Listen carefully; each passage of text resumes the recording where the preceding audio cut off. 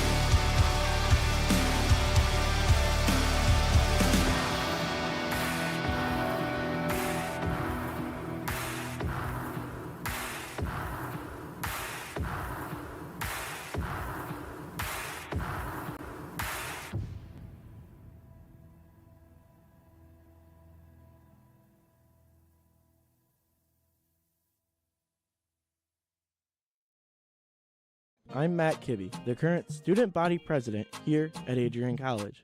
I chose AC because the campus simply feels like home. Everywhere I go, I know the amenities are there to help me succeed and get to the next level in my career. If you want to see what Adrian College has to offer, you can schedule an in-person visit at adrian.edu/campus-visit. Adrian College has dozens of athletics programs, and winning is a staple on our campus. We have the culture of winning in and out of the classroom. This is a place where young men and women grow into professionals for life. Are you interested in learning more about the Bulldog experience? Visit adrianbulldogs.com and the Recruit Me tab to be recruited to play your sport of choice today. If you have what it takes, you could be a Bulldog in no time. Adrian College has once again been recognized for its commitment to engaged, experiential education by Colleges of Distinction, a one-of-a-kind guide for college-bound students. While higher education has changed over the past 20 years, Colleges of Distinction's selection process has stayed consistent in accepting only those that adhere to the 4 distinctions: engaged students, great teaching, vibrant community, and successful outcomes. Overlaid in the last few years have been a look into high-impact practices. They believe most critical to the student experience were the kinds of engaging experience that are found at Adrian College. To learn more, please visit adrian.edu.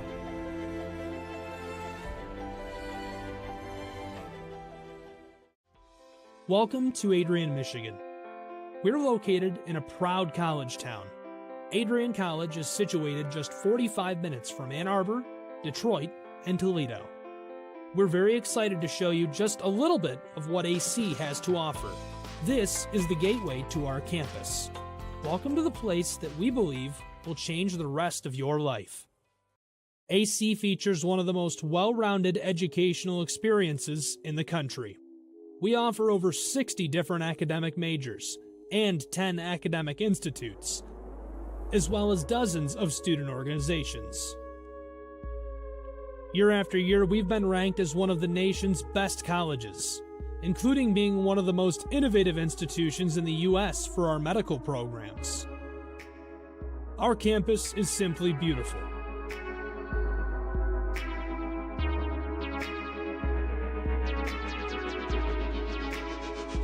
Our student-to-faculty ratio is an incredible 13-to-1. That means more attention for you and a much better overall learning environment.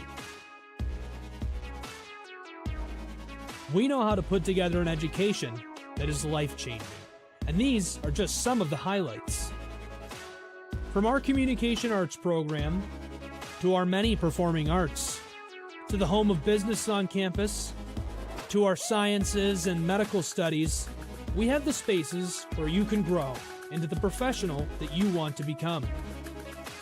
Our first-year student experience is award-winning. You'll make lifelong friends here, meet mentors, and maybe even meet that special someone. The Kane Student Center is open 24 hours a day, and there's a lot going on here. The Bulldog Beanery has all of your hot drinks. Pause and Go is our on-campus convenience store. The bookstore is where you'll get all of your Bulldog gear, and you can just hang out and study in the skyboxes. Not far away is the Shipman Library. The Shipman has quiet, relaxing spaces for you to study in. You can check out books from thousands of libraries around the country, and the Shipman is open 24 hours as well for your convenience. There are hundreds of learning opportunities on campus. In addition to the arts and beautiful facilities, Adrian College is known for its athletic programs. There is nothing like a Saturday game day here in Adrian. The Bulldog football team are 11-time MIAA champions. At Docking Stadium, fans watch soccer, lacrosse, football, and more. Just a few hundred yards away, Adrian College's basketball teams compete. In addition to basketball, fans can enjoy wrestling, acro and tumbling, and volleyball here. We also have a state-of-the-art weight room available to all of our students. When things heat up too much on campus, you can cool off with our ice sports. Our NCAA ice hockey teams are constantly battling in the national playoffs. Just a quick walk down the service drive, we feature one of the best baseball and softball programs in the nation at our level. Soon you'll be able to cross the street and watch men's and women's rugby take to the pitch as well. Our rowing, crew, and top-ranked bass fishing programs compete out of the Adrian College Boathouse, a gorgeous facility just a 15-minute drive north on Devil's Lake. Our students know how to relax in their downtime. When they're not out and about, we have dozens of housing options on campus. With apartments right in the mix of things, you can pick what works best for you. We've also recently renovated a few of our housing options. Adrian College is a Methodist-affiliated institution that has been changing lives since 1859. The modern liberal arts education offered by our faculty is unrivaled. We can't wait to have you on campus and show you around. Visit adrian.edu to schedule a full campus visit today. We'll see you soon.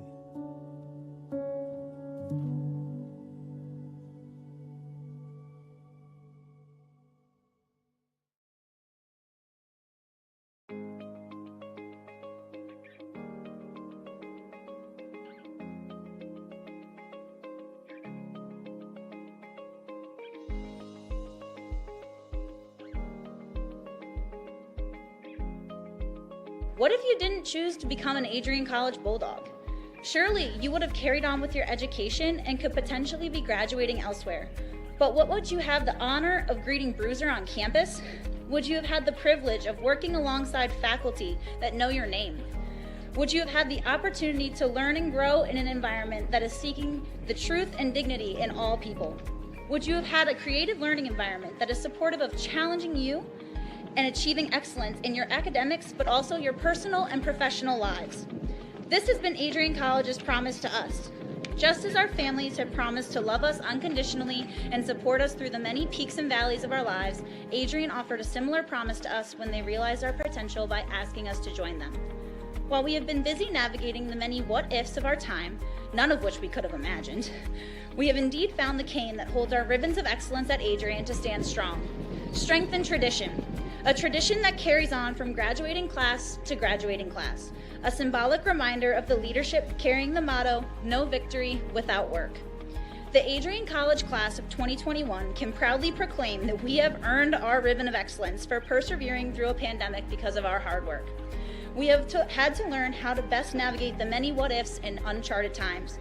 While some of the what-ifs have been answered, it is now up to each of us to embrace and navigate on our own. What if I take that job? What if I decide to continue on for postgraduate endeavors? What if I decide this? What if I decide that? No matter what, you'll be able to face your tomorrow knowing that you are a member of a pack, the Adrian College Bulldogs class of 2021. Part of the family here at Adrian College are the friends we've made. These friends have gone to games with you, shared late night tales with you, explored downtown with you, and joked around with you at Ritchie.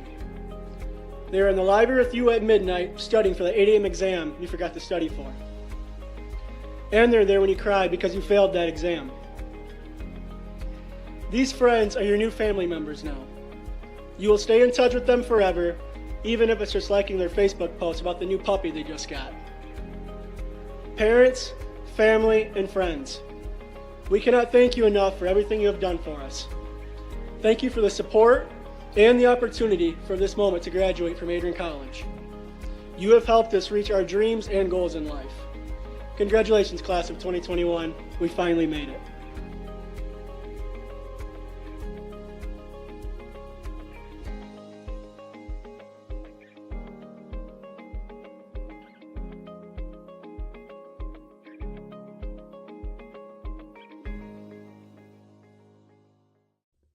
Adrian College has once again found itself on the 2022 U.S. News & World Report Best College Rankings. This is the 8th straight year that Adrian has been named to the top regional colleges Midwest section. Adrian College was also named the most innovative school in the regional colleges Midwest category. In addition, Adrian received accolades in Best Value in undergraduate teaching within regional colleges Midwest. Adrian College was also named in the top first-year experiences by U.S. News & World Report. This marks the 13th consecutive year that Adrian has appeared in U.S. News & World Report. To see the full rankings, visit their website. For more information on Adrian College, visit adrian.edu.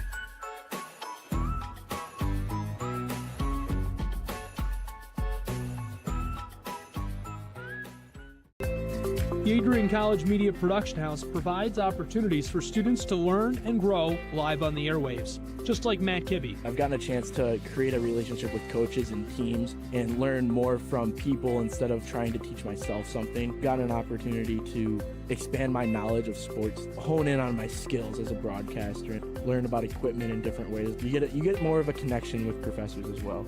Providing opportunities, growing leadership. The Adrian College Media Production House. Thanks for tuning in.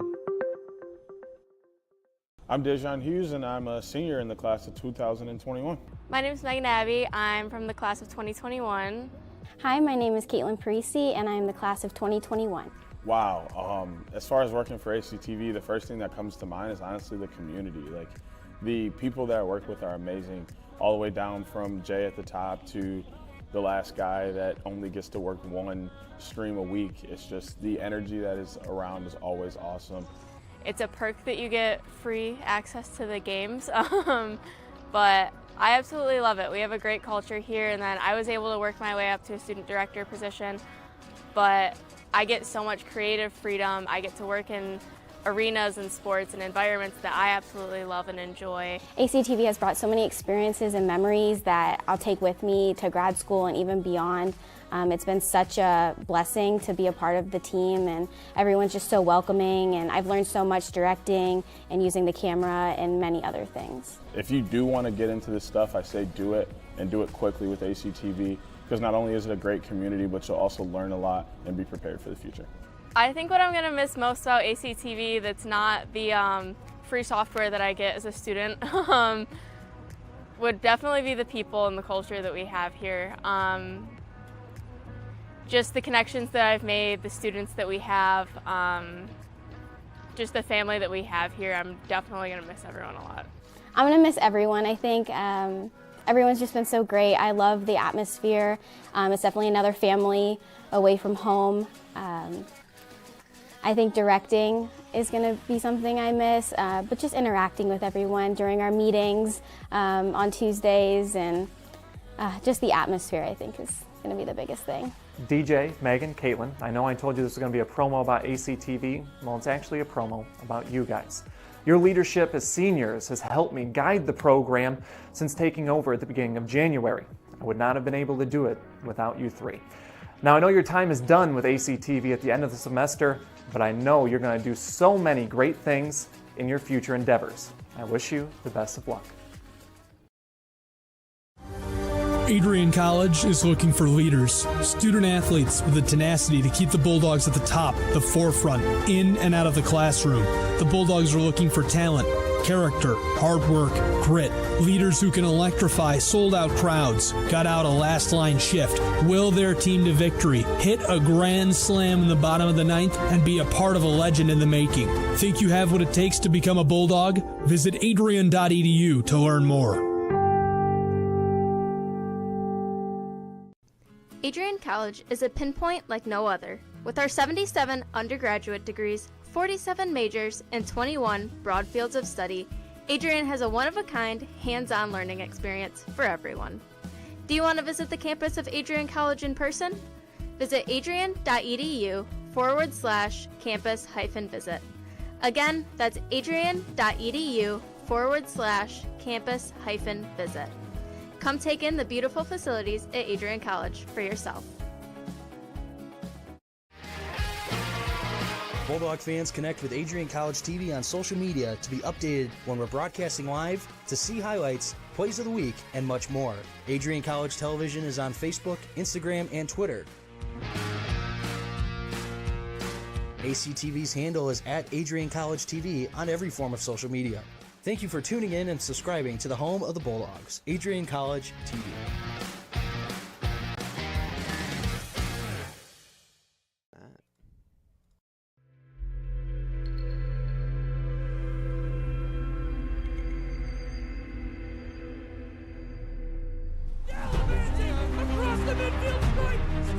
We continue to take pride and learn from Asa Mahan's leadership today.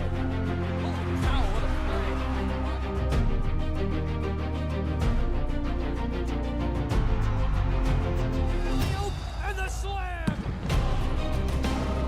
161 years of commitment to harnessing the power of creativity. ingenuity, community, and academic excellence. I believe that if you get your degree here, the world is going to feel like it's shrinking.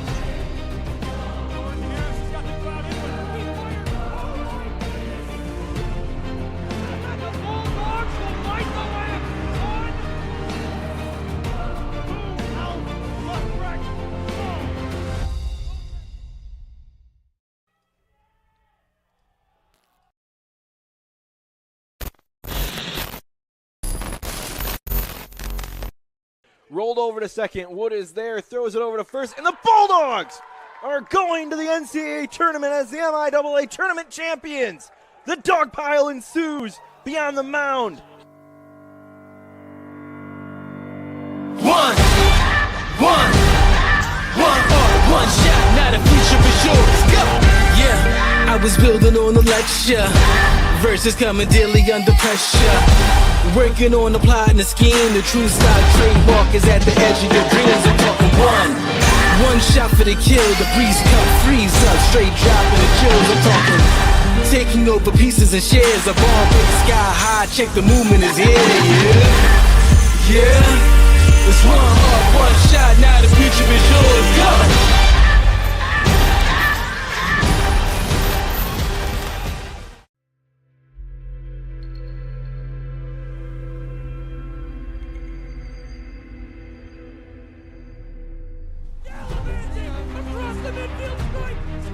We continue to take pride and learn from Asa Mahan's leadership today.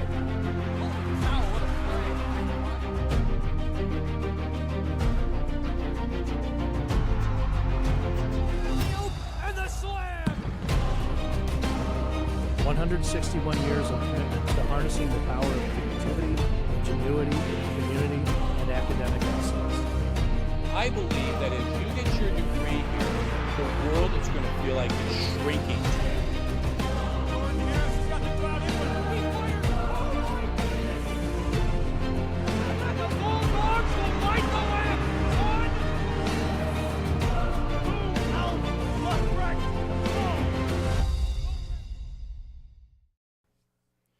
Welcome to Nicolay Field for Game 1 of 3 between the Eastern Kentucky University Colonels and the Adrian College Bulldogs. I'm Trey Matthews. He is Cam Overmeyer. Cam, what are you looking forward to in this matchup? Because like I said, this is Game 1 of 3. It's going to be a long day for the players. It's going to be a long day for us in the broadcast booth. What do you think these players have to do in order to come out with the win for both their respective programs? I feel like today, really, you just kind of take the first game a little bit easy, try and get the feel of the other team a little bit, and see if you can figure them out for Game 2 and 3. Griffin Renard is on the mound for Adrian College, a very solid pitcher, can pitch a lot of innings and throw a lot of pitches, and he's going to look to go to distance and set the tempo for Adrian College. As stepping to the box for Eastern Kentucky is the third baseman, Adrian. Lefty on righty matchup. First pitch of the game, high and outside for ball one. First pitch is 104. Adrian College came out victorious last weekend, winning both their matchups. The second pitch to Adrian of the at-bat.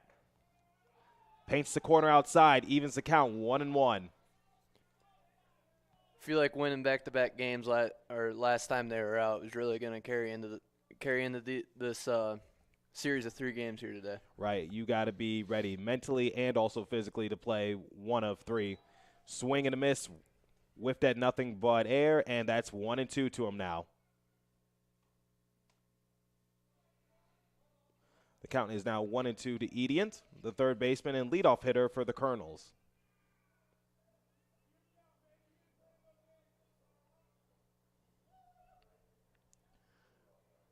The 1-2 pitch. Down and low, evens the count 2-2.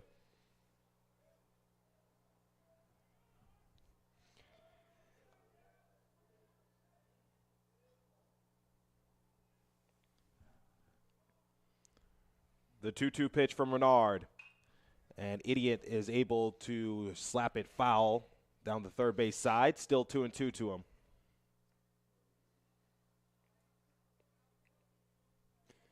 No, Trey, the weather here has changed very drastically in the past couple of weeks. It is 35 degrees. It was snowing earlier today, and now it's windy. How do you think that pops it up behind home plate? Dalton hustling for it, and he's able to make the catch. What a play! And that's how the Bulldogs begin their game, with an out. And now Eastern Kentucky will get Alex, the first baseman, into the batter's box. Now, going back to what you said, Kim, what you said, the weather has been very changing the last couple days. Yes, we've already seen some snow. We might see some rain. It's very cold. It's in the low 30s. What was your question? I'm sorry. How do you think that's going to play into these players out here today, especially just getting warmed up in this first game? Oh, man. So, see, here's what Alex, the first baseman, as he hits it foul. See, Alex is wearing a sweatshirt while he's playing. I can never do that just because, I still need to be able to move, and I need to be able to be somewhat flexible to feel the baseball or swing my bat. Restricts the range of motion. Yeah, it restricts it greatly. And just playing in the cold, it's just you better bring, your pocket warmers. They got a heater going out in both dugouts so players can stay warm if they're sitting on the bench. And overall, it's just you just got to wear long sleeves and just hope for the best. And you got to know that when you get jammed on the pitch, it's going to hurt. Yeah, it's going to hurt for a couple days. And you just got to just shake it off and just stretch out your hand and just hopefully, the tingling goes away. So it's 1-2 to the Colonel's first baseman.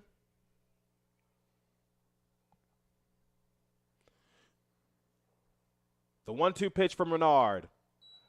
Outside, 2-2.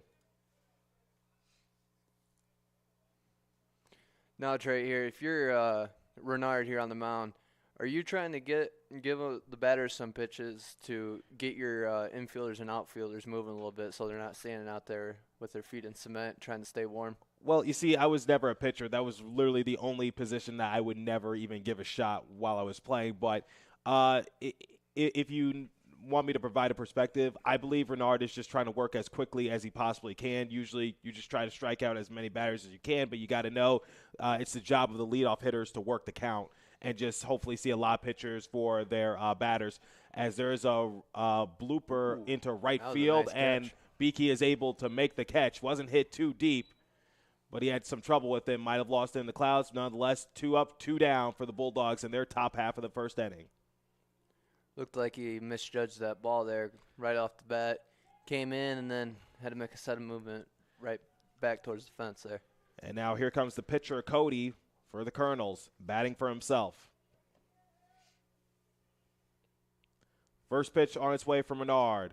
And Cody checks his swing, hits it weakly over to Renard. Renard decides to take it himself. 1 unassisted on that play. 3 up, 3 down for the Bulldogs in the top half of the first. And now they head back to the dugout to get their bats ready as we head to the bottom of the first half of the inning. Don't go anywhere. Still a 0-0 game on Adrian College Television.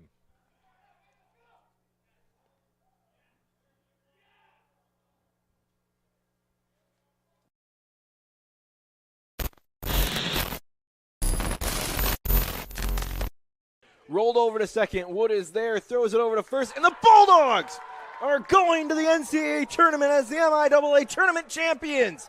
The dog pile ensues beyond the mound. One shot, now the future is yours. Go! Yeah, I was building on the lecture. Verses coming daily under pressure. Working on the plot and the scheme. The true style trademark is at the edge of your dreams. I'm talking one shot for the kill. The breeze cut, freeze up, straight dropping the chills. I'm talking taking over pieces and shares. A bomb break sky high. Check the movement is here. Yeah. It's one heart, one shot. Now the future is yours. Go.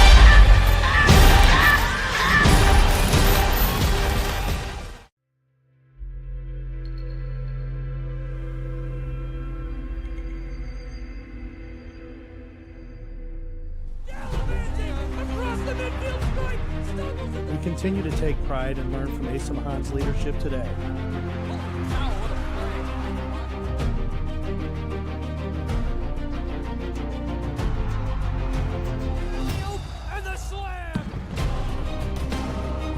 161 years of commitment to harnessing the power of creativity, ingenuity, community, and academic excellence.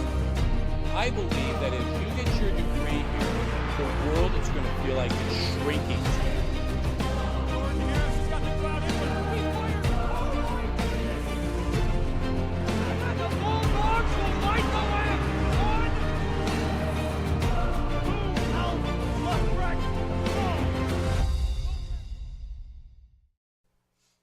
Welcome back to Nicolay Field, as it's the Bulldogs' turn to bat in the bottom half of the first inning. First up for them is the left fielder, Jeremy Van Epps. I'm Trey Matthews, joined by Cam Overmeyer. On the mound for the Colonels is Cody, left-handed pitcher, very tall, so you look to just try to make him throw a lot of pitches, because usually if you are a tall southpaw, you have a big advantage.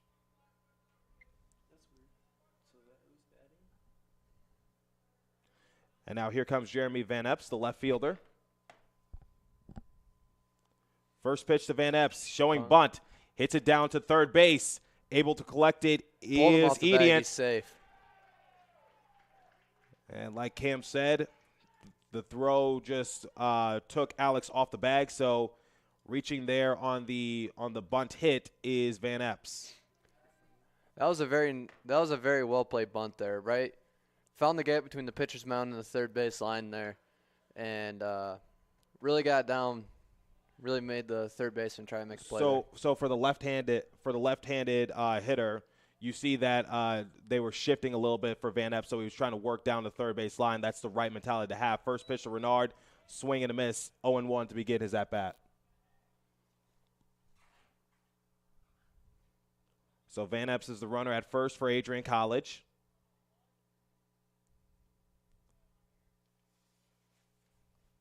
Second pitch of the at-bat for Renard, showing bunt once again, pops it up behind home plate, and Mason is unable to get to it as it hits the safety netting. That's 0-2 to Renard now.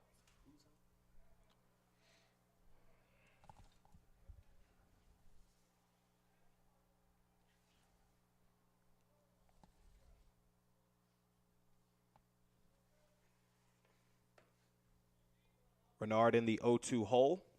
Van Epps at first, showing his lead. The third pitch of the at-bat, just outside, 1-2. That was a really nice breaking ball there, trying to get him chasing out and away on 2 strikes. Usually when you have 2 strikes, you can't just be selective. You got to swing at anything close, and Renard was able to tightrope out of that situation. Here comes 1-2. Van Epps off and running, hits the dirt, goes behind the backstop, and Van Epps is going to reach second safely. So runner in scoring position for Adrian College, 2-2 to Renard.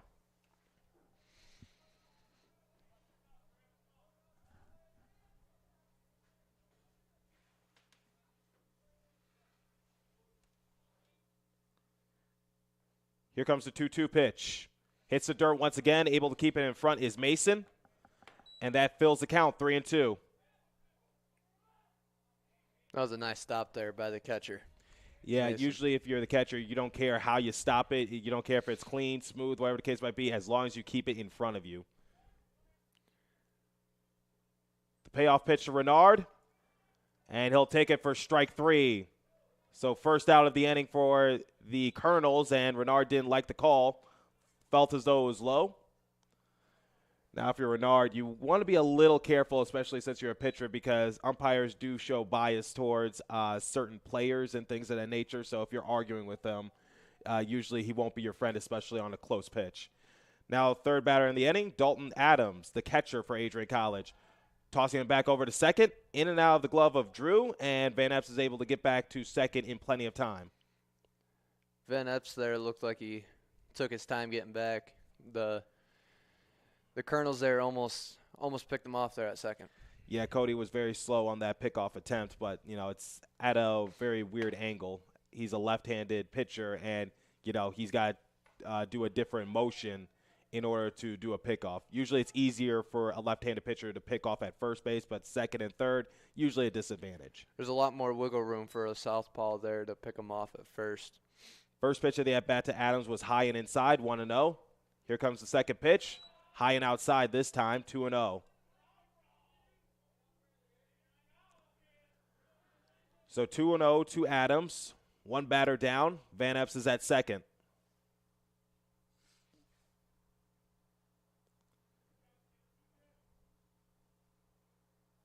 Van Epps getting a big lead, and the Colonels will call time.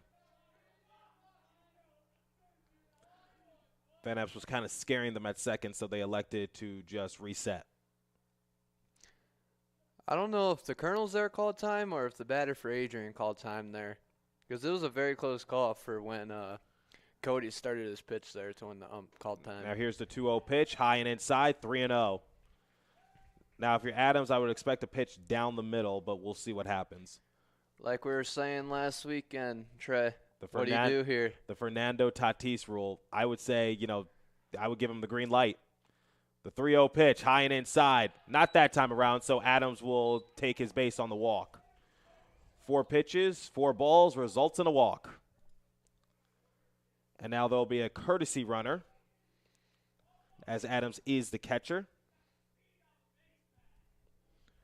So runners at second and first for Adrian College, and here comes their cleanup hitter, Cody Bratton.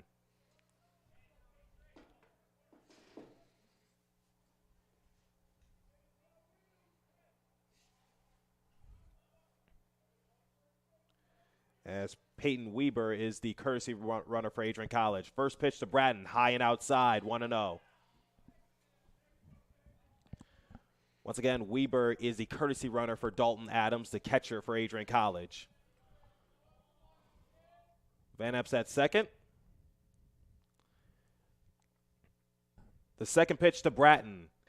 He'll take it right down Main Street, evens the count 1-1. That looked good there. You can tell he's shaking his head on that one. He wanted to give that one a ride. Yeah, but here's the thing. Cody has thrown 5 balls in a row, so Bratton was just trying to get him to work and earn his first strike in a while. Bratton chops at it, hits it over to second for Drew, over to short, over to first, and sails over the head. And here comes Van Epps, and there's the first run of the game for Adrian College. So Bratton reaches first on the fielder's choice, and Van Epps is able to reach home on the error.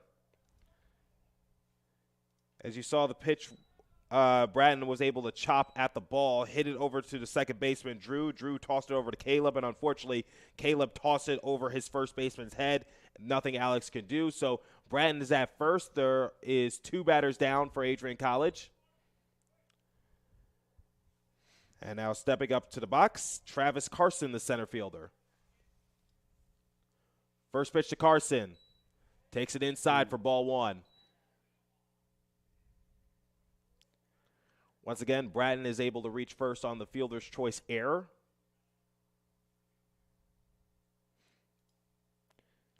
Second pitch of the at-bat to Carson, high and outside, 2-0. You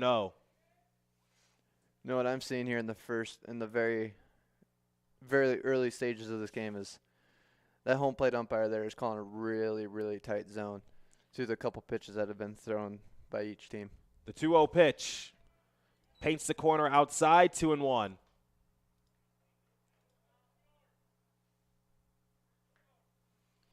So Adrian College has struck first, 1-0 in this game. The 2-1 pitch, Bratton is off and running, and now he's going to be caught in a rundown.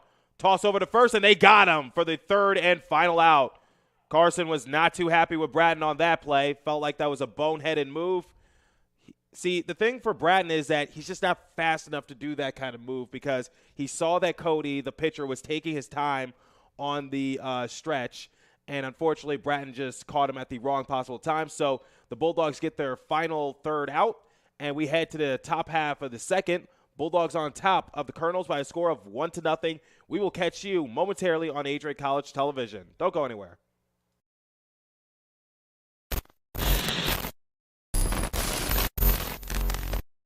Rolled over to second. Wood is there, throws it over to first, and the Bulldogs are going to the NCAA tournament as the MIAA tournament champions.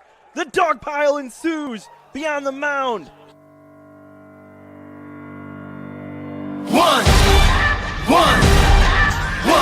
One shot, not a future for sure. Let's go. Yeah, I was building on the lecture. Verses coming daily under pressure. Working on the plot and the scheme. The true style trademark is at the edge of your dreams. I'm talking one shot for the kill. The breeze come freeze up. Straight dropping the chills. I'm talking taking over pieces and shares. A ball big sky high. Check the movement is here. Yeah. It's one heart, one shot. Now the future is yours. Go.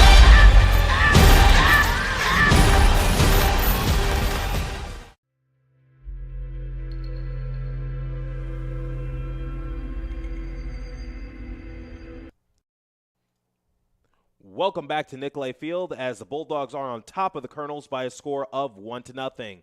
We're about to begin the top half of the second, and stepping into the box is Mason, the cleanup hitter for the Colonels. He is the catcher wearing number 11. Well, you can't see number 11 because he's wearing a sweatshirt, but still. As he steps into the box, Renard was able to get a 1-2-3 inning in the first half. First pitch of the second from Renard. Low and outside, 1-0.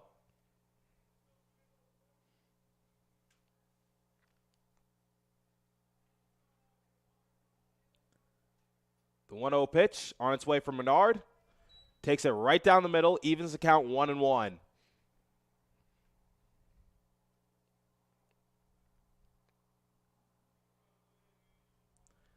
The 1-1 pitch. And Mason is able to chop it over to short, toss over to first, and they got him. What a play by Amatry for Adrian College as he was able to toss it quickly over to Kramer, and Kramer was able to scoop it out of the dirt. And they get the first out of the inning. Mason is retired, and now here comes Drew, the second baseman for the Colonels. That was a heck of a play, playing it off the double hop. Took a little bad hop into his chest, was able to field it cleanly and get it over to Kramer for the first out of the inning.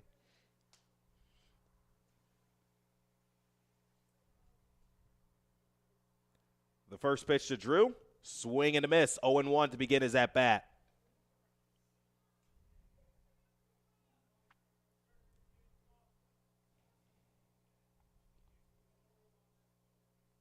The 0-1 pitch, swing and a miss once again, 0-2, same spot, same location. And it also results in the same outcome.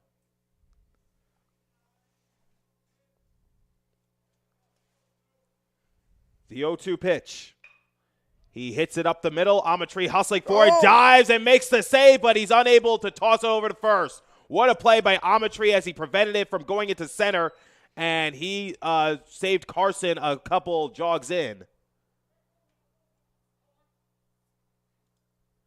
So Amatry able to make the diving stop. Unfortunately, he's not able to get the out, so there's a runner at first for Eastern Kentucky on that infield hit. And now here comes Caleb, the shortstop. Took him off the third base side, put him on first base.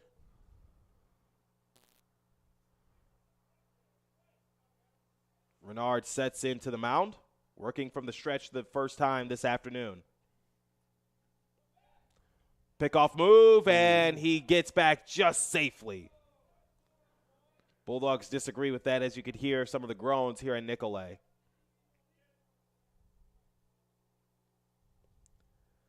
So Drew, the runner at first for the Colonels. Caleb up the bat, takes it inside, 1-0 to begin his at-bat.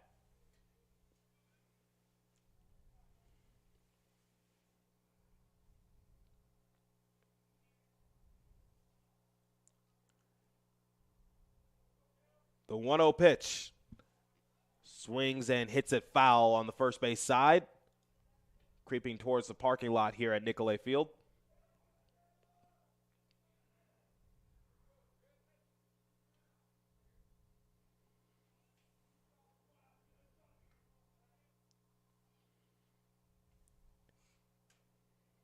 Here comes a 1-1 pitch. High and inside, 2-1.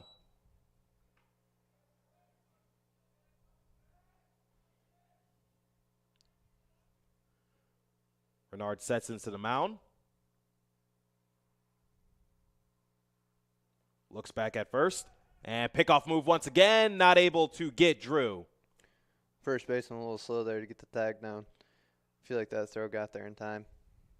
Yeah, pickoff moves are usually a rare occurrence to get an out, but still it's worth a shot to keep the runner honest. And now Drew is off and running, hits the dirt, hits the backstop now, and he creeps and he looks, and he's going to stay at second.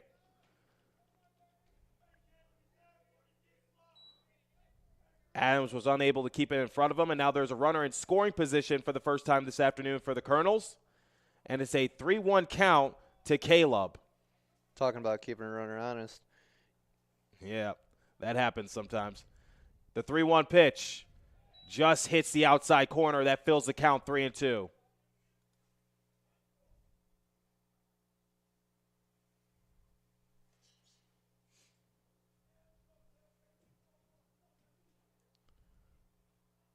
Three-two pitch from Renard. Swing and a miss. First strikeout this afternoon for Griffin Renard, and he gets the first 2 outs of the inning. Still a runner in scoring position. And here comes Ethan, the left fielder. That breaking ball started at the left side of the plate, ended up in the catcher's mitt on the right side of the plate. That was nasty. Drew getting a big lead at second. Amatri trying to keep him close. Swing and a miss on the first pitch. 0-1 to begin the at-bat for Ethan.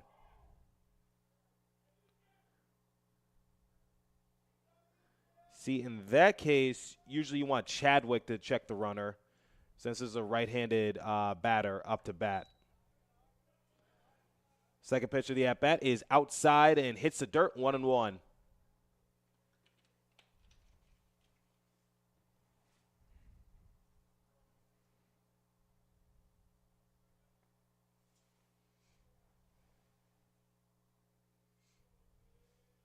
Here comes the 1-1 pitch. Swing and a miss once again. Brought the gas was Renard, and it's 1-2.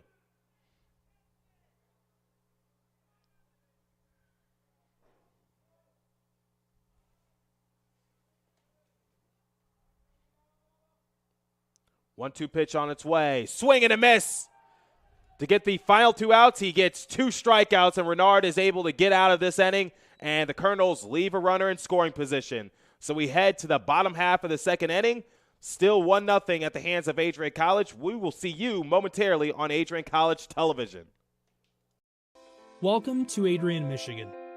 We're located in a proud college town. Adrian College is situated just 45 minutes from Ann Arbor, Detroit, and Toledo. We're very excited to show you just a little bit of what AC has to offer. This is the gateway to our campus. Welcome to the place that we believe will change the rest of your life. AC features one of the most well-rounded educational experiences in the country. We offer over 60 different academic majors and 10 academic institutes, as well as dozens of student organizations. Year after year, we've been ranked as one of the nation's best colleges, including being one of the most innovative institutions in the U.S. for our medical programs. Our campus. Welcome back to Nicolay Field for the bottom of the second inning. Stepping to the box is Travis Carson, the center fielder for Adrian College. Now, if you recall, he was batting with 2 men down in the previous inning. Unfortunately, Bratton made the final out at first base as he was trying to steal but got caught in a rundown. So Carson will reset his at-bat, and he will lead off for the Bulldogs in the bottom of the second inning.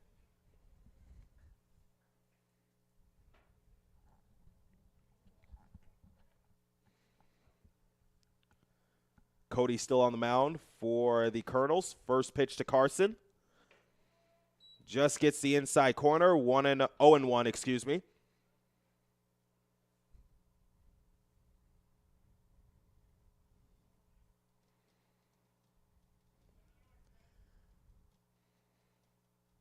The 0-1 pitch from Cody. Inside, almost hits Carson, evens the count, 1-1.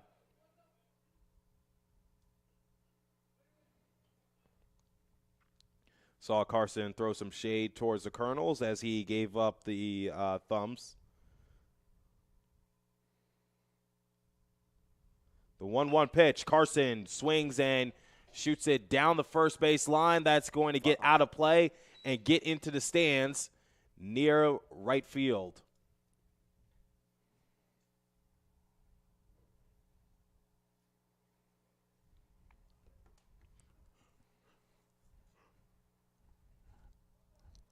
So 1-2 count to Carson.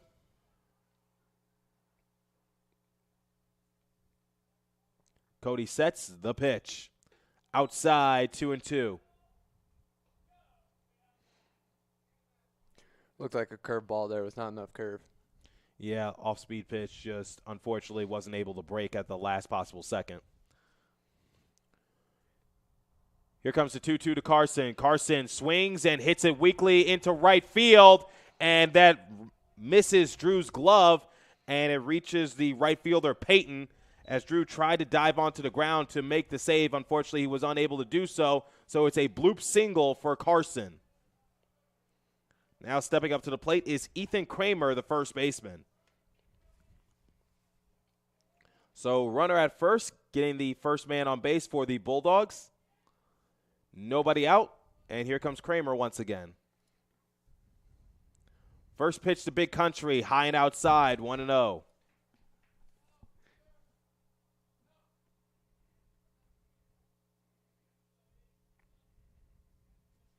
Carson gets his lead. Cody sets on the mound, working from the stretch. Toss over back, and Carson got there in plenty of time. Cody just trying to keep him honest on the pickoff move. Last time you said keep it honest, they took second. Quick toss back once again, and Carson is able to scoot on back.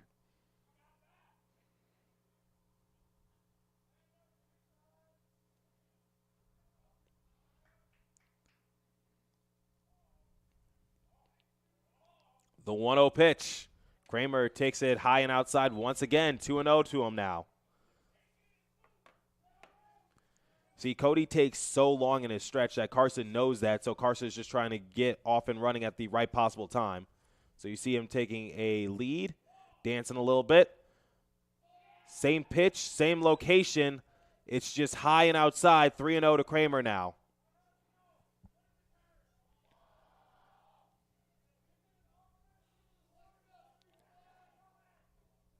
Here comes the 3-0 pitch. Kramer takes it inside, so he works the 4-pitch walk. Runners at second and first for the Bulldogs to lead off the inning. And here comes Jackson Beakey, the right fielder. I remember last announcing for the Bulldogs, Beakey was able to get a Little League inside the park home run as he hit it into right field. Unfortunately, the right fielder couldn't handle it. It went right past his glove and went all the way to the wall, and the outfield is huge at Nicolay Field as Cody steps off the mound, and the runners go back to second and first. First pitch to Beakey. He's showing bunt. Hits it over to Cody. Cody looks at second, throws over to first, and gets the out. And now here comes Carson off and running, diving. He's safe. That was a nice distraction there. Third baseman charged the ball, threw it over to first. Wasn't expecting the runner to go second to home there. No, so Cody was the person who got the ball, tried to check Carson on back, unable to do so, and Carson was just off and running, and he was not looking back. So that is a fielder's choice RBI for Beakey, and it's now a 2-0 game for the Bulldogs as they have only one person down. Kramer is still at second base. And now here comes Chadwick. Lefty on lefty matchup. First pitch to Chatty. He swings and hits it deep into right field, and it goes foul. Just pulled it a little too hard. That was a missile down the first baseline. Yeah, duck and cover. A lot of people don't know it is actually hard to hit a baseball, that sharply when it's cold outside because you don't get a good grip on the baseball, and, the feeling doesn't really feel all too good when it comes off your bat. So a lot of people don't realize how hard that is. His hands are probably stinging right now. Did get a little early swing on that one, though, ripping it down the right field line as a lefty. That pitch finds the other side of the batter's box and hits the dirt, evens the count 1-1.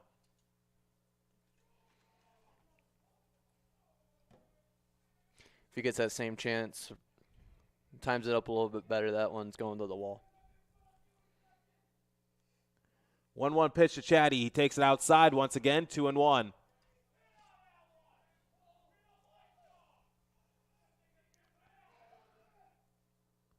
The Bulldogs dugout's really getting into it over there. Yeah, they have a lot of players on their roster, so, they can't play everybody. So the ones who don't play get to just, try to cheer on their teammates. You love that when you're a coach, and you just love that overall good morale on the team. 3-1 to Chatty now in the hitters count. Cody trying to work from behind. Green Sets light on the here. mound. No, not for Kramer. Takes it for strike 2. Oh, you mean green light for Chadwick, the batter. Sorry, my fault. I thought you meant green light as in Kramer can go off and running. No. I'm just like, he would be at a huge disadvantage. So full count pitch on its way to Chadwick. And he swings and hits it into center, and that's going to drop right in front of Robert. Kramer rounding third, and Coach Knorr is going to hold him there. So runners at the corners for the Bulldogs, still one batter down. And now stepping up to the box is Amatri, the shortstop.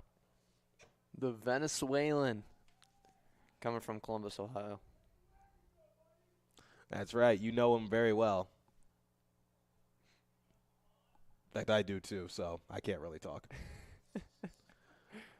So runners at the corners, one batter down for Adrian College. And they lead 2-0. First pitch to Amatri. He swings at nothing but air, 0-1.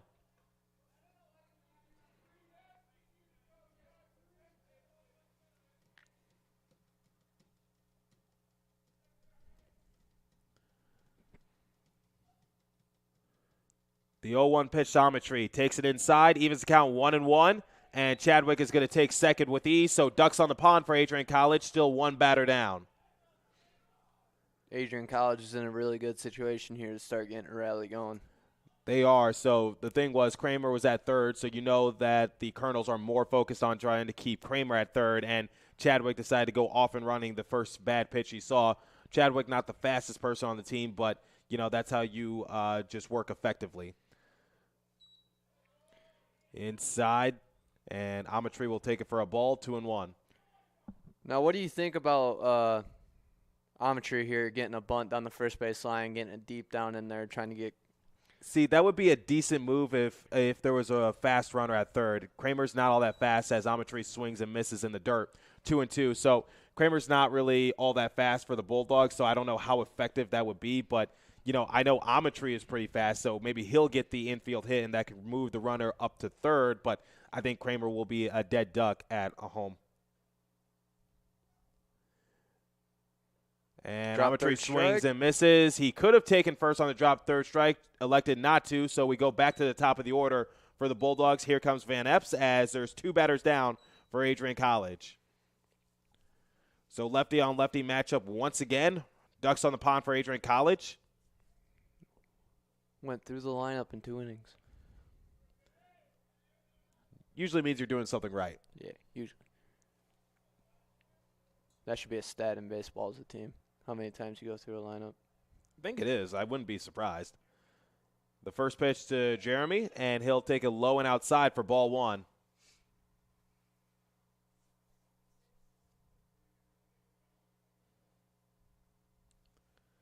So Bulldogs on top 2-0 so far, looking for more. The 1-0 pitch to Van Epps. Takes it high and just inside, 2-0 to him now.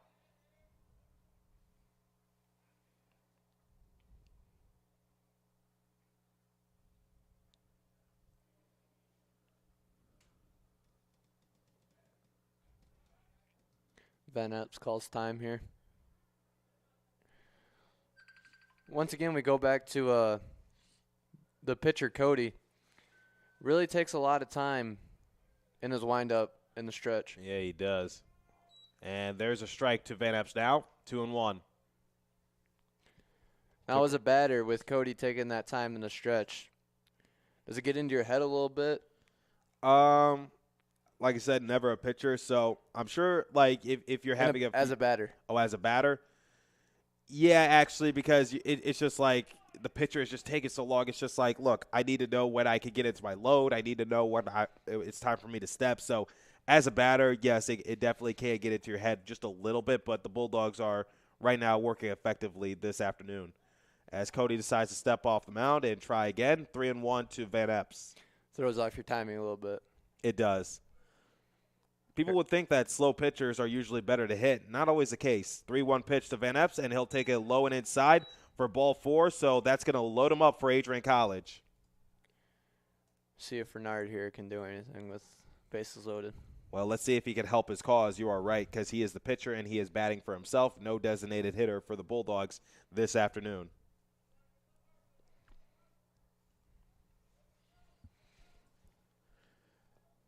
So Renard up, the second hitter in the lineup. And there's 2 batters down, and we're in the second inning, and the Bulldogs are on top 2-0. First pitch to Renard, outside 1-0. Now Renard's got to be very widening his strike zone up a little bit, widening up his wheelhouse, especially after getting into it a little bit with the umpire last inning. Last at bat. 1-0. Well, I don't think he has to widen up that much, as now it's 2-0. High and inside.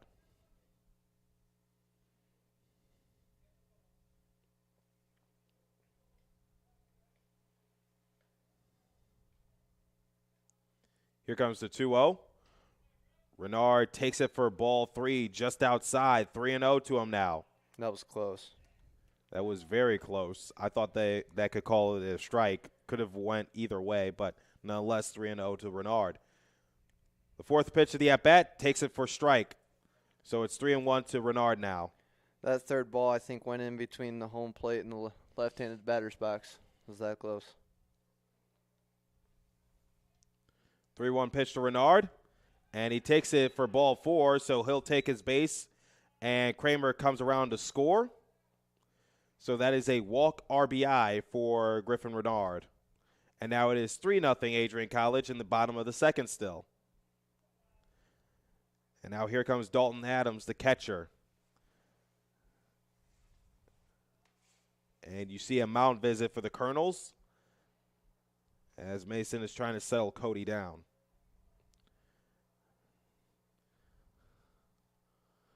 And now you see Adrian College going to give Griffin Renard a jacket. You see that a lot, actually. If a pitcher reaches base and there's like 2 men down, usually they'll go and retrieve his jacket so that way he still stays warm and loose to go and pitch.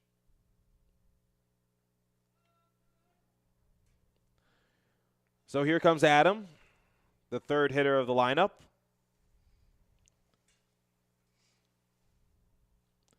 Three 0 Adrian College trying to unleash a can of worms. First pitch to Adams. Takes it inside for ball 1.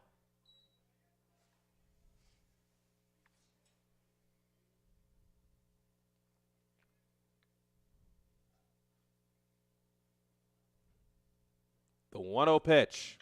And Adams hits it high, not deep. Colonels come chasing on in, and they're able to make the catch as Robert is able to record the final out of the inning. So Bulldogs leave them loaded. However, they're able to score a couple times in the bottom half of the inning. It is now 3-0 at Nicolay Field. We will see you at the top of the third. Don't go anywhere.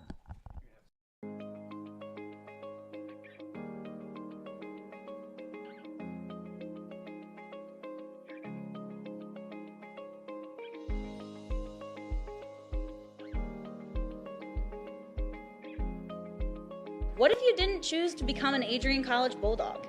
Surely you would have carried on with your education and could potentially be graduating elsewhere. But what would you have the honor of greeting Bruiser on campus?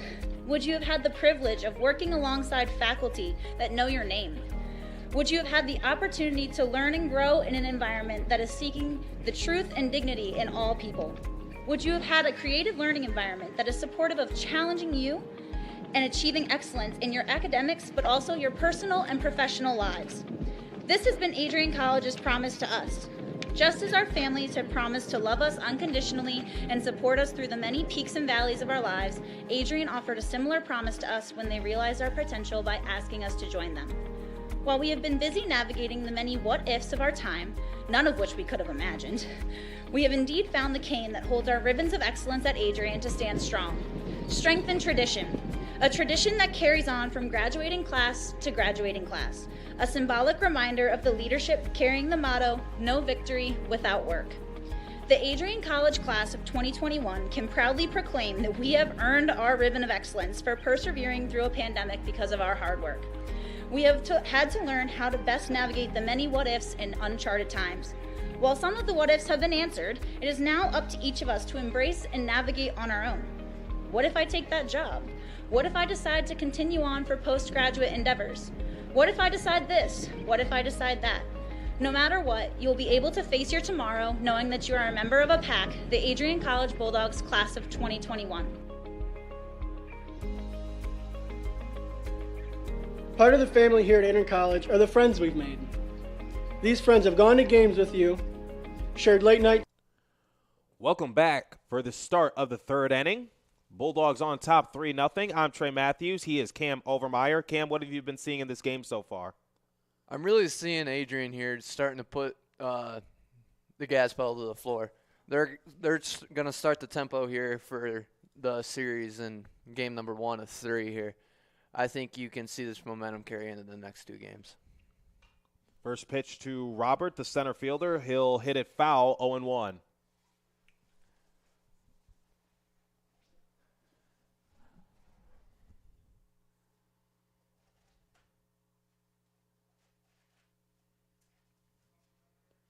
The 0-1 pitch on its way from Renard. Takes it for a strike.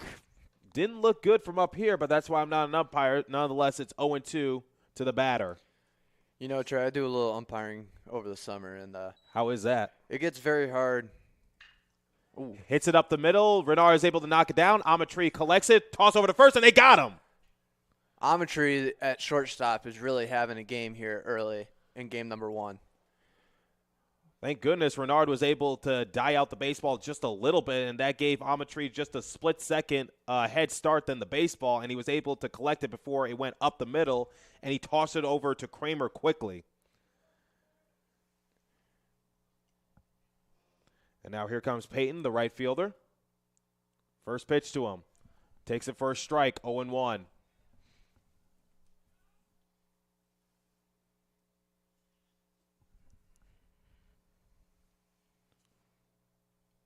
One batter down for the Colonels in the top half of the third. Swing and a miss.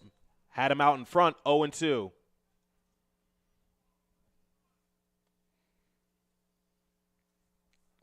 Has it gotten warmer here in Adrian College? Not at all. Not at all? I didn't think so. It's supposed to start getting really windy here in the next 10 minutes. Oh, boy. Wind is always a hassle to play in. Because, see, here's what I would do when I was still on the baseball team. I would, get the grass. It's kind of hard because it's turf, and you toss it in the air to see which direction the wind is pointing so you can align accordingly. Had him looking outright foolish on that strikeout. Tried to reach first base, unable to do so. So 2 up, 2 down for the Bulldogs in the top half of the third. Once again, Renard had him swinging out of his shoestrings out there. And now we go back to the top of the order for Adrian, the third baseman. Now this wind, it is really starting to pick up here. I have a feeling it's going to start playing into a little bit of conditions here for the batters and the fielders, especially in the outfield. If it gets popped up, you don't know which way that ball's going to go. Renard is feeling it right now as he's into a groove, as he was able to get Adrian to swing and a miss at his first pitch. And now Adrian chops it over to Amatry. Amatry collects it, toss over to Kramer, and they get the third and final out. So the Bulldogs retire the Colonels 1-2-3. 2 of those outs credited to Amatry, the shortstop.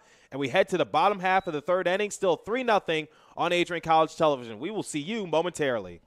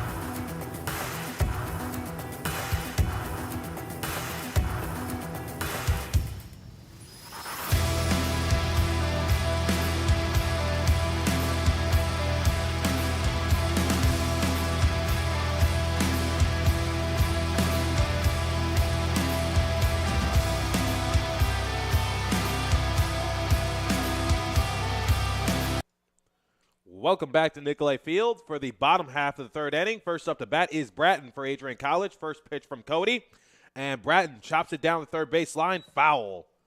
Adrian was able to get in front of Coach Knorr.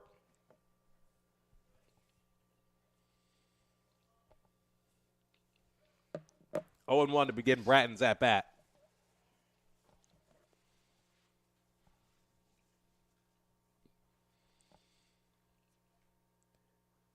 The 0-1 pitch to Bratton, and Bratton hits a pop-up. Third base side, Adrian camping underneath it, and he's able to make the catch, and Bratton is retired to begin the bottom half of the third inning for Adrian College. Up to bat now is Carson, the center fielder for AC.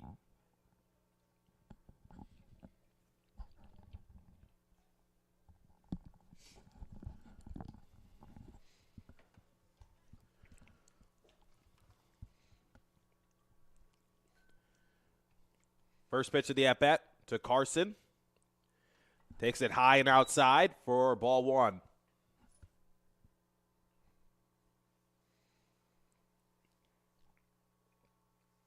Looks like Cody out there is messing around with some new pitches. Smiling after that one. We'll see what happens. High and outside, same pitch, same location, same result, 2-0.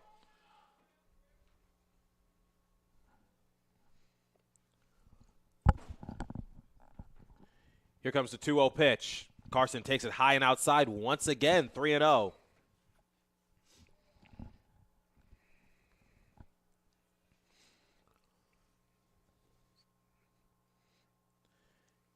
Here comes the 3-0 pitch. Outside, 4 pitches, 4 balls, results in a walk. So Carson will take his bag. One batter down for Adrian College.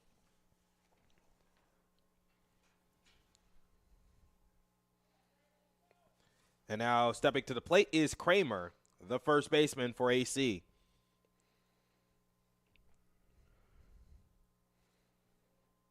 First pitch of the at-bat to Kramer, takes it outside once again, 1-0. So 5 straight pitches from Cody have resulted in balls outside. See if he could settle back in and try to throw one over the plate. The 1-0 pitch to Kramer, swing and a miss. Hits the ground. And it hits Mason in the groin area. Do you see Carson there on first base trying to take second on this pitch here? I definitely can, because Carson has attempted before in this game. So I'd expect him to be dancing on first and then just try to hustle over to second.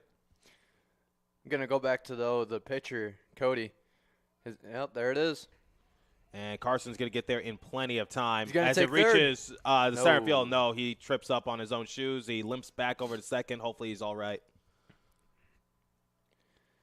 Now, what were you saying about Cody as we wait for Carson to just regain his bearings? Looks like he's shaking it off. I was going to go back to saying how Cody has that long wind-up in the stretch there.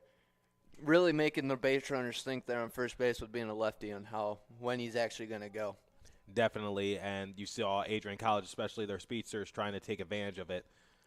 Here comes the third pitch to Bratton. Swing and a miss. Evens the count, 2-2. Now the thing about the lefty is, too, you can pick that lead leg up as long as you don't make an advancement towards the plate, so you can really trick a runner with that as a lefty. Yeah, really works effectively at first base. However, third base is usually the more difficult one. So theoretically, a right-handed pitcher would have an easier time at third base as opposed to first, but you don't really pick a runner off at third base, so there's really no scenario to do so because you run the risk of overthrowing your target and then giving up a run. So people don't realize that it's easier for a right-handed pitcher to do the same thing as a left-hander, toss it over to third, but there's really no scenario to do that. Very risky. 3-2 pitch, full count to Kramer, swing and a miss, and he goes down swinging. So second out of the inning for Adrian College. And here comes Jackson Beakey as he was able to get a fielder's choice RBI in his last at-bat.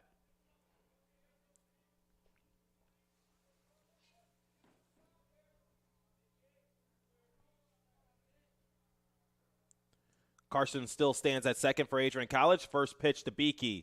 Beakey swings and hits it down the first base line. Foul. So 0-1 to begin his at-bat.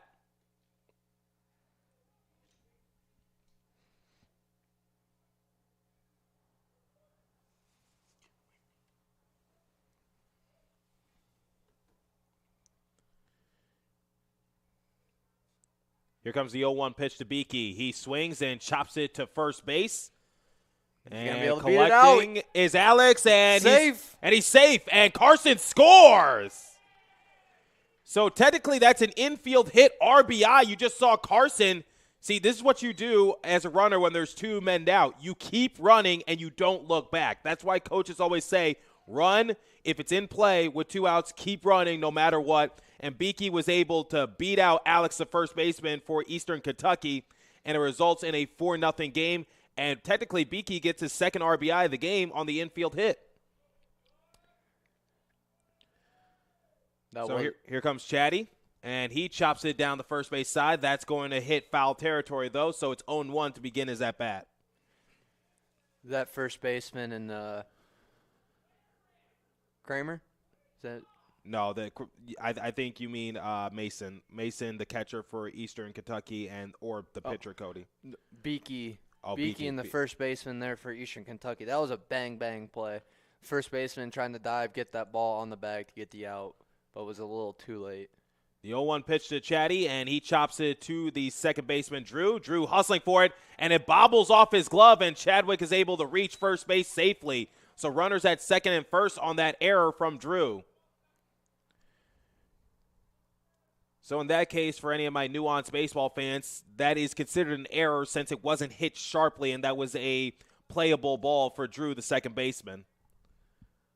So here comes Amatry, and then we will go back to the top of the order if Amatry is able to keep it going for Adrian College.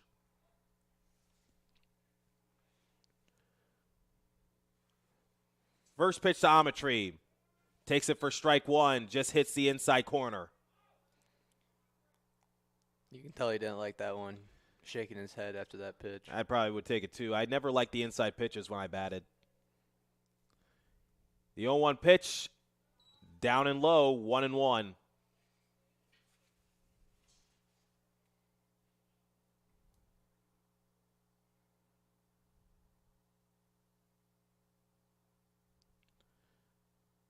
The 1-1 pitch to Amatry. Takes it inside and just low. Breaking pitch missed, 2-1.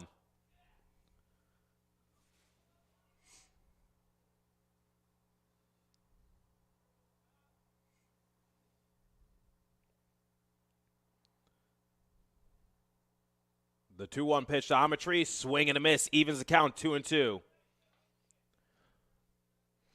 think Amatry there is getting ahead of himself, not keeping the eye on the ball all the way in, watching it hit the bat, starting to look out towards the center field fence. Beakey at second, Chadwick at first. Amatry trying to keep this train going for Adrian College. And he swings and misses, and he will strike out to end the bottom half of the third inning for Adrian College. So the Bulldogs were able to pick up a run thanks to Beakey, and they lead 4-0 heading into the top half of the fourth inning. We'll step aside here on Adrian College Television. I'm Trey Matthews, your play-by-play announcer. Don't go anywhere.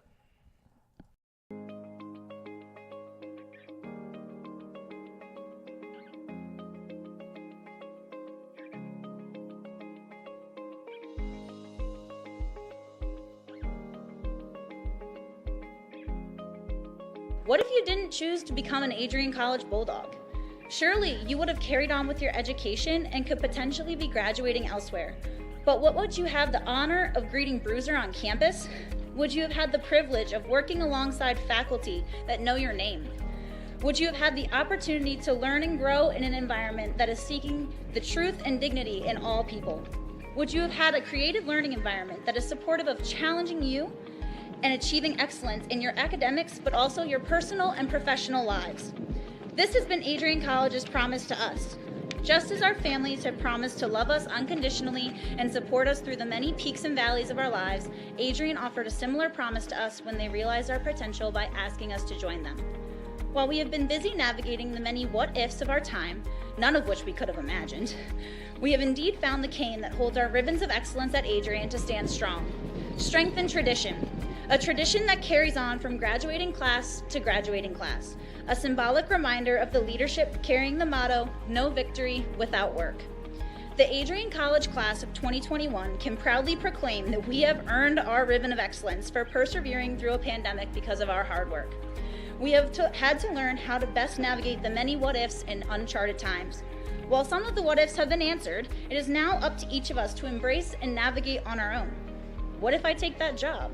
What if I decide to continue on for postgraduate endeavors? What if I decide this? What if I decide that? No matter what, you'll be able to face your... Welcome back to Nicolay Field for the start of the fourth inning. Up to bat and lead it off for Eastern Kentucky is Alex, the first baseman.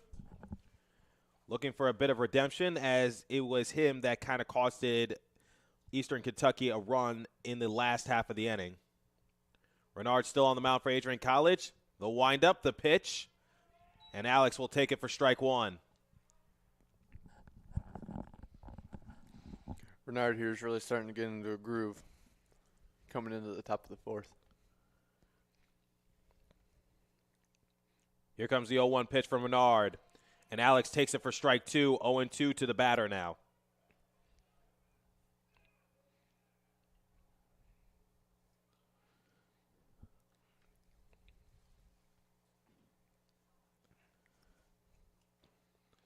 The 0-2 pitch, and chopped it over to the shortstop. Amatry scoops it up, toss over to first for Kramer, and Kramer is able to get the one hopper, and one batter up, one batter down for the Adrian College Bulldogs in the top of the fourth inning. Amatry might be struggling at the plate, but he's having a bang-bang day at shortstop.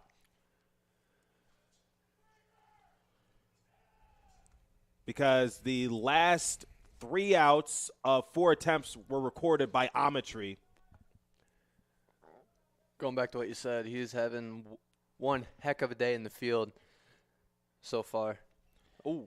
First pitch to Cody, and he shoots it foul. That's always scary right there when you just inadvertently hit a ball into the dugout, wherever the case might be. I remember sitting on behind the dugouts at Tigers games before they had that safety netting up, and I just thought, my dad always said, keep your head out of your phone kind of thing, unless you want to get potentially hit. The 0-1 pitch. Ooh, Just nice outside, 1-1. Dalton Adams there really tried to get that frame, get the umpire to sway towards a strike. As an umpire, don't you hate it when catchers frame the ball? Oh, it's awful. The 1-1 pitch, just high, 2-1. That's the tough thing, especially when you get into the older, do a lot of 14U games, and that's when they start learning how to frame, and they are framing everything. 2-1 pitch, and able to chop it down into the dugout is Cody. That evens the count, 2-2.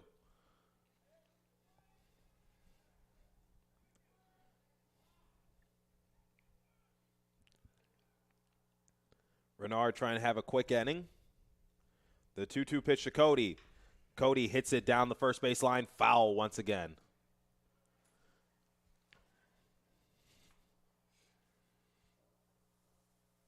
At least we're nice and warm in the broadcasting booth because it is cold on the field. Starting to get a little chilly in here. We might have to find the heat, the thermostat. My parents always said, do not touch the thermostat under any circumstance. I think we're going to be touching it here soon. Because heat costs money, they said. Swing and a miss, and Renard is able to strike out Cody. So these last 5 outs have either been strikeouts or groundouts to Amatry. So Renard and Amatry recording the outs for Adrian College in their more recent attempts. And now up to the batter's box is Mason, the catcher, as the Bulldogs a little sloppy on their throwdown and just tossing around the infield. I feel like that's always embarrassing, though, when you miss that round the horn throw after a strikeout. Definitely. It looks very Bush League. First pitch to Mason, the catcher. He'll take it for ball one as that bounced in the dirt. Adams able to scoop it up. The 1-0 pitch to Mason. Just low, 2-0. We invite you to stick around for 2 more games here at Nicolay Field. I'll be on the call for the next game, and then Cam and I will swap positions for the third game as he'll call the balls and strikes for the 7 p.m. one. Looking forward to it, so it's going to be a busy day here at Nicolay Field, and we got you covered on Adrian College Television. Would also like to wish our hockey team over there in Lake Placid, New York, good luck in the national championship game today at 3 o'clock. That is right. That will be covered here on the Adrian College Sports Network. Matt Kibbe and Johnny Costello on the call. So Renard misses on the 4th pitch of the at-bat, and that results in a 4-pitch walk to Mason, and now here comes Drew, the second baseman. You are absolutely right. NCAA men's has a chance to win an NCAA national championship. That has to be amazing. Can't imagine that feeling. First pitch to Drew, high and inside, 1-0. Sure, nerves are running high right now, especially with. You see the finish line, but you just got to cross it. Job is not finished. 1 hour until the puck drops in Lake Placid. Sure, it's at 3. I could have sworn it was at 7. It might be at 7. Yeah, yesterday's game was at My bad. 3, but I think today's game is going to be at 7. At least that's, I think, what Matt Kibbe informed me a couple days ago. Yeah, you are 100% correct. It is at 7. I was thinking of yesterday when it was at 3. Here comes the 1-0 pitch, and popped them up. Amatry hustling on in. So is Bratton. Bratton able to make the diving play, and he got the out. He got the out. What a play by Cody Bratton, the third baseman. Pablo Sandoval out there. Send that one into ESPN. Get that one on the top 10. Dun-dun-dun, dun-dun-dun. Now we head to the bottom half of the fourth inning. Bulldogs still on top 4-0 against Eastern Kentucky. We'll step aside on Adrian College Television. John Hughes, and I'm a senior in the class of 2021. My name is Megan Abbey. I'm from the class of 2021. Hi, my name is Caitlin Parisi, and I'm the class of 2021. Wow. As far as working for ACTV, the first thing that comes to mind is honestly the community. Like, the people that I work with are amazing, all the way down from Jay at the top to the last guy that only gets to work one stream a week. It's just the energy that is around is always awesome. It's a perk that you get free access to the games, but I absolutely love it. We have a great culture here, and then I was able to work my way up to a student director position, but I get so much creative freedom. I get to work in arenas and sports and environments that I absolutely love and enjoy. ACTV has brought so many experiences and memories that I'll take with me to grad school and even beyond. It's been such a blessing to be a part of the team, and everyone's just so welcoming, and I've learned so much directing and using the camera and many other things. If you do want to get into this stuff, I say do it, and do it quickly with ACTV, because not only is it a great community, but you'll also learn a lot and be prepared for the future. I think what I'm going to miss most about ACTV that's not the free software that I get as a student would definitely be the people and the culture that we have here. Just the connections that I've made, the students that we have, just the family that we have here. I'm definitely going to miss everyone a lot. I'm going to miss everyone. I think everyone's just been so great. I love the atmosphere. It's definitely another family away from home. I think directing is going to be something I miss, but just interacting with everyone during our meetings on Tuesdays, and just the atmosphere, I think, is going to be the biggest thing. DJ, Megan, Caitlin, I know I told you this was going to be a promo about ACTV. Well, it's actually a promo about you guys. Your leadership as seniors has helped me guide the program since taking over at the beginning of January. I would not have been able to do it. Welcome back to the bottom half of the fourth inning. Cody Bratton with one heck of a play to end the top half of the fourth. And we head back to the top of the order for Adrian College as Jeremy Van Epps, the left fielder, will lead it off in the bottom half of the Bulldog fourth. Cody's still on the mound for Eastern Kentucky. Now, if you're Eastern Kentucky here, you only got 11 players on your roster. Are you making Cody go through the entire game here so you have some fresh arms for game 2 and 3? Probably, but, you know, a lot of these players probably do have a secondary position, so maybe you got like a couple others on the field who can potentially pitch. But, you know, you got to be conservative about using your players. You're absolutely right in that regards. As the first pitch to Van Epps is a strike, 0-1 to begin his at-bat. The second pitch of the at-bat on its way to Van Epps. He takes it high and inside for 1-1. Van Epps getting a little cocky there at the plate. He's always cocky. And I'm kidding. He's a great guy. Here comes the 1-1 pitch. Outside, 2-1.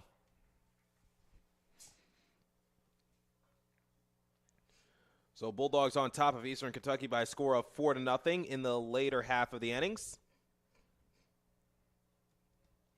Here comes the 2-1 pitch. Outside, 3-1. So Van Epps now in the hitter's count.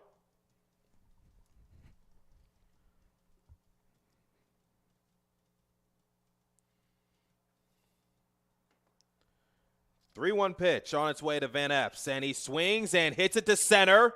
Getting chased is Robert, and Robert is able to make the catch. Unfortunately, he tripped up Ethan as well. There might have been some miscommunication out there in left center, but nonetheless, Van Epps is out to begin the bottom half of the fourth inning. He is in disbelief. 2 back-to-back outs that are amazing catches. You don't see that very often in the sport of baseball. Yeah, you'd be surprised. And now here comes Griffin Renard, the pitcher, batting second for Adrian College. He's getting it going on the mound. He's trying to get something going here at the plate. Yep, try to help your cause, as they will usually say to a pitcher when he has to bat. First pitch to Renard. He takes it on the inside corner for strike one. 0-1 to begin his at-bat.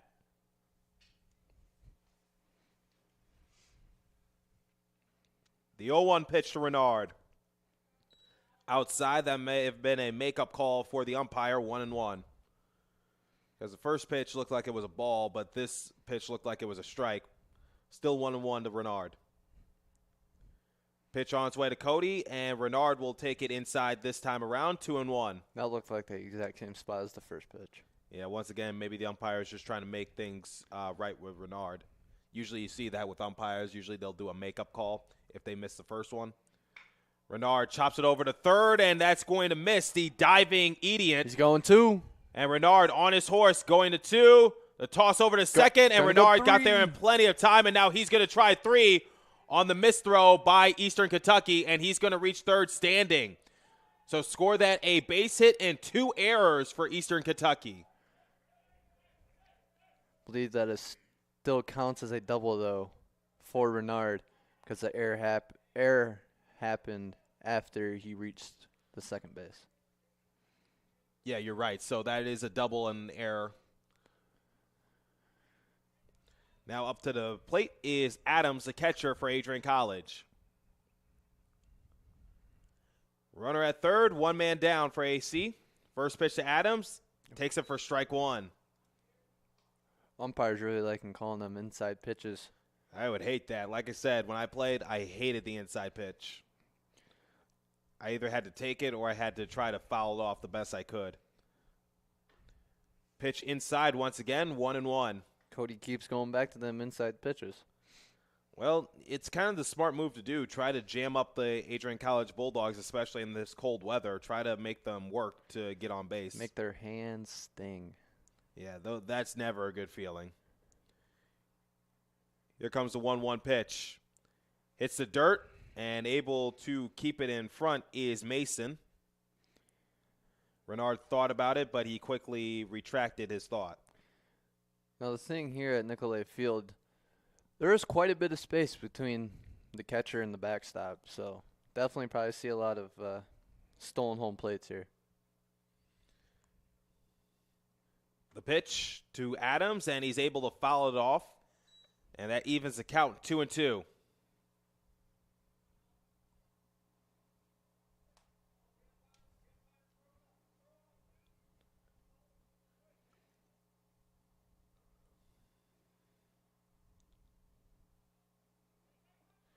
Renard thought about it, and he quickly gets back to third. Renard just trying to get Cody to be thinking out there on the mound.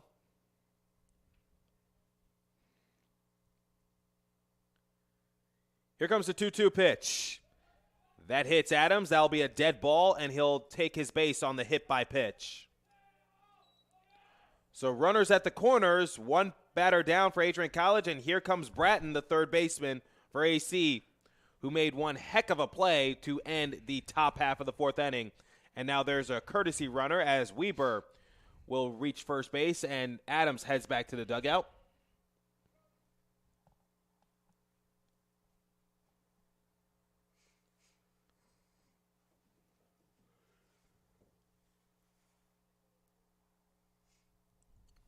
So Cody trying to work and get the double play. However, Adrian College will probably steal the first bad pitch they get. I think you give him the green light here on the first pitch to go ahead and take the second. First pitch to Bratton. He swings and hits it up the middle. That's going and to the that's wall. going to go to the roll as Renard is able to score. Weber being waved around third. Bratton on his horse trying to reach third base, and he's able to do so. A stand-up triple for Cody Bratton as he's able to score 2. It is now 6-0 Adrian College in the bottom of the 4th. That was a hole shot in the right center. You are absolutely right. Robert tried to reach it. Unfortunately, nothing he could do. Just beautifully located by Cody Bratton as he's able to get the stand-up triple. And now here comes Travis Carson, the center fielder. Trying to get Bratton home. Still one batter out. That's Jeremy Van Epps on the flyout for Adrian College. And now here comes Travis Carson as he's able to shoot it foul down the first base side. 0-1 to begin his at-bat.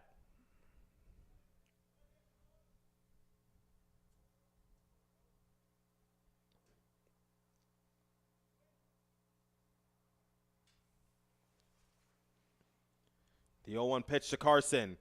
Swing and a miss as he foul tips it.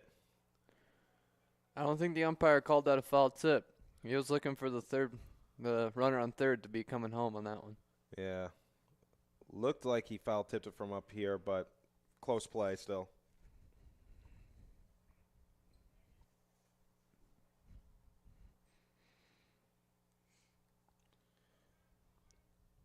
O2 pitch to Carson. He hits it down the third base side, and Adrian trying to make the diving play, unable to do so. Infield hit and RBI for Carson as Bratton is able to score. 7-0 Adrian College in the bottom half of the 4th inning, trying to put Thor's hammer down on Eastern Kentucky right now.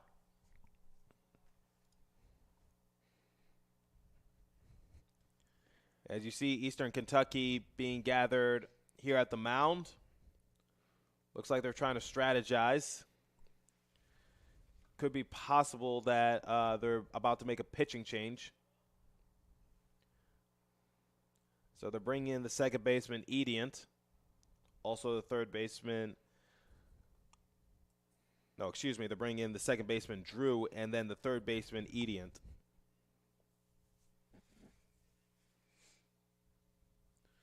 And now they're bringing in left fielder, Ethan. Kind of hard to determine who's who, especially if there's no numbers out there. It's like old school baseball back in the early 1900s. That'll be the end of Cody's day. Yep, so coming into pitch, it will be the left fielder, Ethan. It looks like.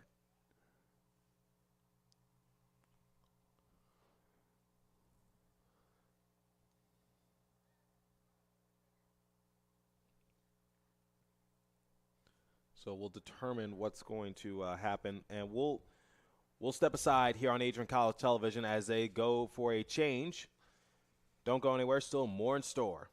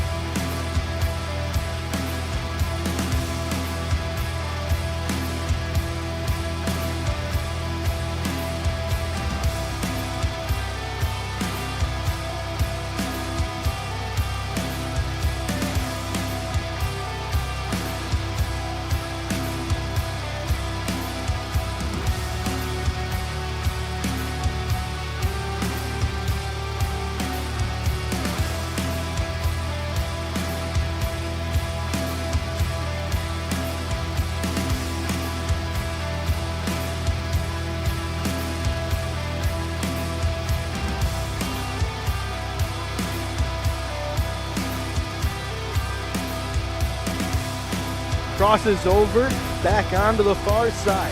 Rips a shot, she scores!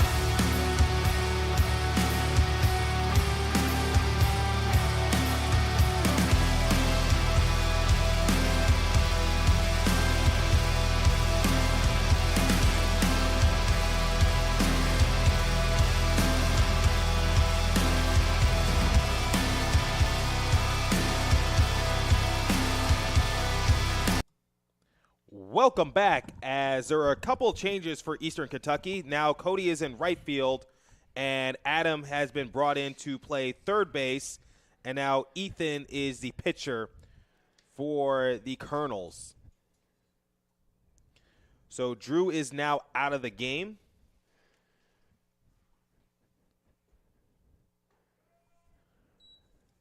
First pitch is a strike, 0-1. So Adrian is now at second base.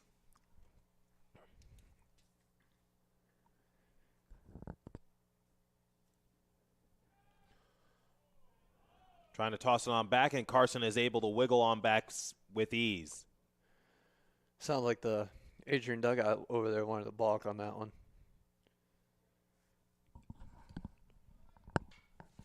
And Kramer lofts it behind home plate. Foul.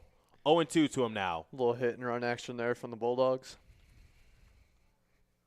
It's good to do it with Kramer. He does have some decent power. However, sometimes he just has a little bit of inconsistency when trying to find it.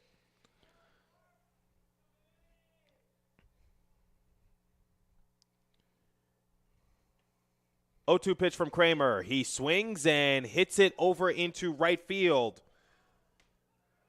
And Eastern Kentucky is able to make the catch, as Peyton was able to camp underneath it in plenty of time. Wasn't hit deep by Kramer, but still hit pretty high. So Kramer is out, and now here comes Beakey, the right fielder for AC.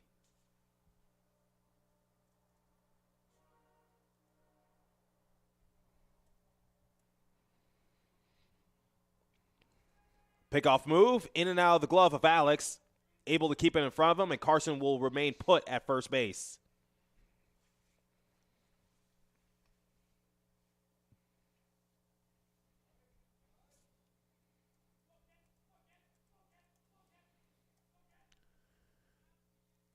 First pitch of the at-bat to Beakey. He takes it inside for ball one.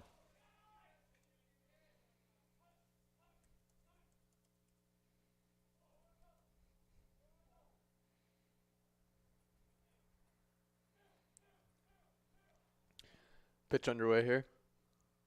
The 1-0 pitch, and Beakey hits a weakly foul down the third base side over the dugout.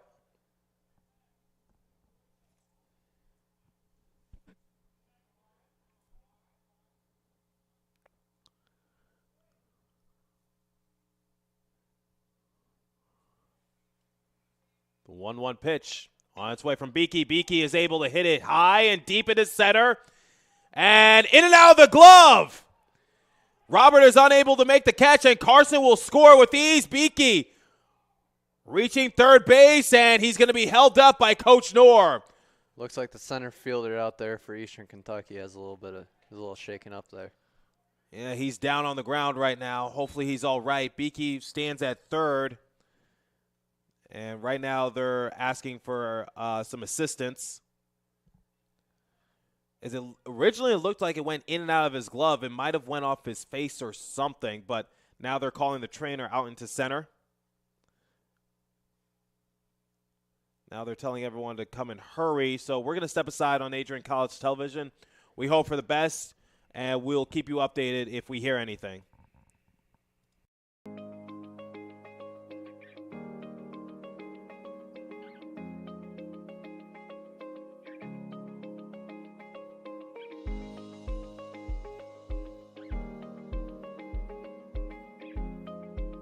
What if you didn't choose to become an Adrian College Bulldog?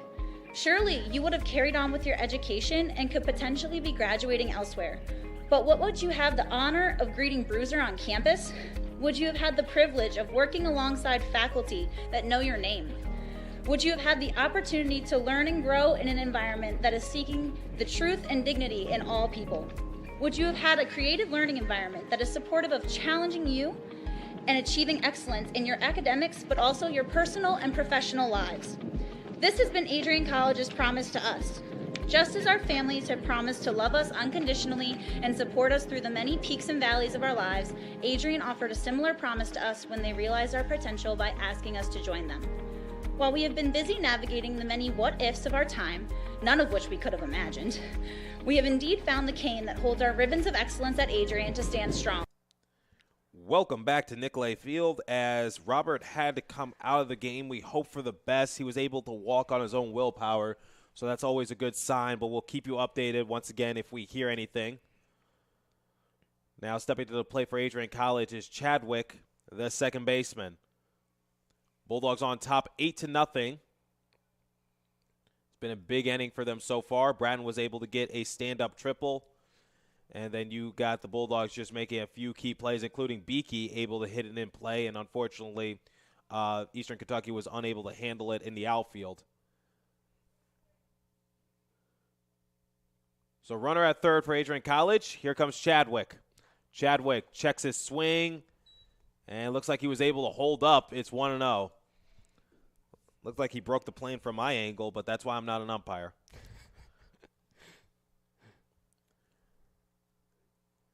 Here comes the 1-0 pitch.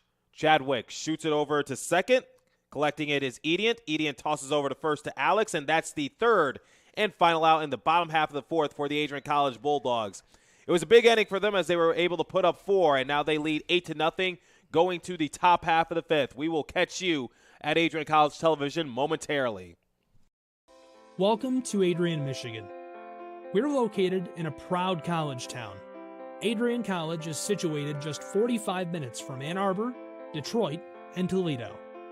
We're very excited to show you just a little bit of what AC has to offer. This is the gateway to our campus. Welcome to the place that we believe will change the rest of your life.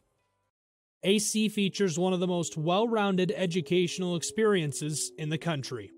We offer over 60 different academic majors and 10 academic institutes, as well as dozens of student organizations. Year after year, we've been ranked as one of the nation's best colleges, including being one of the most innovative institutions in the U.S. for our medical programs. Our campus is simply beautiful.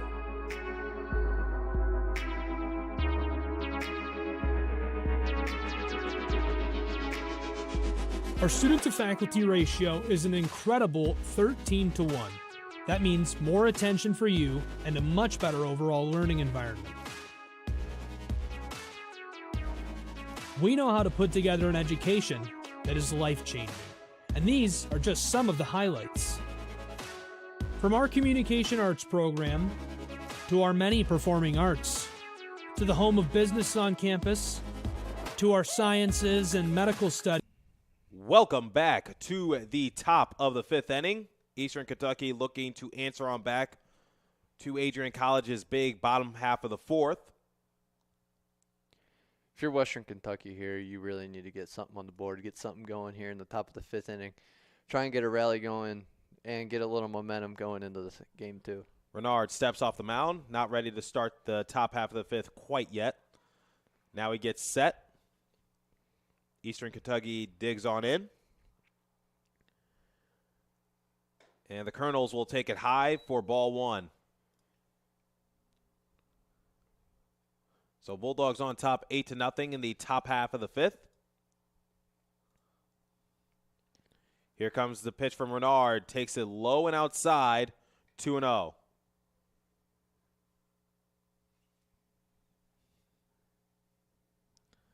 Caleb, the shortstop, up the bat for Eastern Kentucky. And he swings and hits it to shallow right field. Beakey underneath it, didn't need to move much, and he's able to make the first out of the inning for Adrian College.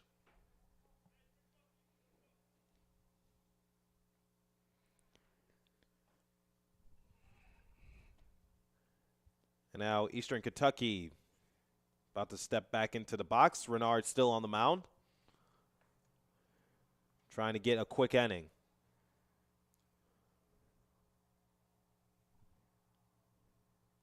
First pitch on its way from Renard. Swing and a miss out in front of that one. Renard fooled him on the breaking pitch. It's 0-1. It's getting hard to tell who is who here for Eastern Kentucky as they're not wearing their actual jerseys. I'm losing track on the score sheet. I'm trying my best, everybody. Here comes the 0-1 pitch. Takes it for strike two, 0-2. Once again, Renard trying to work quickly and get the Bulldogs to the bottom half of the fifth inning.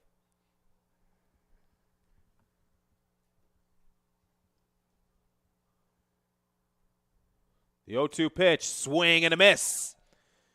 So Eastern Kentucky will grab some bench, and that's 2 up, 2 down for Renard in the top half of the fifth. Looks like somebody is warming up in the Bulldogs bullpen. Down there on the third base side, on the right side of Van Epps. First pitch, checks his swing. Did he go? Home plate umpire says yes, he did. 0-1. I think the umpires here are in the same situation as the players. They just kind of want to get in, get out, get everything done. Well, still a long day ahead. The 0-1 pitch, strike two, 0-2. Looked like a little sinker there from Renard, but I would have no clue. It looked off speed. The 0-2 pitch on its way from Renard. Outside, reaches the other side of the batter's box for ball one, 1-2. Renard still working ahead, however.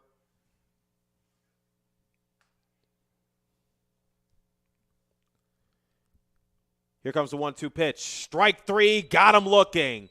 And as Ernie may have said, he stood there like a little house on the side of the road. 3 up, 3 down for the Bulldogs on the top half of the fifth. It's their turn to bat. We will catch you momentarily on Adrian College Television.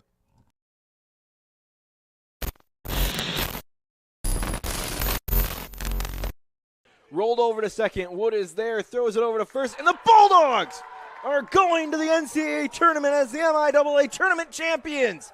The dog pile ensues beyond the mound. One shot, now the future is yours. Go! Yeah, I was building on a lecture. Verses coming daily under pressure. Working on the plot and the scheme. The true stock trademark is at the edge of your dreams. I'm talking one shot for the kill. The breeze cut, freeze up, straight dropping the chills. I'm talking taking over pieces and shares. A bomb big sky high. Check the movement is here.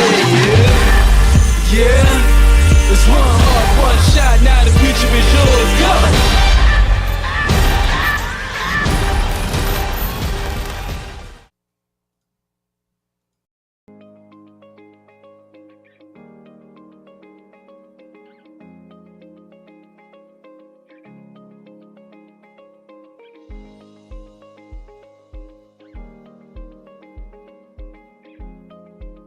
What if you didn't choose to become an Adrian College Bulldog? Surely you would have carried on with your education and could potentially be graduating elsewhere. But what would you have the honor of greeting Bruiser on campus? Would you have had the privilege of working alongside faculty that know your name? Would you have had the opportunity to learn? Welcome back to Adrian College Television for the start of the bottom half of the fifth inning. Bulldogs still on top of Eastern Kentucky by a score of 8-0. Up to bat is Stefan Amatry. Then it's going to be the top of the order for Josh Norris's crew. Amatry here really having trouble in the first game at the plate, but having an amazing day in the field. As a baseball player in general, would you rather have a better day in the field or a better day in the box? You see, you don't really want to have a bad day, period. But the one thing I always hated about DHing, because that's what I was used for, as Amatry was way late on that one, 0-1 to begin his at-bat.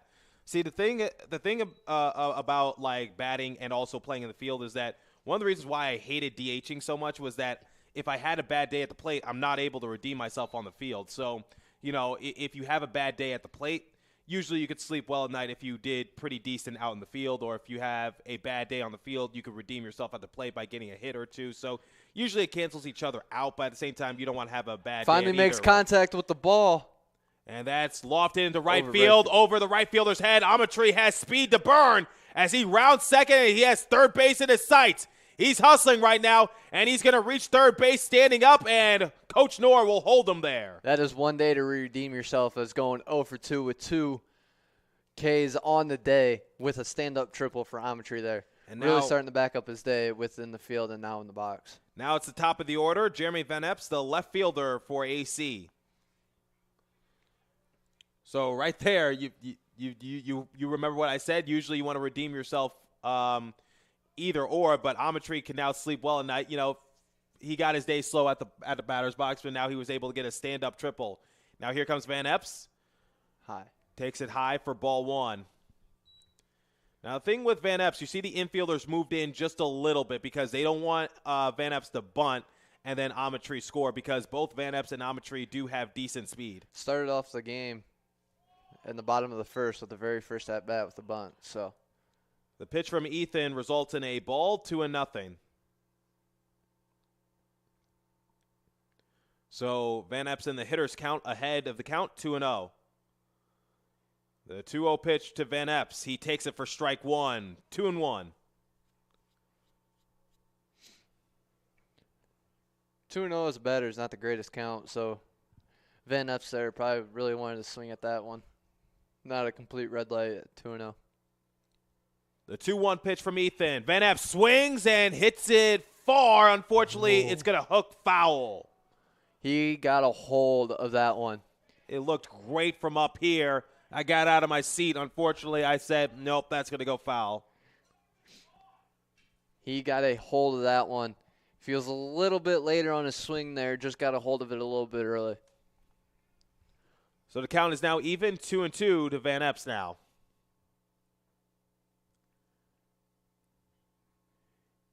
Here comes the 2-2 pitch. Van Epps hits it up the middle. That's going to score Amatry, and Van Epps is going to reach first safely on the RBI single. Score goes to 9-0 in the favor of the Adrian College Bulldogs. Right now they are cooking with grease, and they're not looking back. They are on fire these last few innings. And now here comes Griffin Renard, the pitcher for AC, looking to help out his cause once again as his buddy Van Epps is at first base.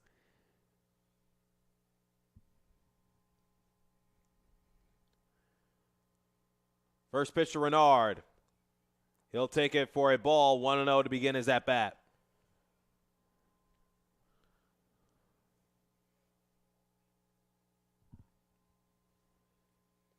Van Epps, the runner at first, looking to advance to scoring position. The 1-0 pitch to Renard. Takes it for strike 1, 1-1. Once again, it seems like Eastern Kentucky pitchers are really liking that inside of the plate there, trying to jam up the hitters for the Dogs. It's amazing that they're working away from that as Van Epps tried to steal right there, Going and the three. pickoff move just sails by Alex, and now Van Epps is able to reach second safely. Probably not what he drew up, but he'll take it as he advances to second base on that miscommunication play by Eastern Kentucky and that wild throw. Now Van Epps is standing at second in scoring position, and it's a 1-1 count to Renard. Should be 90 feet closer there at third base.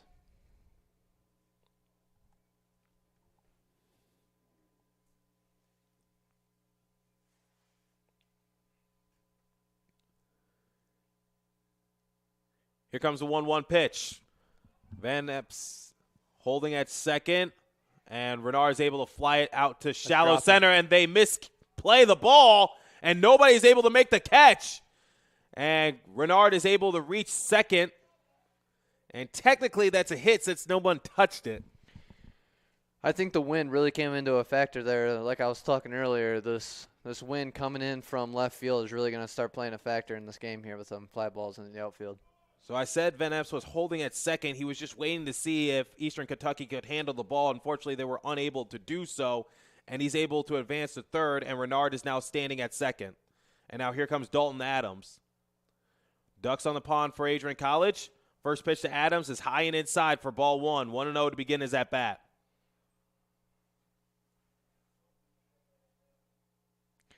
Keep in mind here, Adrian College has already scored 1 run. I got runners on second and third with 0 outs with the score of 9-0 here. Adrian's really trying to get something rolling. Here comes the pitch, and Adams shoots it foul. First base side, over the dugout, evens the count, 1-1.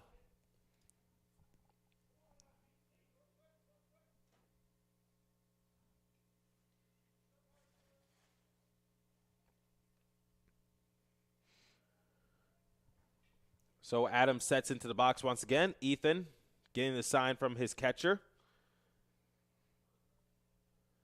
The pitch from Ethan. And Adams will take it for strike 2. So 1-2 to the catcher for Adrian College.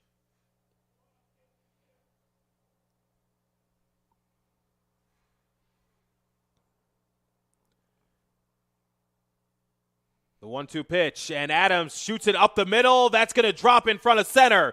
Scoring with ease is Van Epps. Renard rounds third. He's going to be held up at third. Runners at the corners for Adrian College. Still nobody out for them.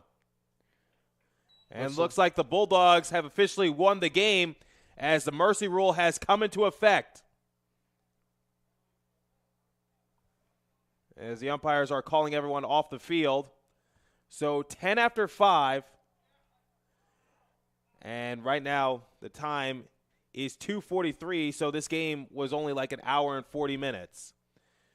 So the game is officially over as the Bulldogs come out victorious by a score of 10-0.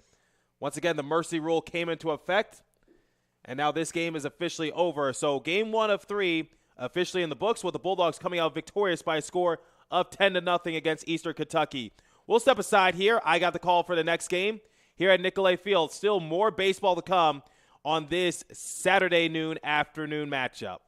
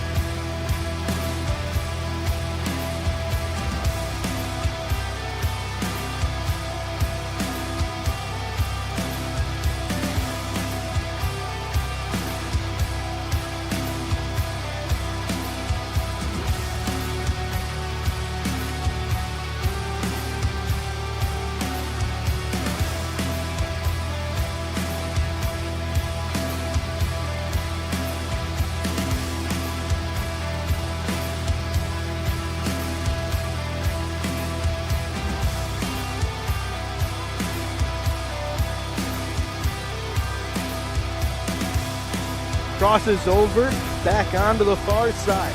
Rips a shot, she scores!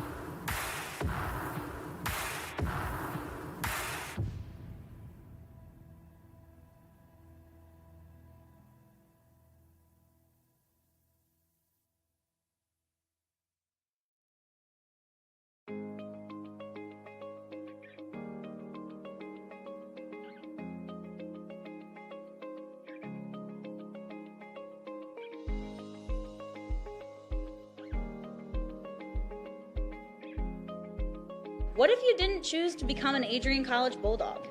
Surely you would have carried on with your education and could potentially be graduating elsewhere. But what would you have the honor of greeting Bruiser on campus? Would you have had the privilege of working alongside faculty that know your name? Would you have had the opportunity to learn and grow in an environment that is seeking the truth and dignity in all people? Would you have had a creative learning environment that is supportive of challenging you and achieving excellence in your academics, but also your personal and professional lives? This has been Adrian College's promise to us. Just as our families have promised to love us unconditionally and support us through the many peaks and valleys of our lives, Adrian offered a similar promise to us when they realized our potential by asking us to join them. While we have been busy navigating the many what-ifs of our time, none of which we could have imagined, we have indeed found the cane that holds our ribbons of excellence at Adrian to stand strong. Strength and tradition. A tradition that carries on from graduating class to graduating class. A symbolic reminder of the leadership carrying the motto, no victory without work. The Adrian College class of 2021 can proudly proclaim that we have earned our ribbon of excellence for persevering through a pandemic because of our hard work. We have had to learn how to best navigate the many what-ifs in uncharted times. While some of the what-ifs have been answered, it is now up to each of us to embrace and navigate on our own. What if I take that job? What if I decide to continue on for postgraduate endeavors? What if I decide this? What if I decide that? No matter what, you'll be able to face your tomorrow knowing that you are a member of a pack, the Adrian College Bulldogs class of 2021. Part of the family here at Adrian College are the friends we've made. These friends have gone to games with you, shared late night tales with you, explored downtown with you, and joked around with you at Ritchie. They were in the library with you at midnight studying for the 8 a.m. exam you forgot to study for. And they're there when you cried because you failed that exam. These friends are your new family members now.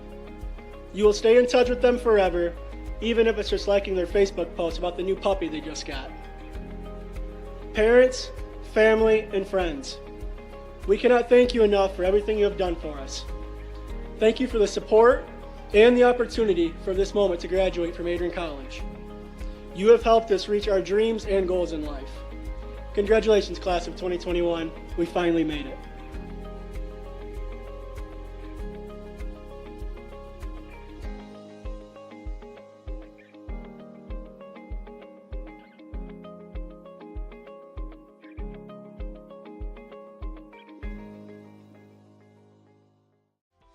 Welcome to Adrian, Michigan. We're located in a proud college town. Adrian College is situated just 45 minutes from Ann Arbor, Detroit, and Toledo. We're very excited to show you just a little bit of what AC has to offer. This is the gateway to our campus. Welcome to the place that we believe will change the rest of your life. AC features one of the most well-rounded educational experiences in the country. We offer over 60 different academic majors and 10 academic institutes, as well as dozens of student organizations. Year after year, we've been ranked as one of the nation's best colleges, including being one of the most innovative institutions in the U.S. for our medical programs. Our campus is simply beautiful.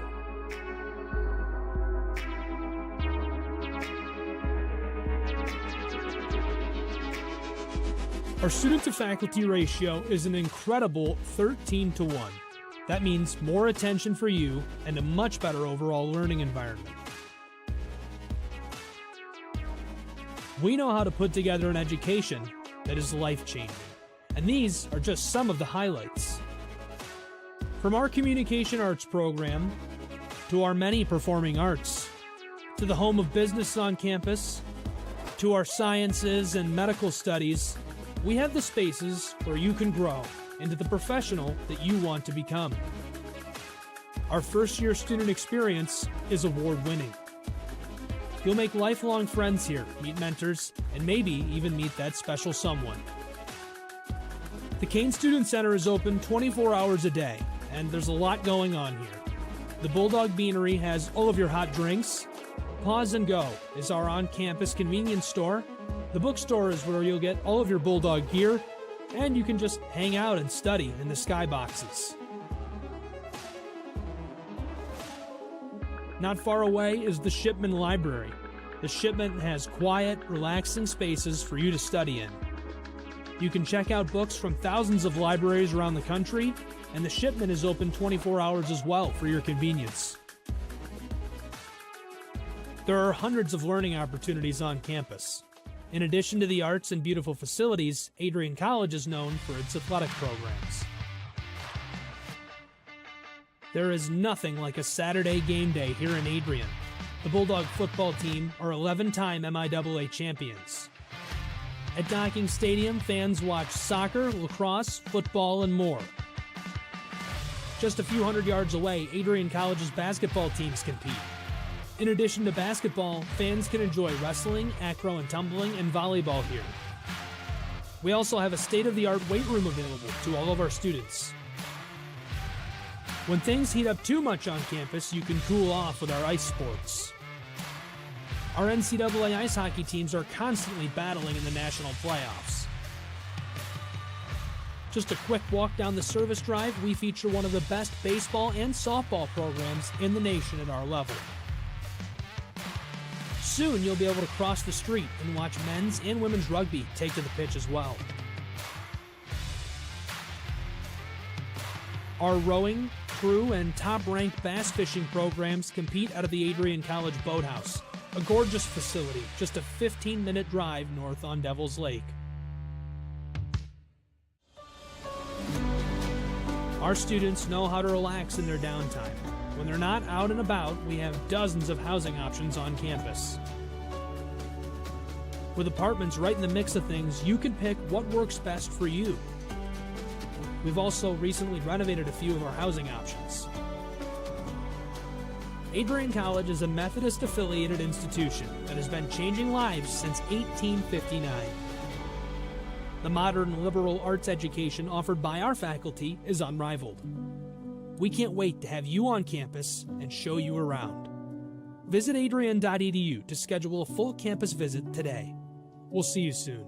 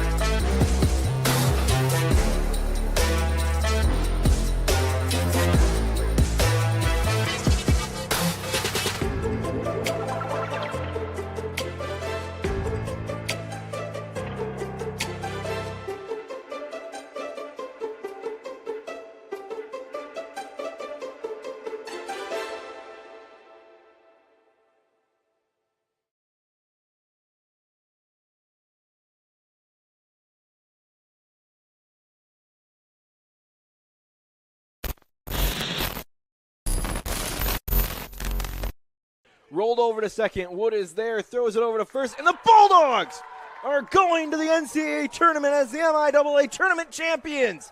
The dog pile ensues beyond the mound. One shot, now the future is yours. Go! Yeah, I was building on the lecture. Verses coming daily under pressure.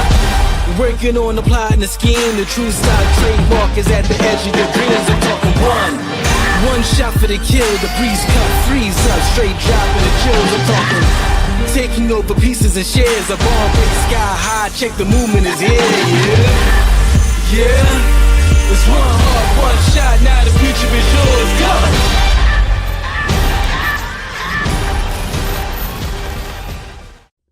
Adrian College has once again found itself on the 2022 U.S. News & World Report Best College Rankings.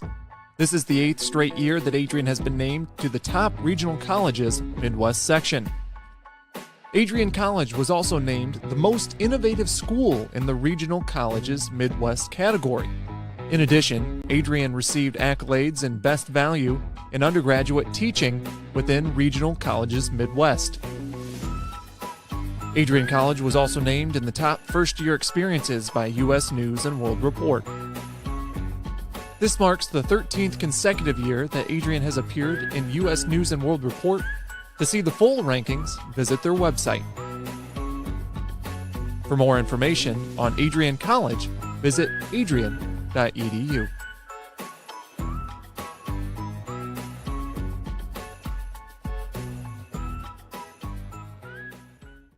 Adrian College has once again been recognized for its commitment to engaged experiential education by Colleges of Distinction, a one-of-a-kind guide for college-bound students.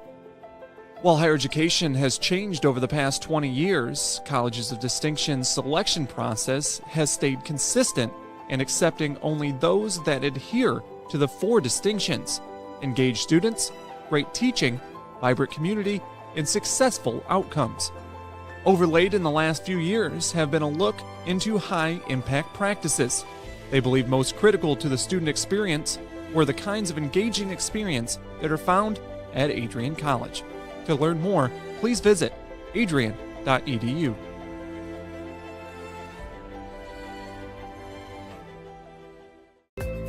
The Adrian College Media Production House provides opportunities for students to learn and grow live on the airwaves, just like Matt Kibbe. I've gotten a chance to create a relationship with coaches and teams and learn more from people instead of trying to teach myself something. Got an opportunity to expand my knowledge of sports, hone in on my skills as a broadcaster, and learn about equipment in different ways. You get more of a connection with professors as well. Providing opportunities, growing leadership. The Adrian College Media Production House. Thanks for tuning in. Adrian College is looking for leaders, student athletes with the tenacity to keep the Bulldogs at the top, the forefront, in and out of the classroom. The Bulldogs are looking for talent, character, hard work, grit, leaders who can electrify sold-out crowds, got out a last-line shift, will their team to victory, hit a grand slam in the bottom of the 9th, and be a part of a legend in the making.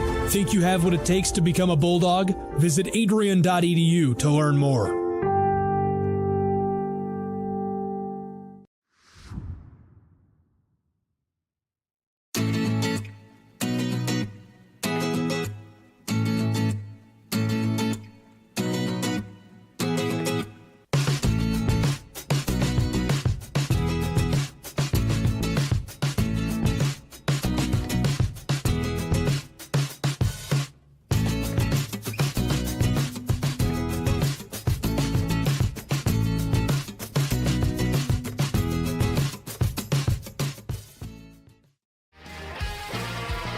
Bulldog fans, connect with Adrian College TV on social media to be updated when we're broadcasting live, to see highlights, plays of the week, and much more.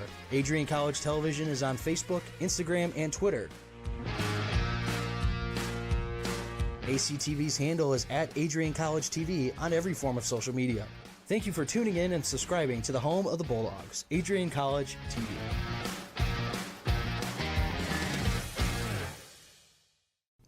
Adrian College is a pinpoint like no other. With our 77 undergraduate degrees, 47 majors, and 21 broad fields of study, Adrian has a one-of-a-kind, hands-on learning experience for everyone. Do you want to visit the campus of Adrian College in person? Visit adrian.edu/campus-visit. Again, that's adrian.edu/campus-visit. Come take in the beautiful facilities at Adrian College for yourself. If there was one word I was going to use to describe the communication arts program at Adrian College, it would be unique. Students find themselves on the radio, in front of and behind the camera, and directing their own programs. Students learn in a personalized environment that sets them up for a world of opportunities. Are you ready for your moment in the limelight? Learn more about the Rush Communications Center and Adrian College's communications program by visiting adrian.edu today. I'm Matt Kibbe, the current student body president here at Adrian College. I chose AC because the campus simply feels like home. Everywhere I go, I know the amenities are there to help me succeed and get to the next level in my career. If you want to see what Adrian College has to offer, you can schedule an in-person visit at adrian.edu/campus-visit. Adrian College has dozens of athletics programs, and winning is a staple on our campus. We have the culture of winning in and out of the classroom. This is a place where young men and women grow into professionals for life. Are you interested in learning more about the Bulldog experience? Visit adrianbulldogs.com and the Recruit Me tab to be recruited to play your sport of choice today. If you have what it takes, you could be a Bulldog in no time.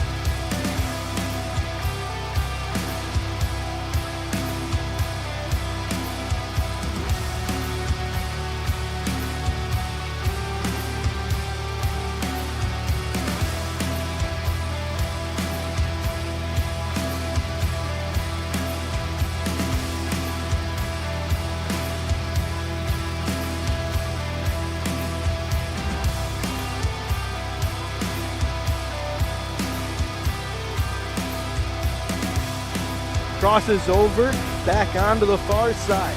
Rips a shot, she scores!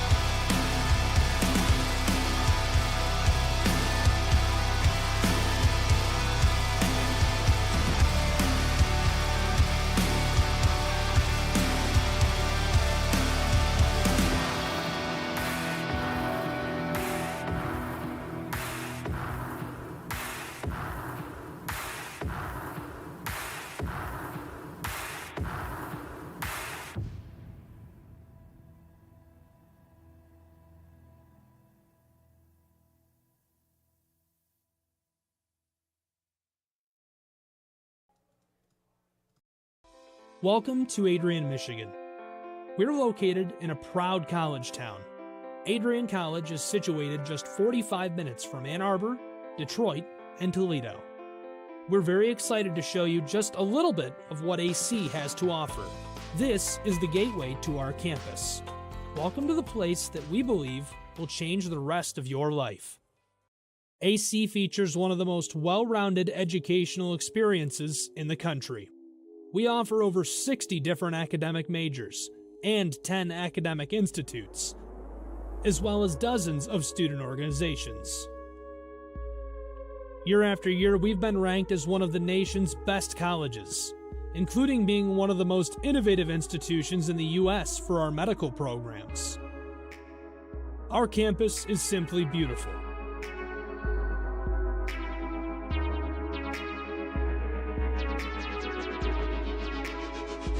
Our student-to-faculty ratio is an incredible 13-to-1. That means more attention for you and a much better overall learning environment. We know how to put together an education that is life-changing, and these are just some of the highlights.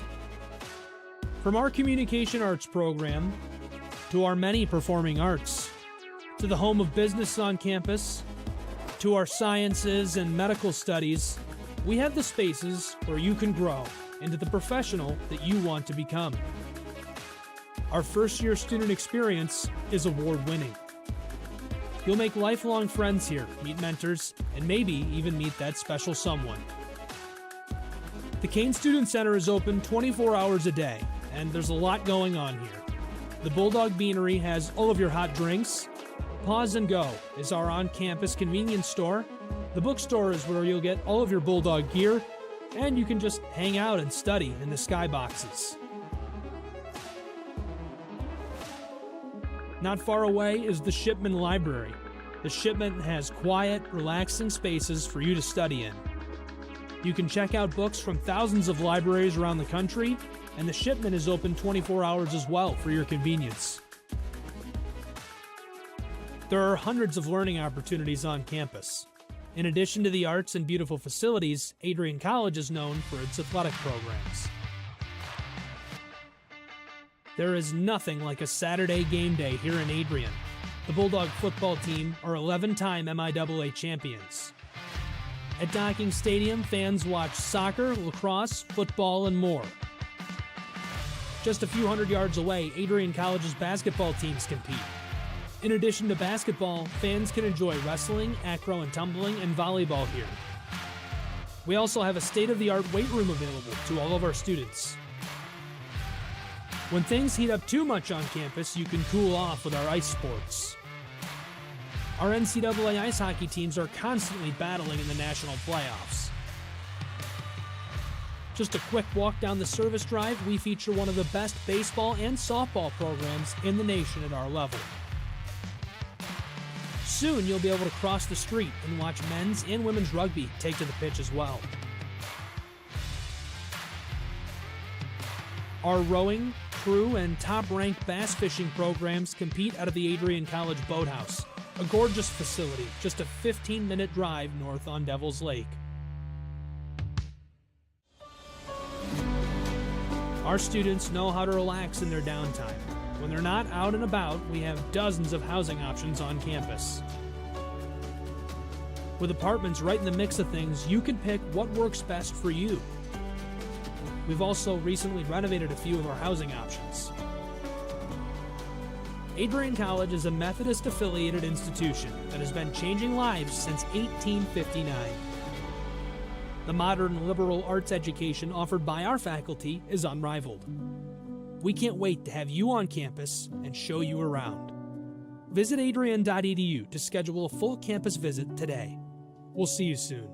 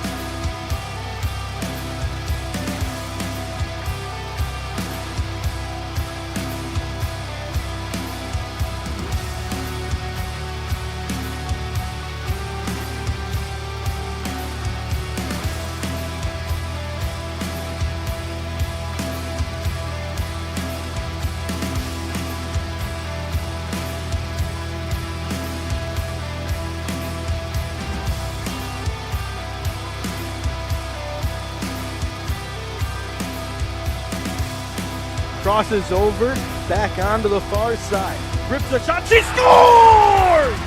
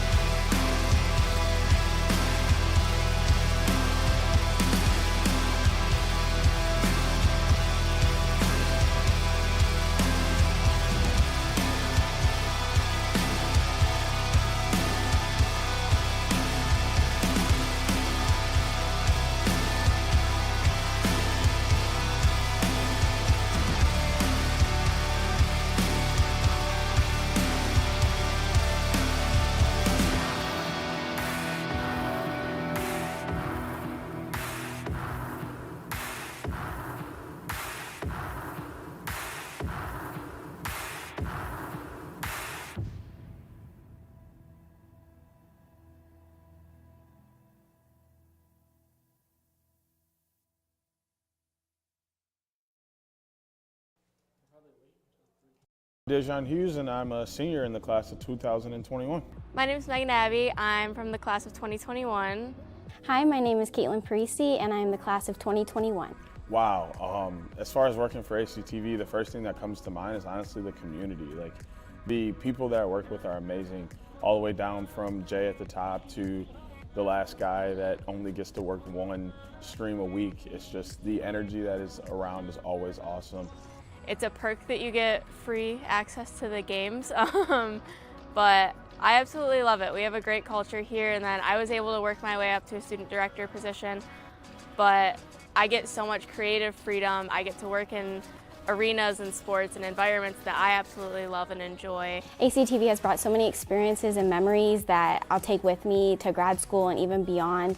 It's been such a blessing to be a part of the team, and everyone's just so welcoming, and I've learned so much directing and using the camera and many other things. If you do want to get into this stuff, I say do it, and do it quickly with ACTV, because not only is it a great community, but you'll also learn a lot and be prepared for the future.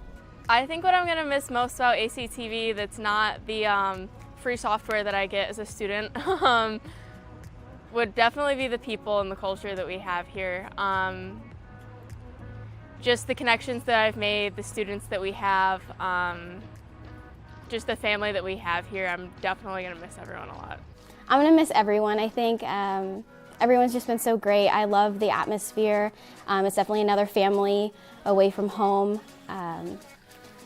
I think directing is going to be something I miss, but just interacting with everyone during our meetings on Tuesdays, and just the atmosphere, I think, is going to be the biggest thing.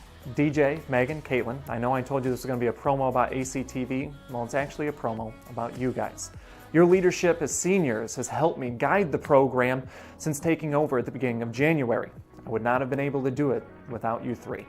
Now, I know your time is done with ACTV at the end of the semester, but I know you're going to do so many great things in your future endeavors. I wish you the best of luck.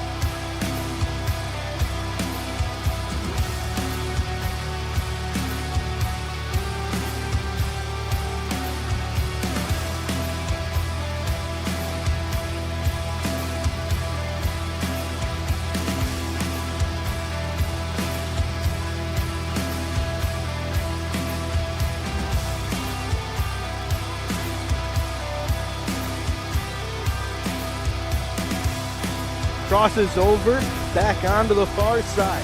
Rips a shot, she scores!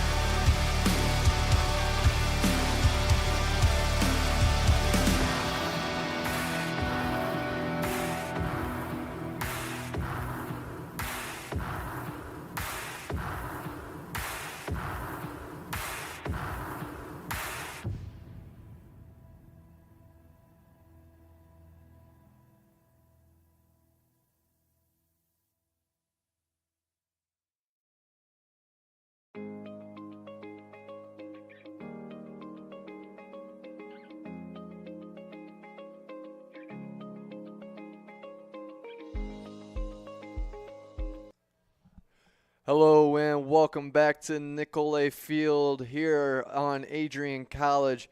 I'm Kevin Overmeyer alongside Trey Matthews for game two of three in this series for today.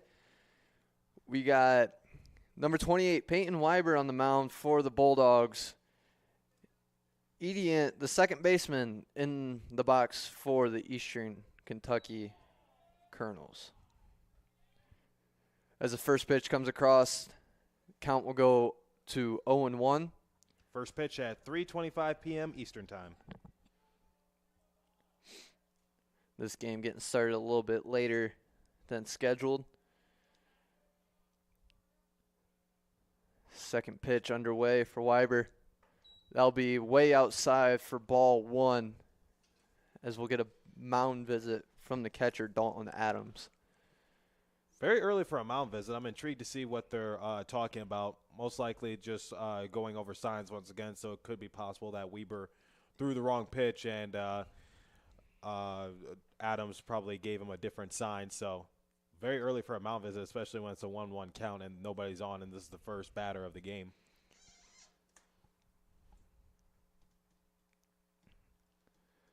Third pitch underway. That'll be way outside. Once again, the count will go to 2-1.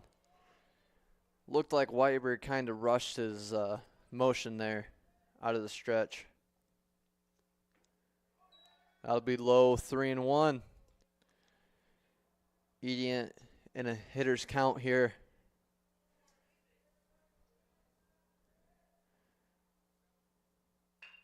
That'll be hit to the second baseman for a routine ground ball to the first baseman for the first out of the inning. Yep, that's Jason Chadwick for Adrian College, played in game number one. Both teams rocking with the same lineup because this is a conference game. So usually for a conference game, you see teams just rock with the same lineup because usually you want to play your A team and maybe your B team. Worst comes to worst. So once again, the only switch for Eastern Kentucky is that they had to replace an injured player, and then for Adrian College, they had to just switch Beakey and Carson in the lineup. That's pretty much the only change that Adrian College has made, also with Weber on the mound. As Alex, the first baseman for Eastern Kentucky, steps in the box, the count will go to 0-1. Second pitch will be a strike. 0-2, Weiber getting ahead early in this at-bat. I'm Adrian College. I want to put Eastern Kentucky to bed very early. That'll be a high fly ball to the shortstop, Griffin Renard, for a routine fly out. Griffin moving from the pitcher mound to shortstop here in game number 2. Yeah, that's what usually Josh Knorr rolls with. So usually Griffin will start the first game of a doubleheader. He did the same thing in last week's doubleheader, and then Renard moved over to short, and then Amatri was benched for the second one. As a third batter for the Eastern Kentucky Colonels, Cody, the left fielder, steps into the box. Count goes to 1-0. Pitch number 2 will be a strike. Dribbler just gets past Chadwick and into center field, as Travis Carson will field it cleanly and get it into his cutoff man.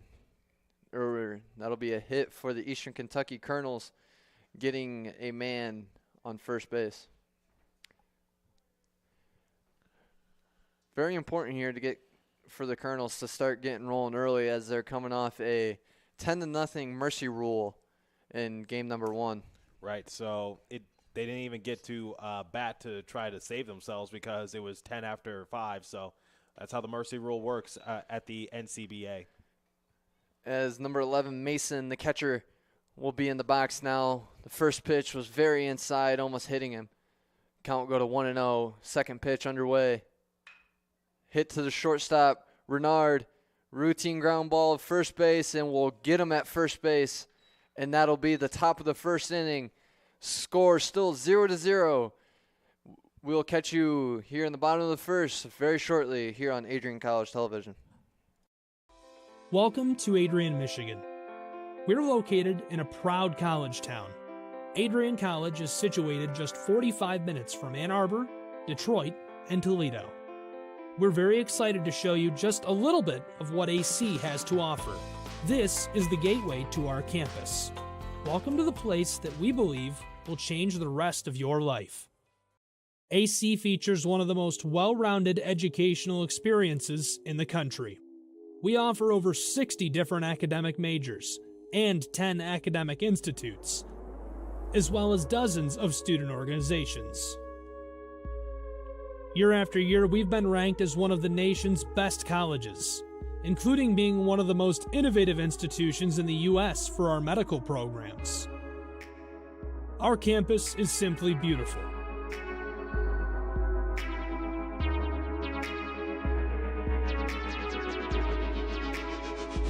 Our student-to-faculty ratio is an incredible 13-to-1. That means more attention for you and a much better overall learning environment. We know how to put together an education that is life-changing, and these are just some of the highlights. From our communication arts program, to our many performing arts, to the home of business on campus, to our sciences and medical studies, we have the spaces where you can grow into the professional that you want to become. Our first-year student experience is award-winning. You'll make lifelong friends here, meet mentors, and maybe even meet that special someone.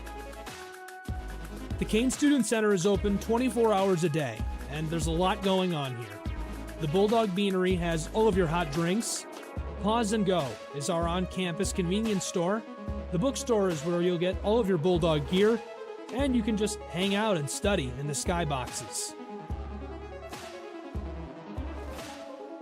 Not far away is the Shipman Library. The Shipman has quiet, relaxing spaces for you to study in. You can check out books from thousands of libraries around the country, and the Shipman is open 24 hours as well for your convenience. There are hundreds of learning opportunities on campus. In addition to the arts and beautiful facilities, Adrian College is known for its athletic programs. There is nothing like a Saturday game day here in Adrian. The Bulldog football. Hello and welcome back to Nicolay Field here on the campus of Adrian College as we get back into the action for the bottom of the first inning. Leading off for the Adrian College Bulldogs is Jeremy Van Epps, the left fielder, followed by Griffin Renard, the shortstop, and in the hole will be Dalton Adams, the catcher. That'll be the due-up lineup for the bottom of the first inning. Adrian College coming in with a little momentum after the first game, after getting in the mercy rule 10-0 in the 5th inning in game number 1. Eastern Kentucky looking to capitalize off some pretty major errors that they had in game 1 in the field, looking to tighten up their defense just a little bit. As the first pitch underway, will be a ball outside. The count will go to 1-0. On the mound for the Eastern Kentucky Colonels is number 22, Adam.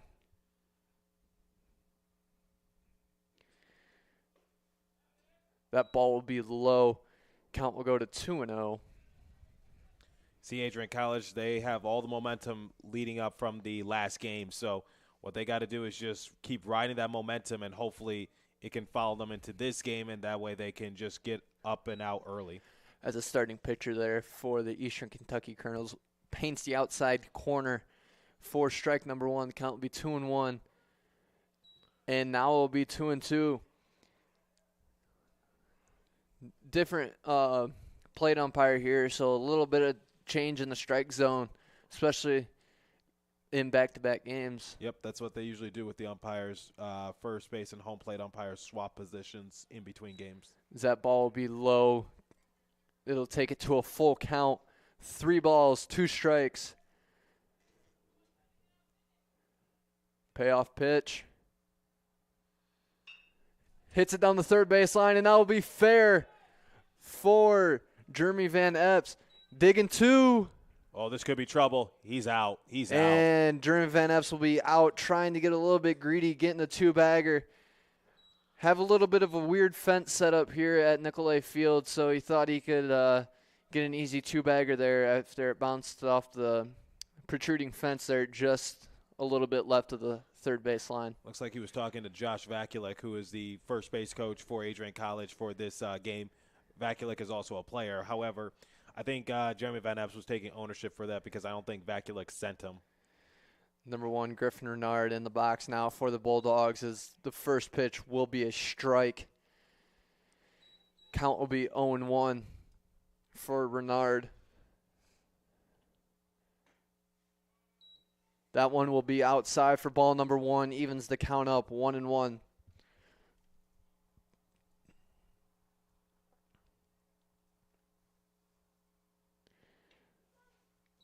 Paints the inside corner. Count will go to 1-2.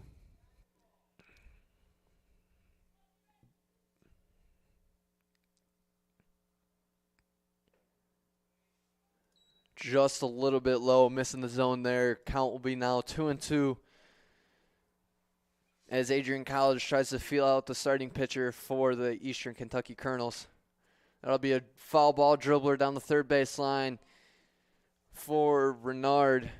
Battling at the plate here, trying to stay alive and get something started here for the Adrian College Bulldogs.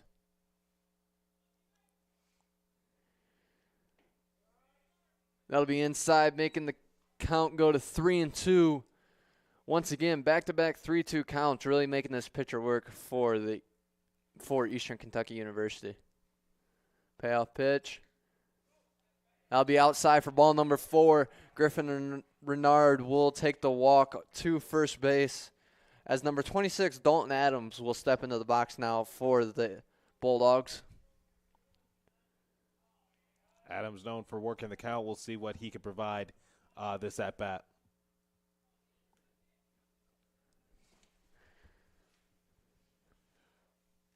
So Renard's the runner at first, and Adams is up the bat now. That'll find the gap in right. No, it won't. That'll be caught by the right fielder, Peyton, for the Eastern Kentucky Colonels. Thought that one was going to get down, find the gap, and they were going to be running for a very long time there.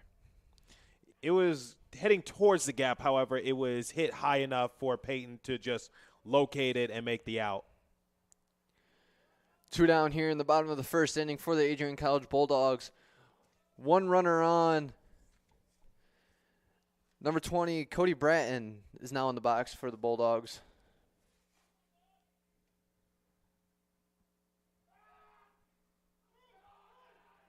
Wild pitch on the Wild throw on the pickoff as Griffin Renard will slide into second base safely.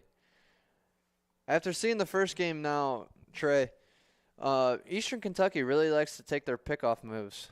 They do, but you got to be smart when doing so. So you have 2 outs. Even if Renard steals second, you're still ahead of the situation, which is you got 2 down. So all you got to focus on is Bratton. Why are you focused on Renard for right now? If it was 1 out, that's different. But for now, focus on the batter.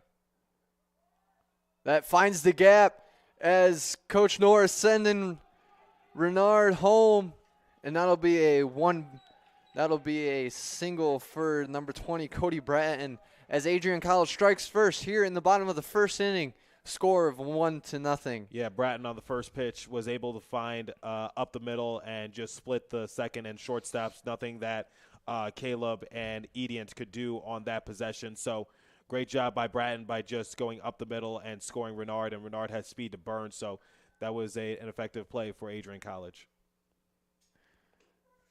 As the first strike of this, or the first pitch of this at bat is a strike, the count going to 0-1. Now here comes JB Beaky. He likes to make a loud noise if he can. Lefty on righty. Dribbler just over the pitcher's head. Shortstop will gather it and throw it over to first base for the 3rd out of the inning. The score 1-0 in the favor of the Adrian College Bulldogs here at Nicolay Field. We will catch you here at the top of the 2nd inning in just a short time here on ACTV.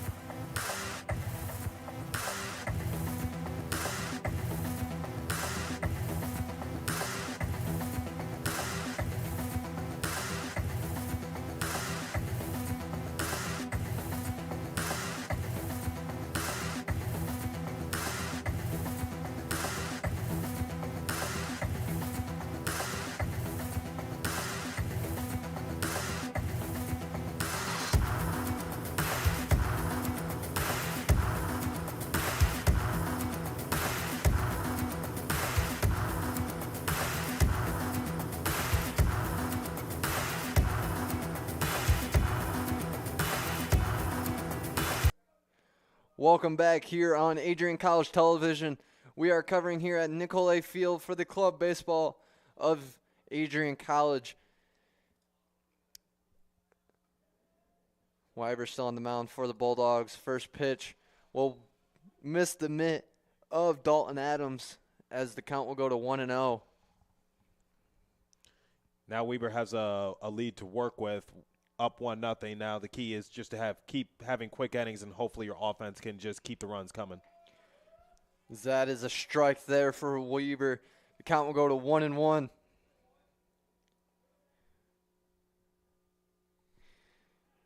Number 10, Caleb, the shortstop in the box for Eastern Kentucky. As that pitch will be inside for ball number 2. Count goes to 2-1.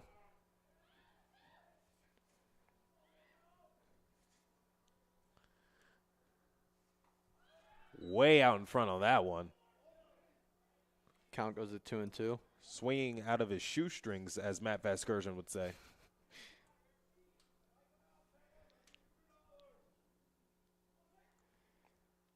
Pitch number 5 on the way. That'll be a fly ball to the shortstop. Renard, he will catch that cleanly for the first out in the top of the 2nd inning. Sick mitts, kid, as Renard was able to make the nice grab before it reached center field. Moved a little bit to his left, able to make the catch. Number 24, Ethan, the third baseman for Eastern Kentucky in the box now, facing White Weber. That'll be way inside there as the count goes to 1-0.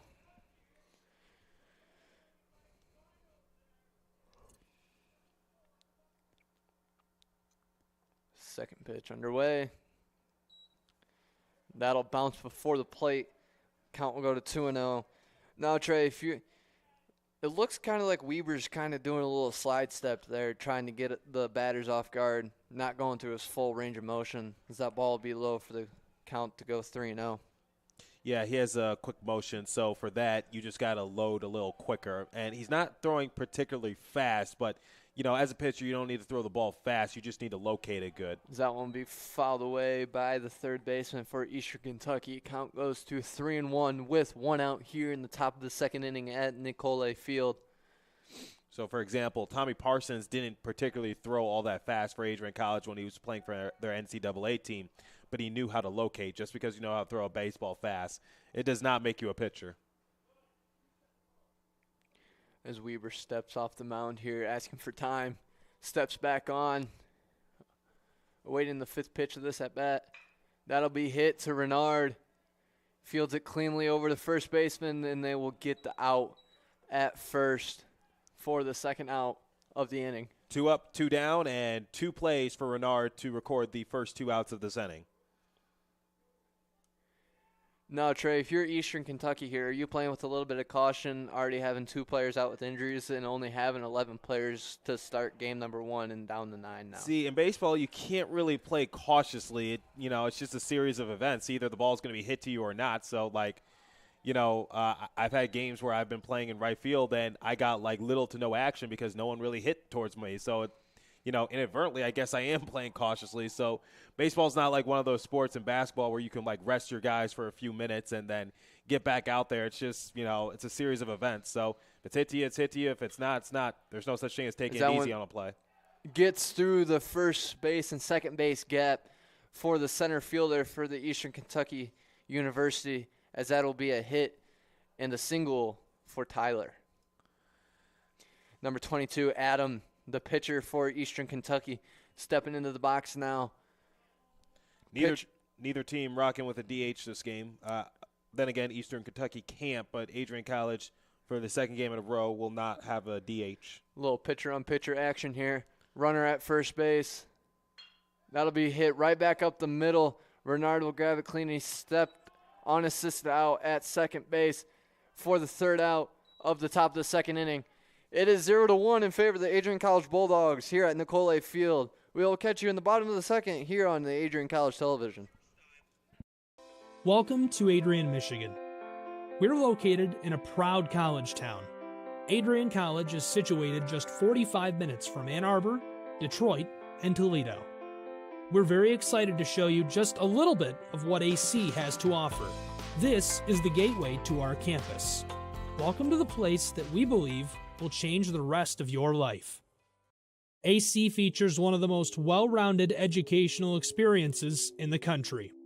We offer over 60 different academic majors and 10 academic institutes, as well as dozens of student organizations.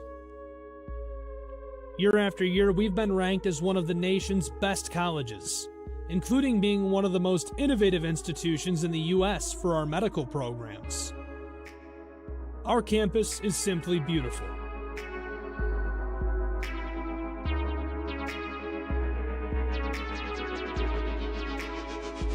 Our student-to-faculty ratio is an incredible 13-1.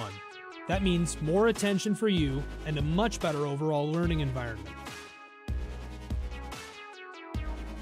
We know how to put together an education that is life-changing, and these are just some of the highlights. From our communication arts program, to our many performing arts, to the home of business on campus, to our sciences and medical studies, we have the spaces where you can grow into the professional that you want to become. Our first-year student experience is award-winning. You'll make lifelong friends here, meet mentors, and maybe even meet that special someone. The Kane Student Center is open 24 hours a day, and there's a lot going on here. The Bulldog Beanery has all of your hot drinks. Hello and welcome back to Nicolay Field.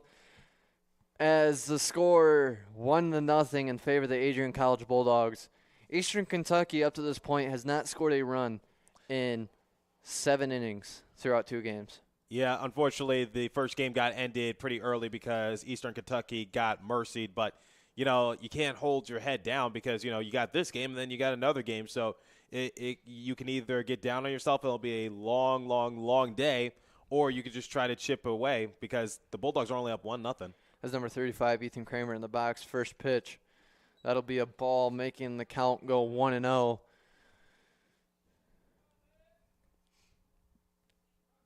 Second pitch underway. Ethan Kramer swinging for the fences on that one.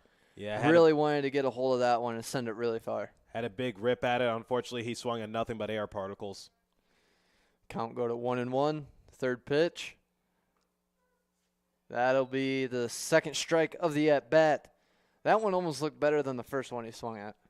Yeah, unfortunately, those happen. Sometimes you kick yourself for swinging at the bad pitch, but then letting the meatball go by. Little breaking ball, getting Kramer on the outside of the plate there. As that'll be ball 2, just missing the zone. Count going to 2-2.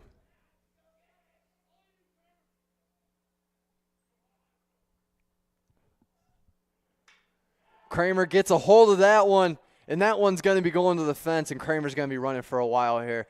Around first, striding for second, going to third.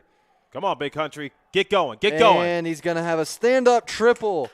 Big Country. That is a stand-up triple for Ethan Kramer. Yeah, he found the gap perfectly between the center and right fielder, so nothing that Peyton and Tyler could do that time around.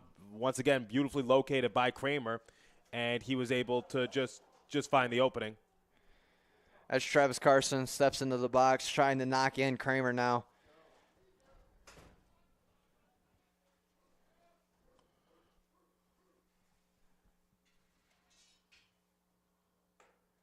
Kramer just missing the first pitch of the at-bat as the count goes to 0-1. No outs with a runner at third for the Adrian College Bulldogs. Carson just trying to settle into the box and looking to get Kramer home on anything. You see the third baseman moved in just a little bit. Kramer thought twice about that one there. Count going to 1-1. Carson, my bad.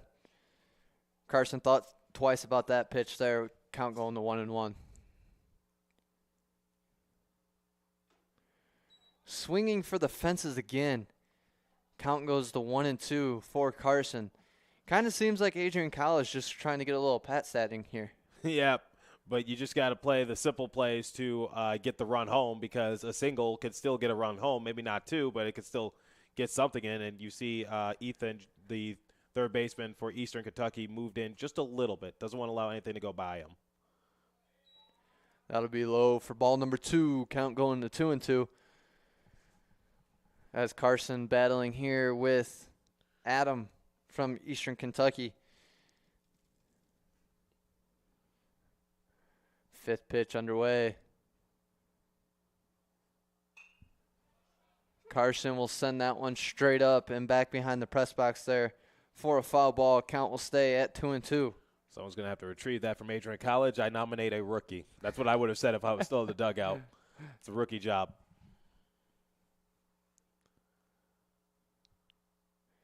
Rookies always getting the short end of the stick here, huh? They always do, but it's out of love. We all did it. Got to teach them right. Yep. 2-2 the count. That'll be close, just missing the zone there. Now it'll be a full count. You know, that breaking ball actually did have some break on it. It looked like it broke back into the zone there for a second. Yeah, it looked like it was about to hit Carson, and then it just found the inside of the plate. Unfortunately, just wasn't able to ring him up there.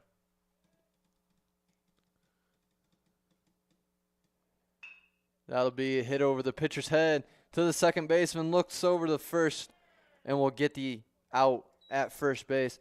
There will be one down here for Eastern Kentucky University. As another run comes home for the Adrian College Bulldogs, the score will now be 2-0 here in the bottom of the second inning. So Bulldogs trade an out for a run, and now they lead 2-0, but I'm sure you'll take that. So score that a sacrifice RBI for Carson. As number 22, Jason Chadwick, steps into the box here for the Bulldogs. He'll get a hold of that one down the left field line. Left fielder making a diving catch there for the second out. That is number 3, Cody for Eastern Kentucky, making the catch for the second out of the inning. That did look a little flashy, but I don't think it was something he had to die for. But, you know, we've all made those mistakes as an outfielder where maybe you just want to be better safe than sorry, but still didn't look like a play that he needed to die for, but still looks good for the camera up here. Like I said in the first game, though, this wind is really starting to pick up here at Nicolay Field, so the outfielders are probably going to have a little bit of trouble judging the balls in the air. That is a good point. It's not windy here in the broadcast booth, though. As Peyton Weiber takes the first pitch as a strike, count and go to 0-1. Second pitch underway. That'll miss inside. Count and go to 1-1.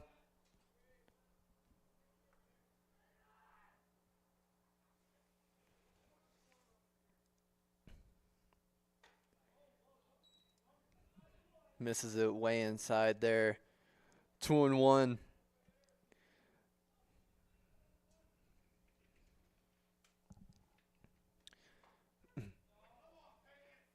Strike 2 for Weiber. Looks like his teammates want him to swing the bat and try to help his cause. We love pitchers who rake. Both pitchers going at it here as the count will now go to 3-2 in a pitcher-on-pitcher battle.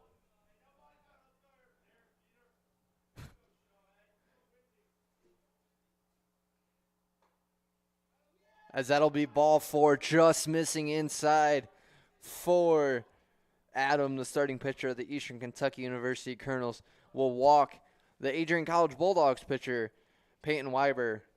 And now there will be a runner on first for Jeremy Van Epps, the left fielder for the Adrian College Bulldogs.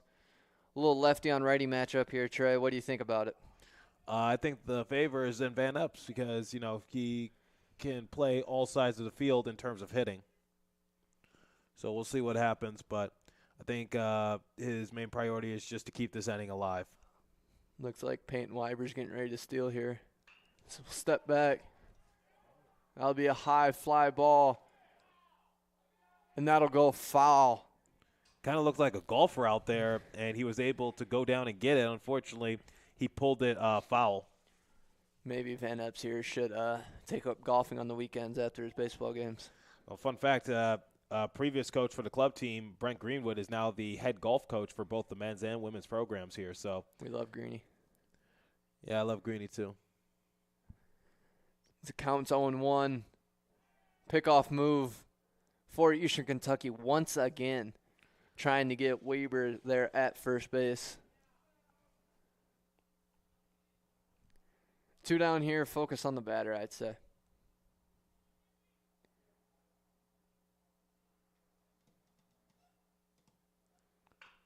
That'll be a dribbler foul for Van Epps as the count will go to 0-2.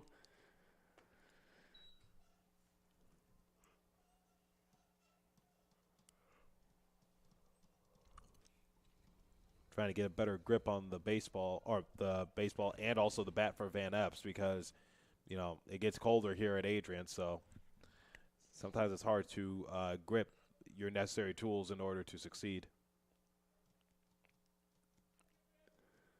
Weiber looking to advance the runner on first base here and get something going for the Bulldogs. And that'll be strike 3. Put a backwards K in the scorebook. That'll be the end of the bottom of the second inning here at Nicolay Field. Don't go anywhere as we got the top of the third coming right to you here on the Adrian College Television.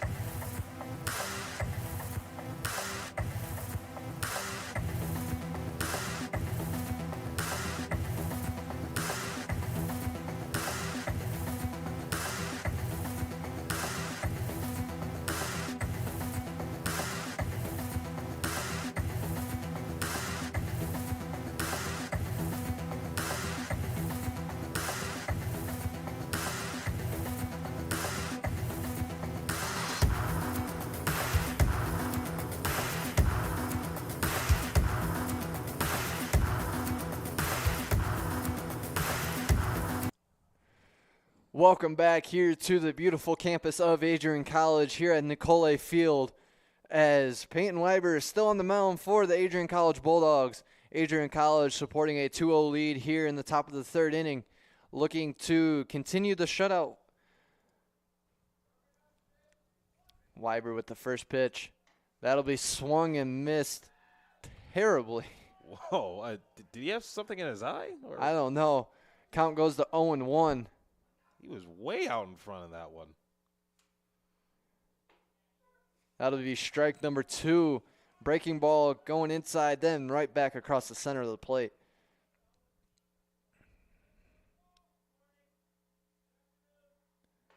And that'll be the first strikeout for Weiber on the evening, as the Bulldogs will go around the horn and give the ball back to Weiber. There's one out here in the top of the third inning. As we move back to the top of the lineup for the Eastern Kentucky University Colonels, Adrian, the second baseman.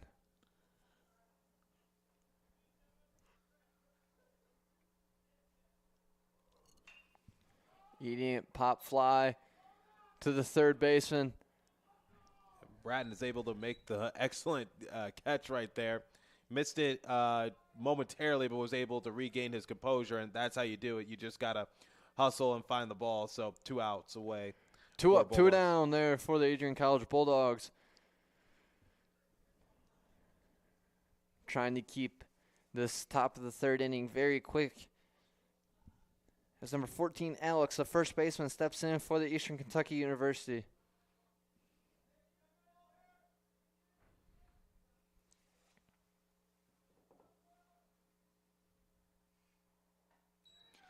Weber finally finding his mojo here as he gets another strike. Count starts 0-1.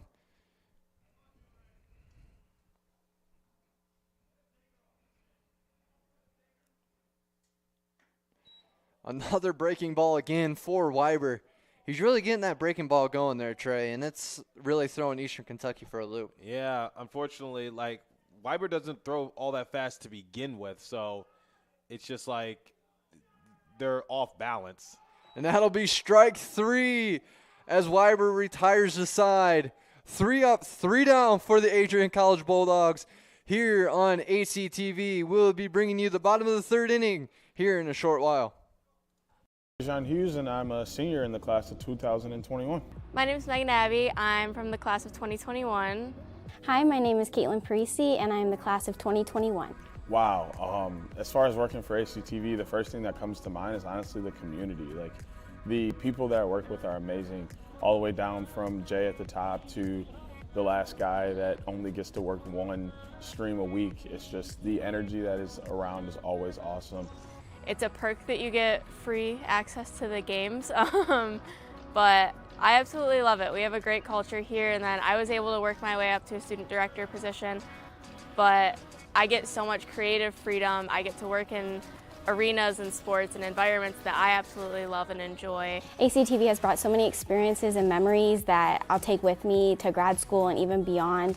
It's been such a blessing to be a part of the team, and everyone's just so welcoming, and I've learned so much directing and using the camera and many other things. If you do want to get into this stuff, I say do it, and do it quickly with ACTV, because not only is it a great community, but you'll also learn a lot and be prepared for the future. I think what I'm going to miss most about ACTV that's not the free software that I get as a student. Welcome back here on ACTV at Nicolay Field with coverage of the club baseball team here at Adrian College, as we will be getting into the bottom of the third inning with a score of 2-0 in the favor of the Dogs, as number 1, Griffin Renard, steps into the box for the Bulldogs, looking to get something started here in the bottom of the third. I'm anticipating a big inning from the Bulldogs, you know, kind of taking it easy these first couple innings, still up 2-0, but I think it's time for them to kind of break out of their shell and just unleash the can of worms similar to what they did in the first game. Pedal to the metal here, Trey says, for the Bulldogs, as the first pitch of the inning will be a ball.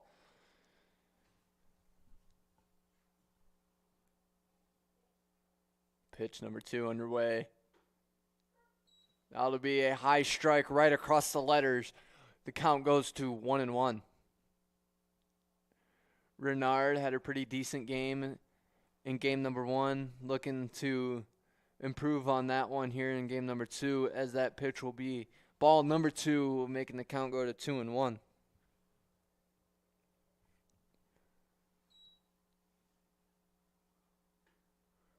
That ball way inside there. Count goes to 3-1. And we will be getting a mound visit once again early here. Eastern Kentucky.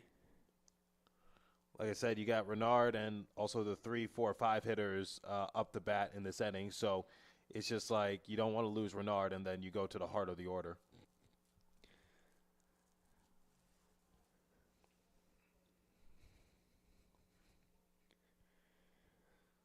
Three-one count. Pitch underway. That'll be ball 4 for Renard. Believe that's the second walk this game. He had a walk the last at bat. I believe so. And now here comes Dalton Adams, the catcher. Looking to get Renard in the scoring position here for Bratton or Beakey. Due up next.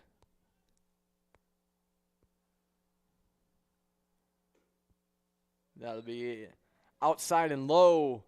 This count will go to 1-0.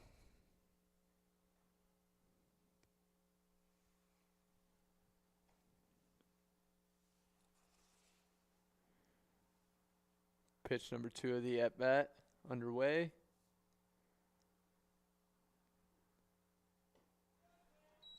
The count will go to 2-0. Looked like Eastern Kentucky's pitcher there was trying to catch Renard possibly on a steal with a little slide step there, trying to get the ball to the plate quicker. Yeah, but Renard's not really threatening to go here, so, I don't think you want to just do that for right now. Now it looks like he's dancing a little bit more at first.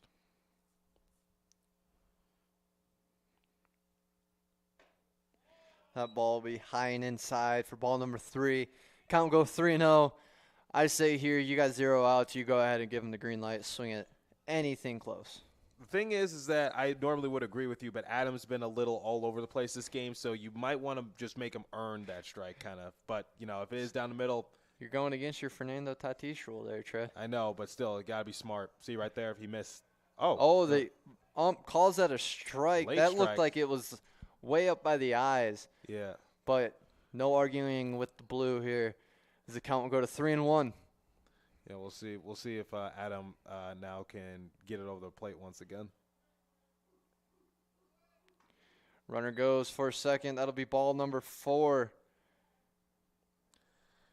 And now you got Bratton, Beakey, and Kramer. Your 4, 5, and 6 hitters. 4, 5, 6 due up here in the bottom of the 3rd inning with runners on first and second for the Dogs as Stefan Amatry will come into the game as a courtesy runner for Dalton Adams. Yep, Dalton Adams being the catcher. He heads back to the dugout to get ready for the next half of the inning. Coach Knorr putting some speed on the base pass here, trying to get something rolling, especially with the power hitter in the box here.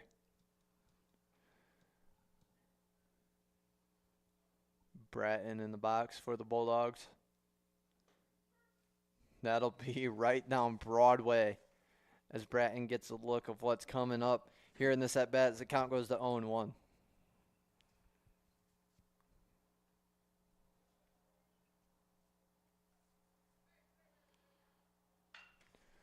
Bratton, high fly ball.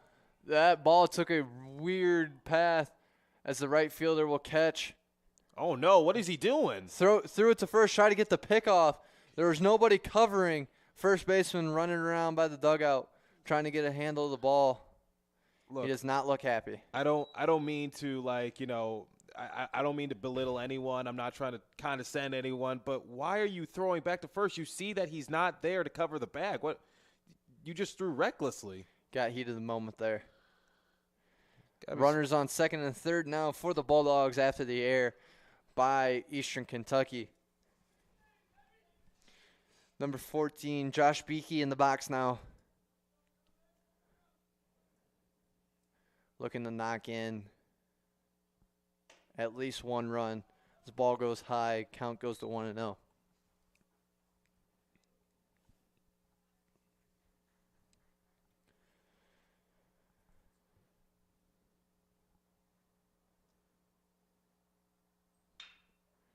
Beakey hits it over to the second baseman. They'll get the out at first for the second out of the inning. But Renard for the Bulldogs will come across to the plate, making the score 3-0.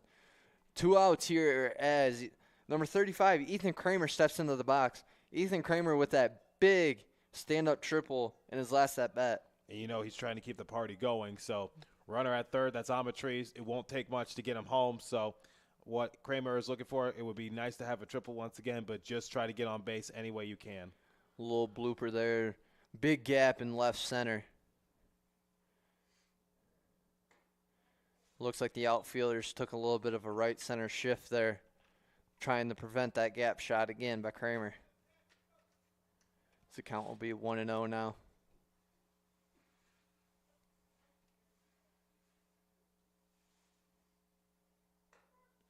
Kramer watches one go by for the first strike of the at-bat. Count goes to 1-1.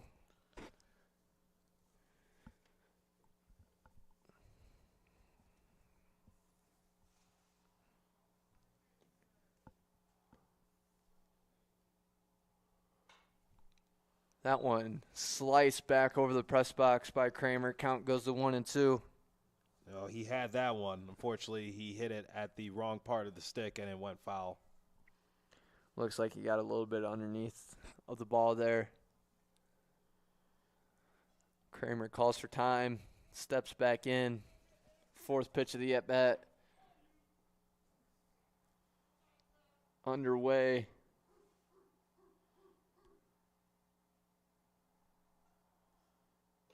Outside. Count goes to 2-2.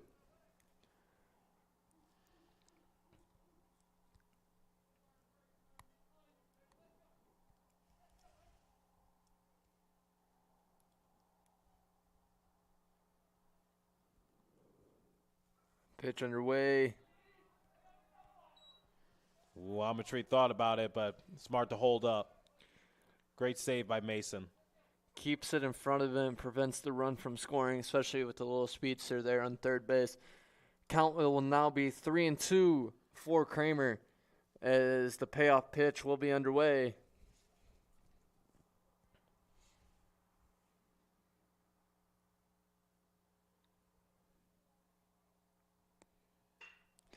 And he finds the left center gap there. The center fielder will get under it to make the catch. Kramer hitting with some power here in game number 2. Unable to get that one to drop here at the bottom of the third inning. Score will be 3-0 in the favor of the Adrian College Bulldogs. We will catch you back here for the top of the fourth inning here on ACTV. Welcome to Adrian, Michigan. We're located in a proud college town. Adrian College is situated just 45 minutes from Ann Arbor, Detroit, and Toledo. We're very excited to show you just a little bit of what AC has to offer. This is the gateway to our campus. Welcome to the place that we believe will change the rest of your life. AC features one of the most well-rounded educational experiences in the country. We offer over 60 different academic majors and 10 academic institutes, as well as dozens of student organizations. Year after year, we've been ranked as one of the nation's best colleges, including being one of the most innovative institutions in the U.S. for our medical programs. Our campus is simply beautiful.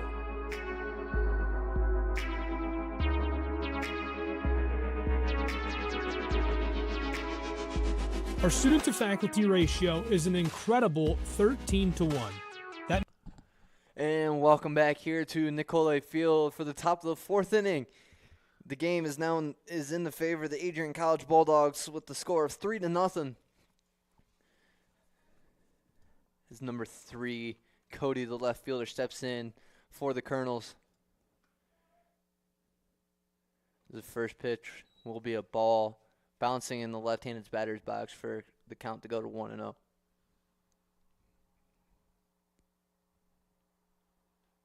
Pitch number 2. Sliced down the first base line will be fielded cleanly by number 35, Ethan Kramer, and will step on the bag for the first out of the inning. Great play by Kramer to get down to his stomach to prevent it going down the first base line and prevented Cody from possibly getting a double. and now it's the first out of the game for Adrian College. First pitch to the at-bat will be a strike. Count goes to 0-1. Now, Trey, if you look off into the distance there, we got some dark clouds rolling our way here at Adrian College. Right. You just gotta keep on playing until the weather actually does come. You can plan in advance all you want, but you just wait until Mother Nature actually does occur. The count will now go to 2-1. Weber getting a little bit behind here in the at-bat, trying to fight back. And dribbler will be called fair. So in that case, here's what Kramer did. Normally he can knock it foul, and it will be called a foul ball. But in that case, he decided to let it go fair because he saw that he could field it cleanly, and it's an easy out. That'll be 2 outs here in the top of the 4th inning, as Adrian College looks once again to go 3 up, 3 down.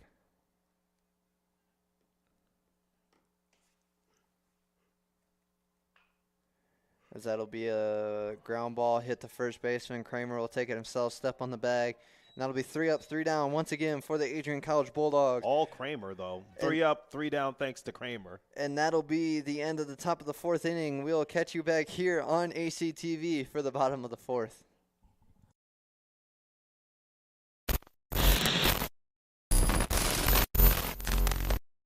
Rolled over to second. Wood is there, throws it over to first, and the Bulldogs are going to the NCAA tournament as the MIAA tournament champions. The dog pile ensues beyond the mound.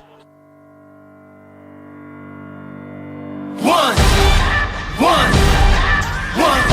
shot, not a future for sure. Go! Yeah, I was building on the lecture. Verses coming daily under pressure.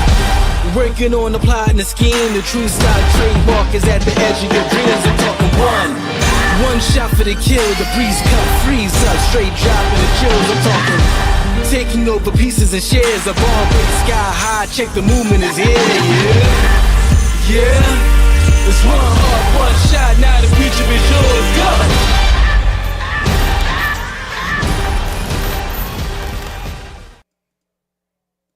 Adrian College Television has the pleasure of airing all Adrian College football games this 20.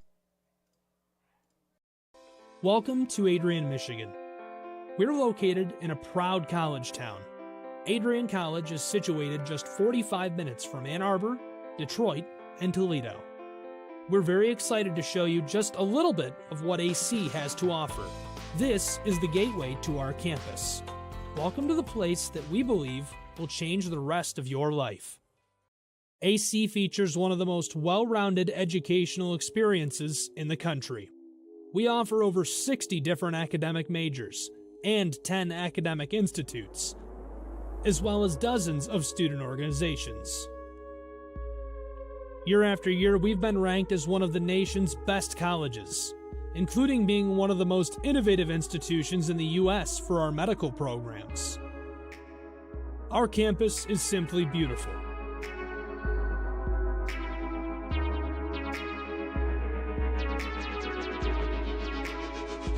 Our student-to-faculty ratio is an incredible 13-to-1. That means more attention for you and a much better overall learning environment.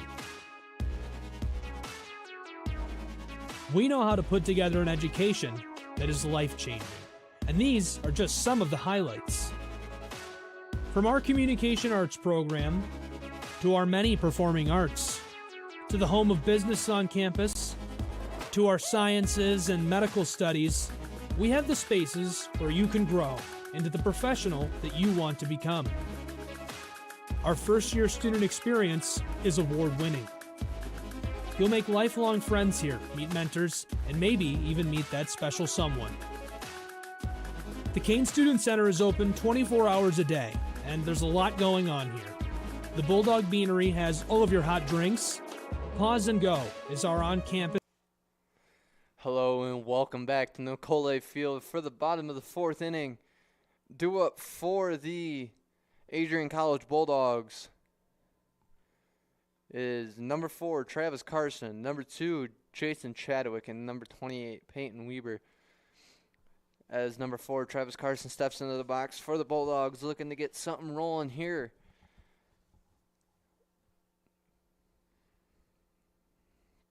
First pitch. He will get a hold of that one just a little bit out in front of it. Knocks it foul for strike number 1. Man, he whistled that one hard. He wanted that one bad. Pitcher left that hanging over the middle of the plate. A little off-speed pitch. He saw it and sent it a little out in front of it. Pitch number 2 underway. That'll be ball number 1. Count will go to 1-1 now.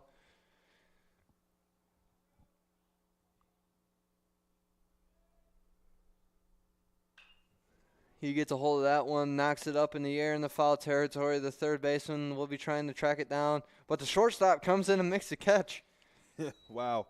Ethan lost it in the clouds, and Caleb was able to back him up. So that's why the shortstop is usually captain of the infield. That'll be the first out of the inning for the Adrian College Bulldogs as number 22, Jason Chadwick, steps into the box for the Dogs. Looking to get a little base knock here to get something rolling. Yeah, I mean, they're up 3-0, but you know the Bulldogs are looking for more. The first pitch will be a ball way outside, count going to 1-0.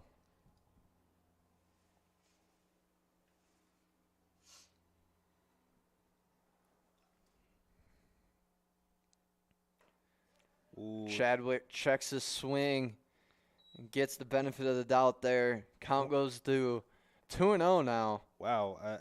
Adam was out there shrugging. I can't say I blame him, quite honestly. Not too sure what the umpire's seeing there on the mound.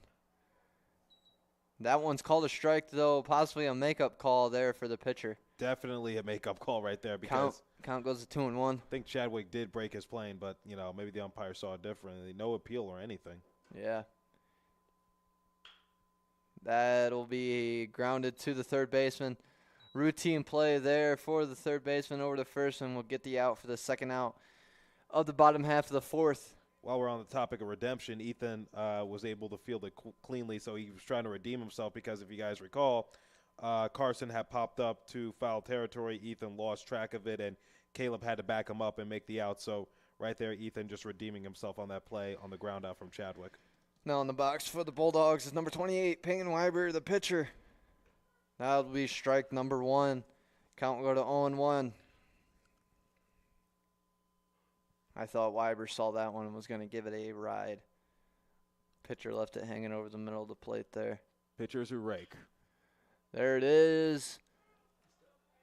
That'll find the right center gap, and Weiber will be looking for 2. Now looking for 3. They just got to the ball. Are they going to send him home? Yes, they are. They're sending him home. They're sending him home. Go!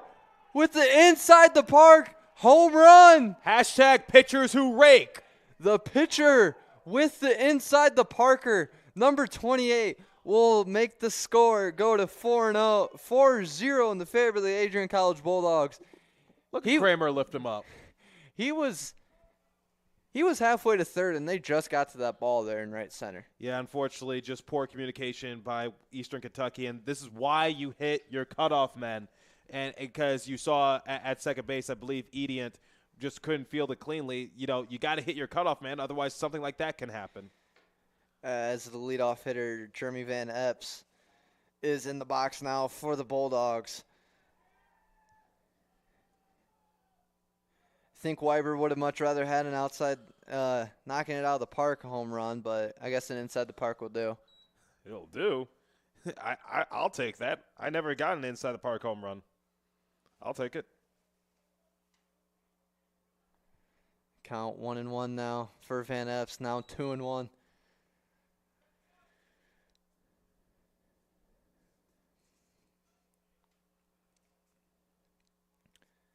Fourth pitch underway. That'll be low. Count goes to 3-1 now for Van Epps.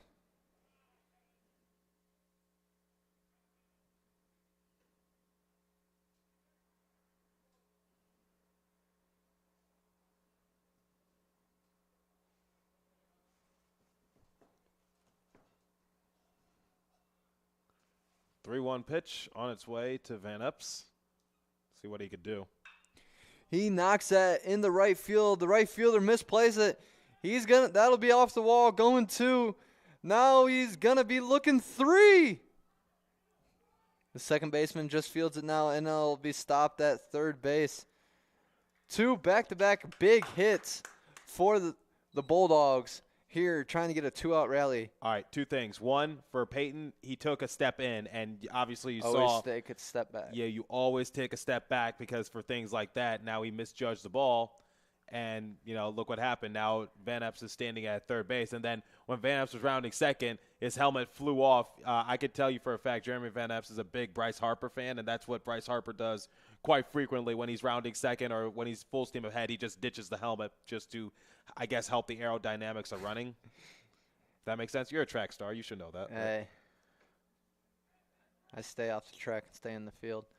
Oh, that's right. You pole vault. Yeah. As number 1, Griffin Renard takes the first pitch. As a ball, the count will be 1-0.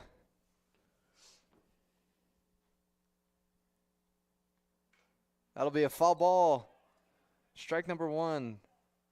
Off one of the 2 masks that are there behind the batter. Wasn't too sure which one. Count will go to 1-1 with 2 outs here in the bottom of the 4th inning.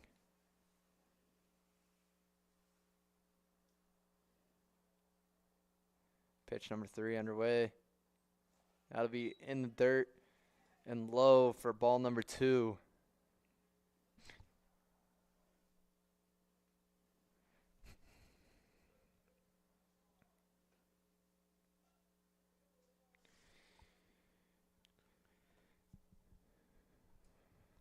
So if you're Eastern Kentucky, you got to try to hold the Bulldogs the best way you can.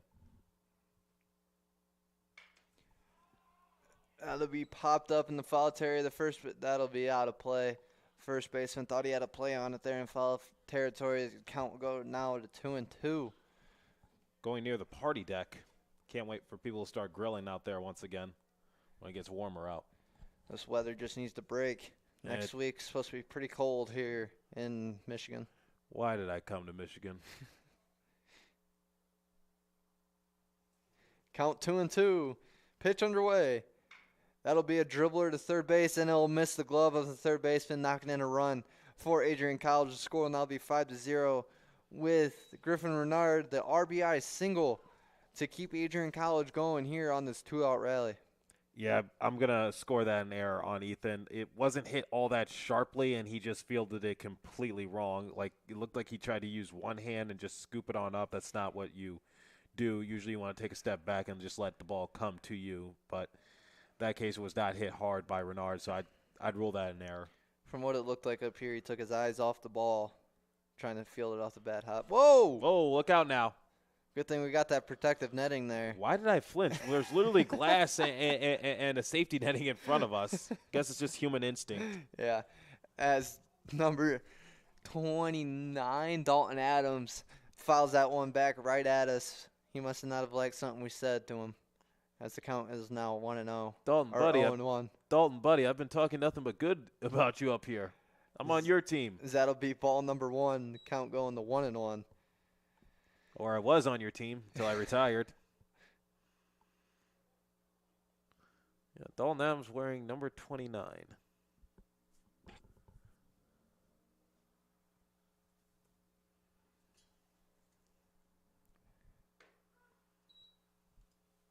That'll be strike number 2 on Adams.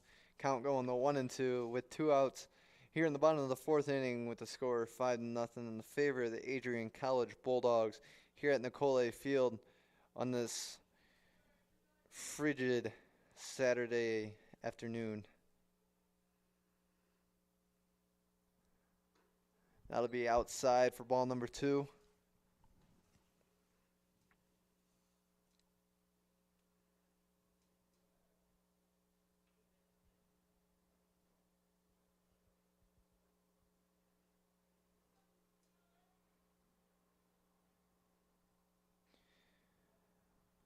Pitch number 5 underway here.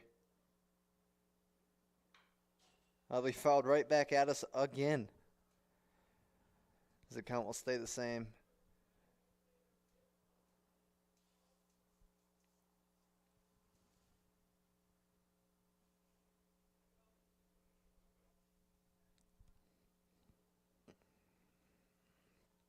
Renard sitting on first. Adams in the box.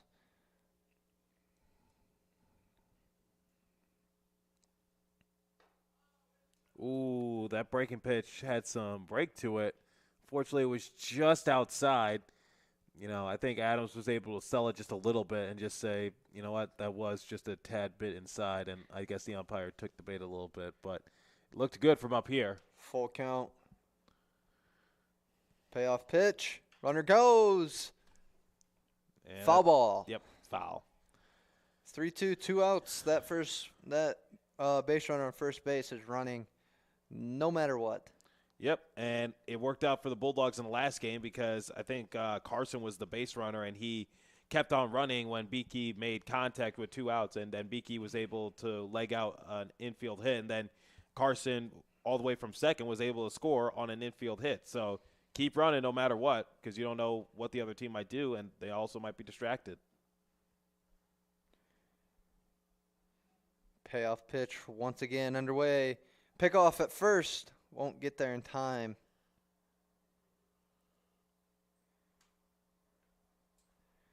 It's 3-2, 2 outs. What do you think, Trey? Try and get the runner or focus on the batter? Focus on the batter, 100%. That runner is going on anything. There's really no point trying to gun him down. Let's try it this time. Payoff pitch will be ball 4. As there now will be runners on first and second for the Adrian College Bulldogs. Eastern Kentucky cannot seem to get this final out of the bottom of the 4th inning. No, it always sucks as Amatry comes in to pitch run for Dalton Adams. But, yeah, these always sting when you have 2 outs and you're just trying to get out of this inning, but it keeps on extending, and you feel like the end is nowhere in sight. It's just like, come on, we're just trying to get this final out of the inning, and unfortunately the Bulldogs just keep this party train going.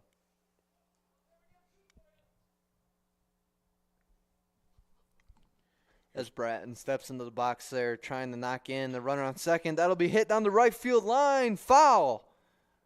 Just barely. Going to say it once again. Kind of a weird fence set up here at Nicolay Field.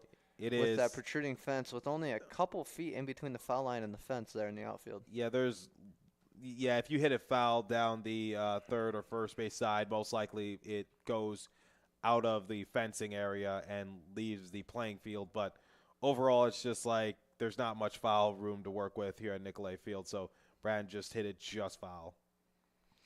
Count will be 0-1. He wanted that one. Stealing third.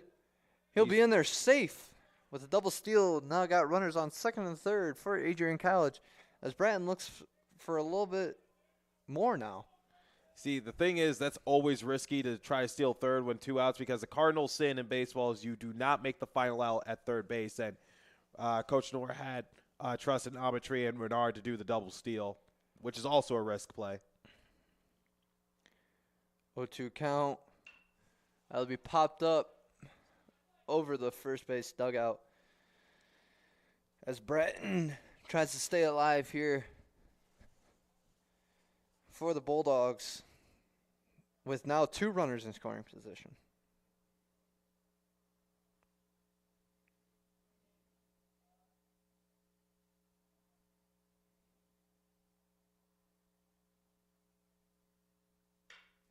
That'll get over the shortstop's head. That will score 2 as they had a speedster there on second with Amatry.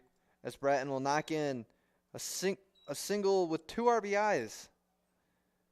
And now we'll have Josh Beakey in the box for the Adrian College Bulldogs. Now you got to be careful if you're Eastern Kentucky. You cannot afford any more runs because, remember, 10 after 5 is a mercy rule. That's how the last game ended, and Bulldogs are 3 runs away from doing so, and we're in the bottom of the 4th inning. 3 runs here. Eastern Kentucky has 1 more chance to score, and that'll be the end of game number 2.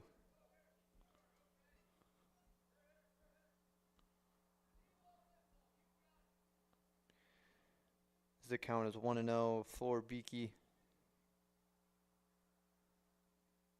Pitcher looks over to first base, checks him back. Beakey swing and a miss. Count will be 1-1.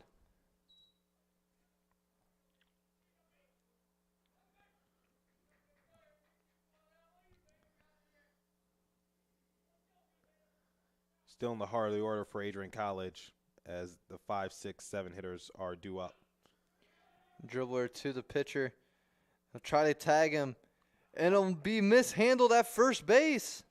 Wait, they can't tag. Yeah, they can't tag him because he went towards the right. He didn't turn on the bag. So they tried to tag him, but that's not how it works. Looks like the umpires might get together here for a little conference. And that it will be. I believe the field umpire called him safe. Yeah, the thing is like I said, he didn't turn the bag or anything and look at second. If he did so, then you can tag him for the out. But in this case, Beaky went straight. So, he at first base, at least, you'd be safe. First base player coach over there, Josh Vakulik, doing an amazing job. Yep, just talking with all the players and just making the right strategy.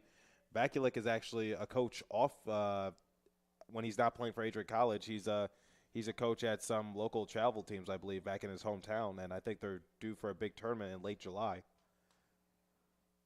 Ethan Kramer steps into the box. Fouls the first one back. Count will go to 0-1.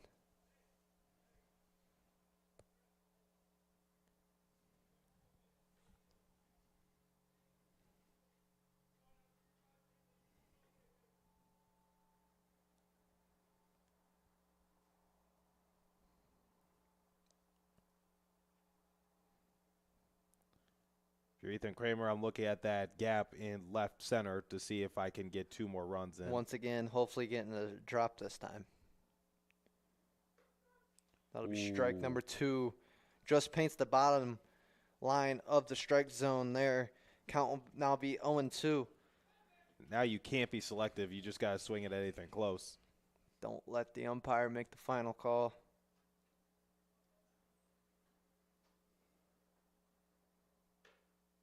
That'll be inside for ball number 1. The count will now go to 1-2.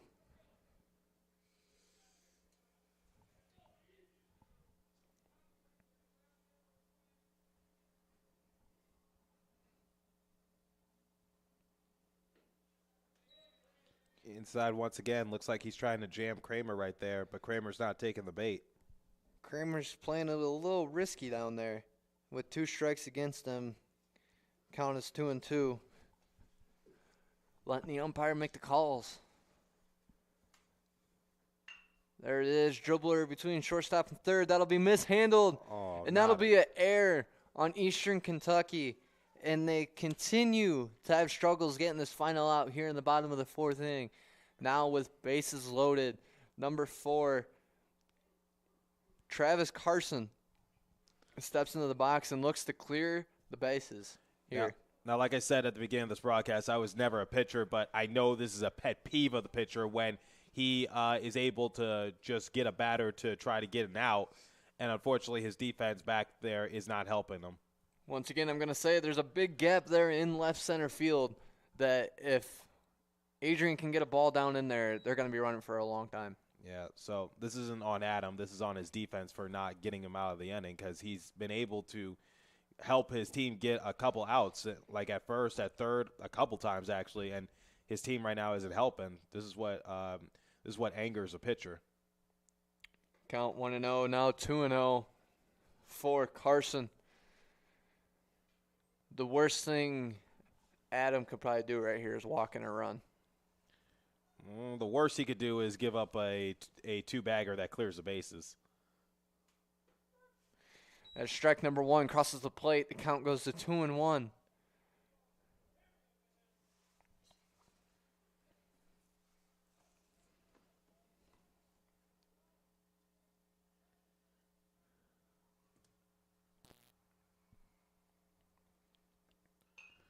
That'll be fouled over our heads here in the box. Count will go to 2-2. Not Carson's pitch right there, but I'm sure he's glad that he fouled it off. Now he's going to be searching for his quote-unquote pitch, and so that way he could try to do something with it. You know, Trey, I'm just kind of noticing that Eastern Kentucky's left fielder is playing it really close to that line, even though there hasn't been a ball hit that down that left field line all day. That'll be fielded cleanly by the shortstop, and Carson will be called out at first base. Adam finally gets him out of the inning after a 4-run damage here at Nicolay Field. Adrian College leads 7-0. We'll catch you back here for the top of the 5th inning here on ACTV.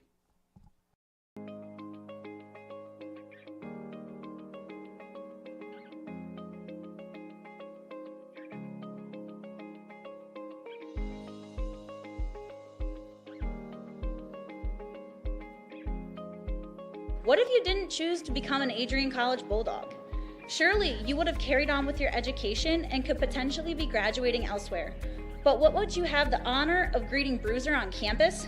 Would you have had the privilege of working alongside faculty that know your name? Would you have had the opportunity to learn and grow in an environment that is seeking the truth and dignity in all people? Would you have had a creative learning environment that is supportive of challenging you and achieving excellence in your academics, but also your personal and professional lives? This has been Adrian College's promise to us.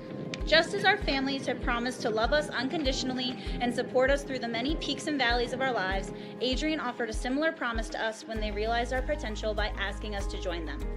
While we have been busy navigating the many what-ifs of our time, none of which we could have imagined, we have indeed...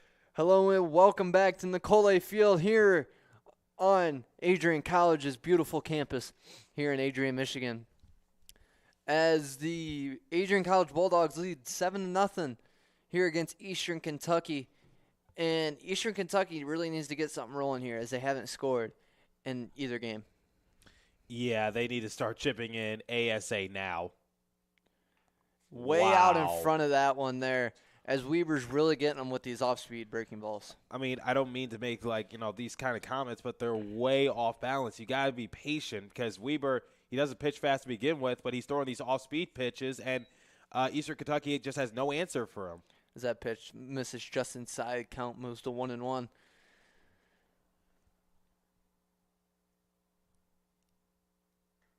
That ball misses outside, 2-1 now. As number 24, the third baseman, Ethan steps into the box for Eastern Kentucky. Fouls it back at the backstop. Count will move now to 2-2.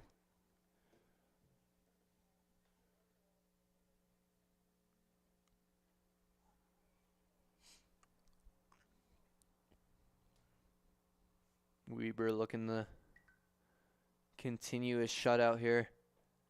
And that'll be strike 3 for Weber.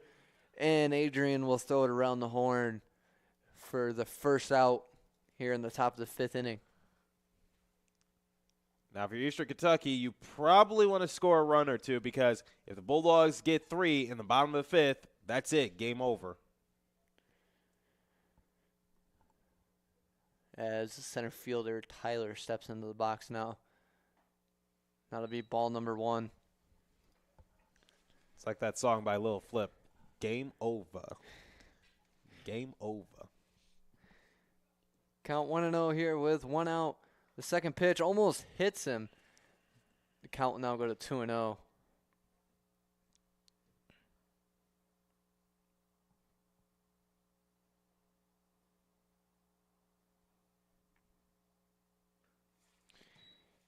And Weber will get way behind here, digging himself deeper in this count, with the count now being 3-0. As that'll be the first strike of the at-bat. Starts digging his way back out. Count will now be 3-1.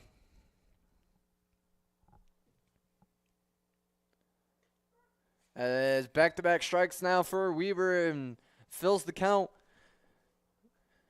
Looking to get it done here with the payoff pitch. That'll be right back up the middle towards Weber. And in the center field, that'll be a single for Tyler. And this is how you do it. You just take it little by little, inch by inch.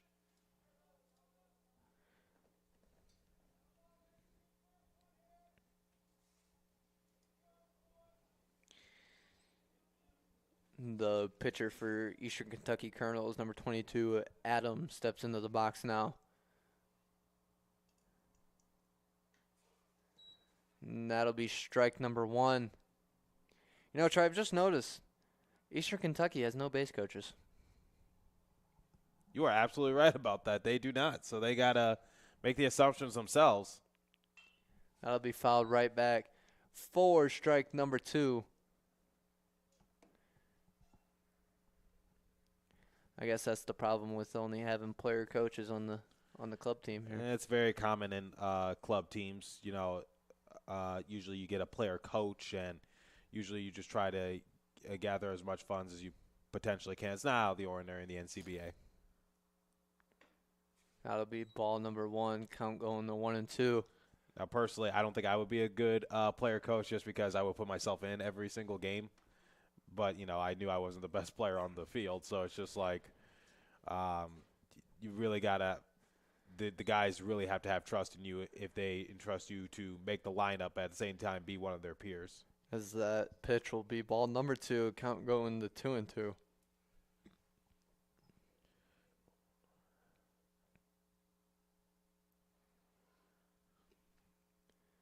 Strike number 3 for Weber. That'll be the second out of the inning. As Adrian College looks to get out of this inning with no damage done here in the top of the 5th inning at Nicolay Field.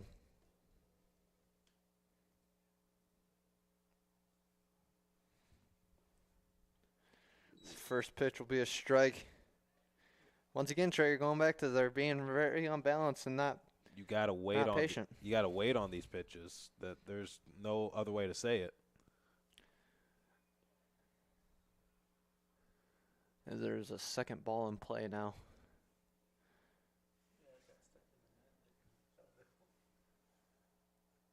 Count 0-1 with 2 outs. Score is 7-0 in the favorite Adrian College. Strike number 2. If I had a nickel for every time I said that Eastern Kentucky was way out in front and off balance. Might have a roll of quarters. Probably. I could do some laundry with that. Or get a candy bar. Oh, that'll hit. Whoa. That batter wears that pitch. As Weaver really makes his first mistake of game number 2 here in the 3-game series. Yeah, he had Peyton right where he wanted him. Unfortunately, he wasn't able to put him away and accidentally hit him. No ill intent right there. Just slipped out of his hands, and that happens in the cold. Like I said, it's hard to grip the baseball sometimes. Wish for a little bit more break than it had on it. Runners on first and second now for Eastern Kentucky. And Eastern Kentucky is finally getting something going here. Eastern Kentucky's going to come home, try and get on the board. And they will. So now they get their first run in the game, and now they break into the scoring column for the first time this afternoon. So now, it's a bloop single in the right center for Eastern Kentucky, driving in an RBI. They're finally going to get some base coaches out here now. Yeah, probably a smart thing to do, especially if you have something cooking in this inning. So if you're Weber, just take your time, breathe. You've already been in this situation before in your career. All you got to do is just get this final out. As there is some action, the Bulldogs bullpen down there. As the first pitch comes across as a ball.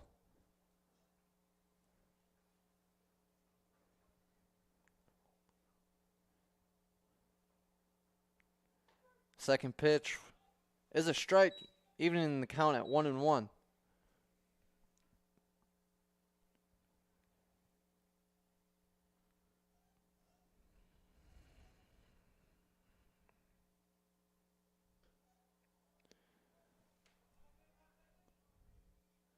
Gets away from the catcher there. That'll be ball number 2. Count goes to 2-1. You know, Trey, Eastern Kentucky has 2 players out. I'm not too sure why they didn't have any base coaches during this game. It's kind of hard, especially when you only have 9 people. So it's just like you would have to do a rotation. They have 2 players out, though. As Renard will get the unassisted out at second base for the 3rd out. The score is now 7-1, still in favor of the Adrian College Bulldogs here at Nicolay Field. Don't go away, as we'll be catching you for the bottom of the 5th inning here on ACTV. John Hughes, and I'm a senior in the class of 2021. My name is Megan Abbey. I'm from the class of 2021. Hi, my name is Caitlin Parisi, and I'm the class of 2021. Wow. As far as working for ACTV, the first thing that comes to mind is honestly the community. Like, the people that I work with are amazing, all the way down from Jay at the top to the last guy that only gets to work one stream a week. It's just the energy that is around is always awesome. It's a perk that you get free access to the games, but I absolutely love it. We have a great culture here, and then I was able to work my way up to a student director position, but I get so much creative freedom. I get to work in arenas and sports and environments that I absolutely love and enjoy. ACTV has brought so many experiences and memories that I'll take with me to grad school and even beyond. It's been such a blessing to be a part of the team, and everyone's just so welcoming, and I've learned so much directing and using the camera and many other things. If you do want to get into this stuff, I say do it, and do it quickly with ACTV, because not only is it a great community, but you'll also learn a lot and be prepared for the future. I think what I'm going to miss most about ACTV that's not the free software that I get as a student would definitely be the people and the culture that we have here. Just the connections that I've made, the students that we have, just the family that we have here. I'm definitely going to miss everyone a lot. I'm going to miss everyone. I think everyone's just been so great. I love the atmosphere. It's definitely another family away from home. I think directing is going to be something I miss, but just interacting with everyone during our meetings on Tuesdays, and just the atmosphere, I think, is going to be the biggest thing. DJ, Megan, Caitlin, I know I told you this was going to be a promo about ACTV. Well, it's actually a promo about you guys. Your leadership as seniors has helped me guide the program since taking over at the beginning of January. I would not have been able to do it without you three. Now, I know your time is done with ACTV at the end of the semester, but I know you're going to do so many great things in your future endeavors. I wish you the best of luck.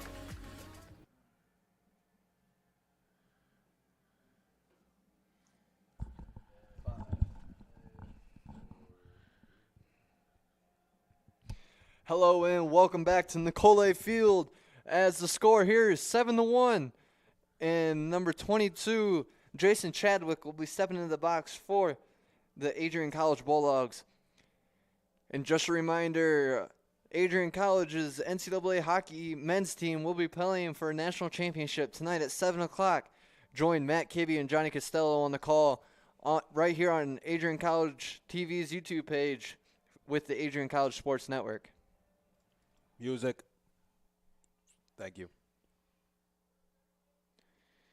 Jason Chadwick looking to get something going here, as the first pitch will be a strike. Count will go to 0-1.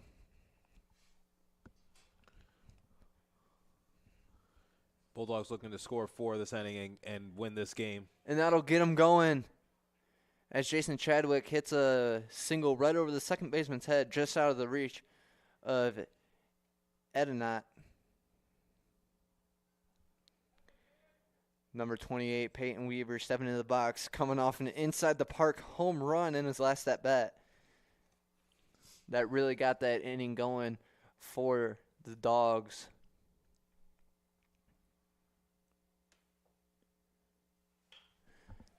And that'll be a high fly ball to center field. Second baseman looking back and will make the catch as number 22, Jason Chadwick, scurries to get back to the first, get back to first base. Getting a little tied up. What a play by Adrian. I thought he didn't have it. Right now he's trying to catch his breath, but he had to do a couple of spin moves to try to find the ball once again. So I thought he didn't have it, but kudos to him for finding it at the very last minute to make the catch and record the first out for Eastern Kentucky. The leadoff hitter, Jeremy Van Epps, the left fielder, number 5, will be stepping into the box now for the Dogs. And that'll be hammered foul. That one got a ride from Van Epps. A little bit later on the swing there, that one might be out of the park there in right field. I haven't seen too many club players hit one out of the park. One that comes to mind is David Chavez. He used to do that quite frequently.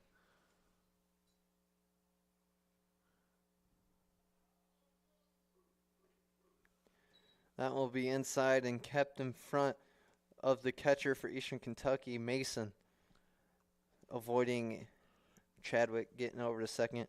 As the count will now go to 1-1 with 1 out here in the bottom of the 5th inning.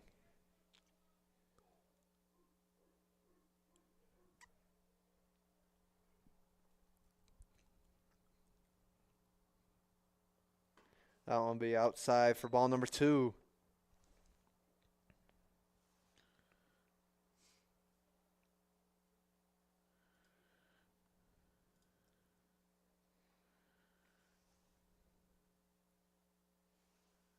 Pickoff attempt at first base.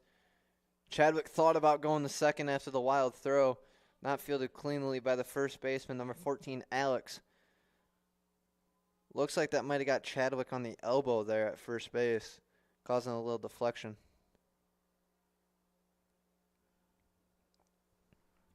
Count will remain at 2-1 for Van Epps.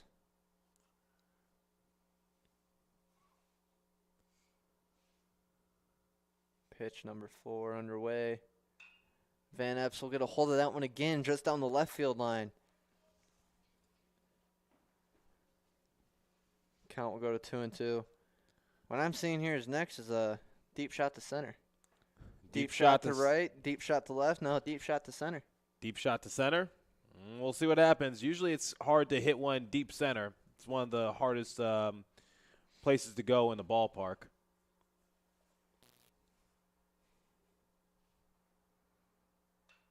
And that one will be fouled right back at us. Count will stay at 2-2. Such a shame that we have to close up the garage because, kind of want the whole atmosphere, but it is way too cold to. We're going to stay up here in our warmth. Or, somewhat warm.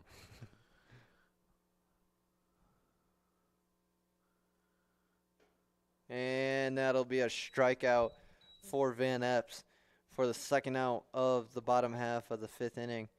Now stepping into the box is number 1, the shortstop, Griffin Renard, looking to get something going once again for the Bulldogs with 2 outs.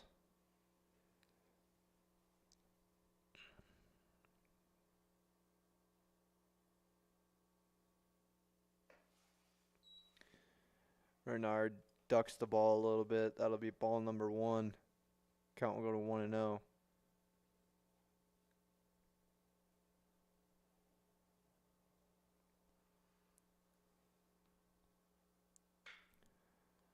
That'll be a high fly ball to center field, going back. That'll drop, hit off the wall. Renard will be rounding second, going 3, and he'll be held at third with a stand-up triple. Hey, I know it's 2 outs, but you can still do a lot of things despite having 2 batters away. Adrian College is living proof of that because last inning they were able to get something going with 2 outs, and now they're looking for, they are up 8-1 now. They're looking for 3 more runs, and here comes Dalton Adams trying to get one of those 3 runs in with Renard standing at third.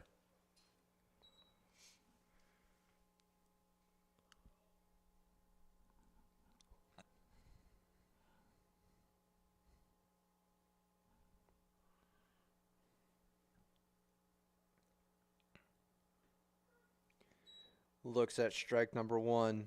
On pitch number 1, count will go to 0-1.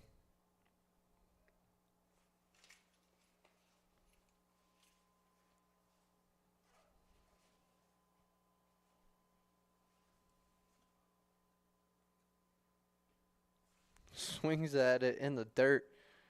Pitcher covering home. Trying to avoid Renard stealing home. Count will go to 0-2. You know what one of my coaches used to call that if you swung in the dirt? Going golfing. Going golfing. Leave that for the worms. 4.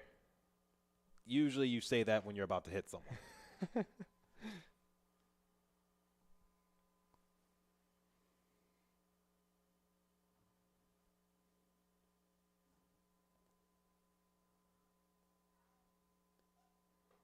That'll be strike number 3, and that'll be the bottom half of the 5th inning here at Nicole Field. Stay tuned for the top half of the 6th inning as the score is 7-1 in the favor of the Adrian, 8-1, my bad, in the favor of the Adrian College Bulldogs here on ACTV. I'm Dejan Hughes, and I'm a senior in the class of 2021. My name is Megan Abbey. I'm from the class of 2021. Hi, my name is Caitlin Parisi, and I'm the class of 2021. Wow. As far as working for ACTV, the first thing that comes to mind is honestly the community. Like, the people that I work with are amazing, all the way down from Jay at the top to the last guy that only gets to work one stream a week. It's just the energy that is around is always awesome. It's a perk that you get free access to the games, but I absolutely love it. We have a great culture here, and then I was able to work my way up to a student director position, but I get so much creative freedom. I get to work in arenas and sports and environments that I absolutely love and enjoy. ACTV has brought so many experiences and memories that I'll take with me to grad school and even beyond.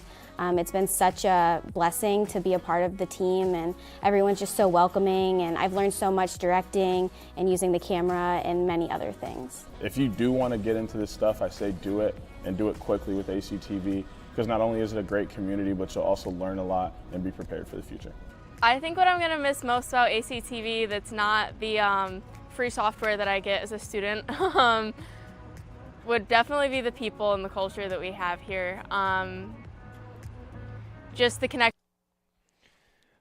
Hello and welcome back to Nicolay Field as we are getting into the top of the 6th inning as Eastern Kentucky's number 3, Cody, steps into the box, and Weiber's first pitch will be way outside for ball number 1. Second pitch will be a dribbler down the third base line, fielded cleanly over to first, and not able to be caught cleanly by Kramer, the first baseman. Wow. That would have been a bang-bang play if Kramer would have been able to hang on to that one. Unfortunately, Kramer tried everything he could, but it was a tough play by Brad, and it was also a tough play by Kramer. It looks easy from up here, but trust me, that kind of play is very hard to make by both respective players. Eastern Kentucky looking a little bit better in these past 2 top halves here. Starting to get a little something going. Well, still relatively early. But you're right. Just chip that away slowly.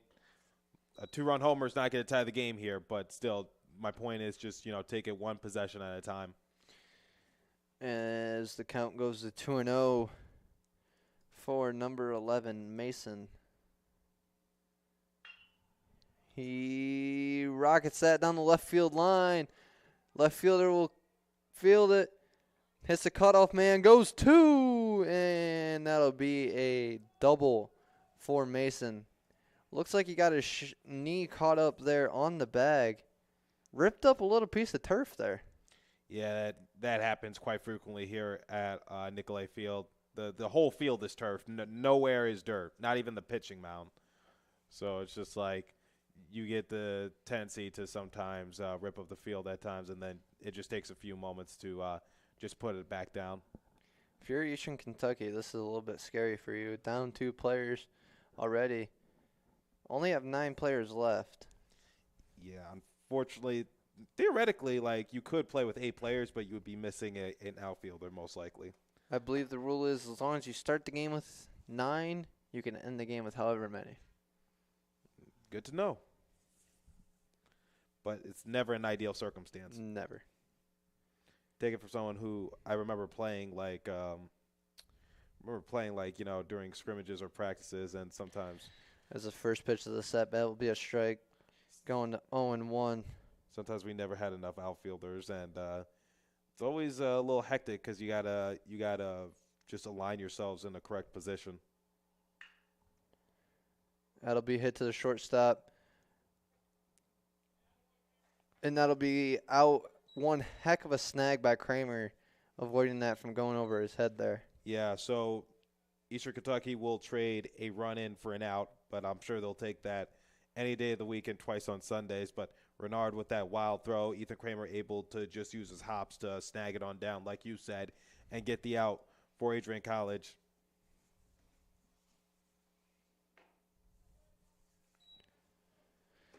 First pitch of this at-bat is a strike. Weber getting ahead in the count, 0-1. Second back-to-back strikes there for Weber. 0-2, looking to get the second out of the inning here to avoid any further damage. Oh, that just missed. Inside. Count will go now to 1-2.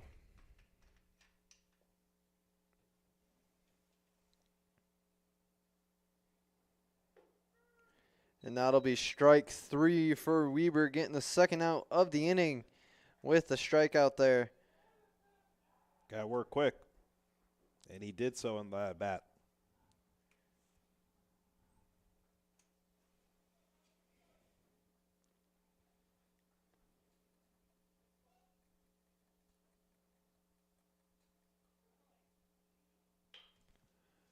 That one will be smacked foul out of play for the first strike of the at-bat.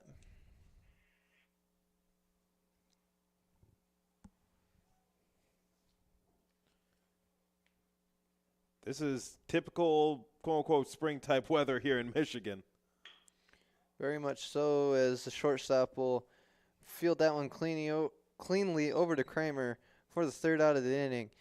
That is the top of the sixth inning, with Eastern Kentucky scoring 1. The score now 8-2 in the favor of the Adrian College Bulldogs. We will catch you back here on ACTV for the bottom of the sixth.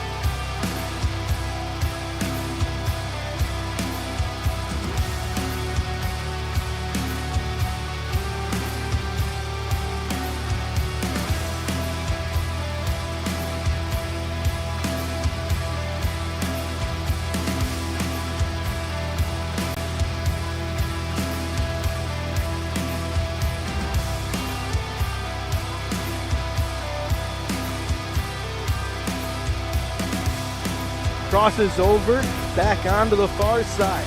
Rips a shot, she scores!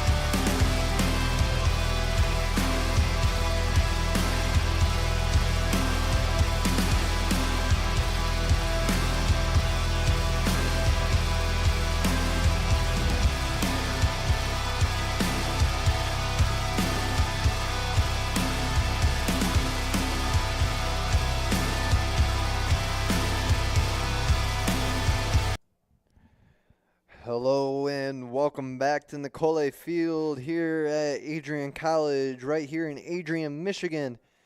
As we are here for the bottom of the 6th inning, Eastern Kentucky has made a pitching change, but we are not too sure on who it is because they don't have jersey numbers. No, they do not. It's a little difficult up here in the press box. We're trying our best, everybody. We're trying our best.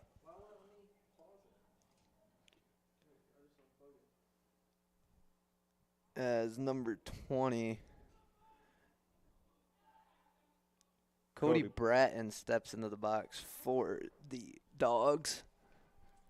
It'll be Bratton, Beakey, and Kramer to lead things off for Adrian, so the heart of the order. That'll be strike 1 against Bratton. Count going to 0-1.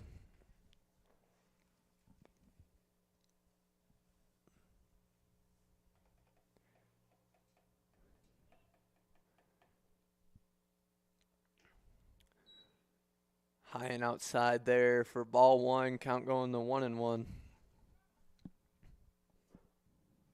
Looks like Josh Vakulik has picked up a bat for Ethan Kramer. So it is actually Bratton, Beakey, and Vakulik. Looks like due up for Adrian College. As the count is now 1-2 against Bratton.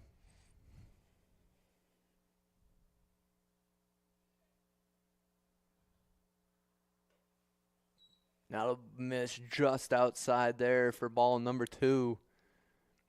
I don't think the pitcher was too happy with that call as he was smiling walking back to the rubber. Nah, I mean, strike zones are always subjective. Every umpire is different when calling balls and strikes. Oh, he went chasing for that chases that one. Takes a little jog down the first. Doesn't even make it to the bag. See, that's a pet peeve of the coach. Always, always, always run it out. That's how you get benched. 100% agree with you on that one, Trey. Bratton will be the first out of the inning for the Bulldogs as number 14, Josh Beakey, steps into the box for the Dogs. And it looks like Josh Vakulik is on deck for Adrian College. That ball will be outside for ball number 1.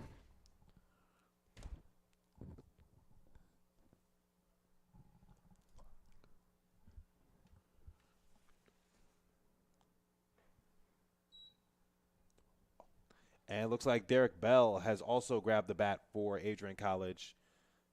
He might be up for Travis Carson, the center fielder. As the count is now 2-0 with 1 out.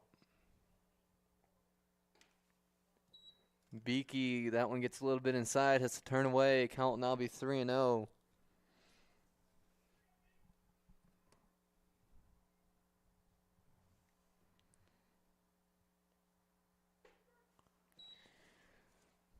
Eastern Kentucky's pitcher finally finds a strike zone in this at bat. Count moving to 3-1.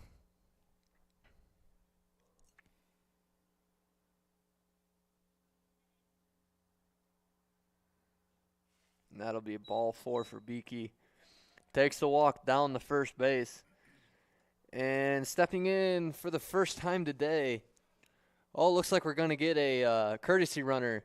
Number 6, Joe Postma, in for Josh Beakey at first base. Now stepping into the box is number 7, Josh Vakulik. His first appearance is coming in game number 2 of 3. The postman can, as he goes to first.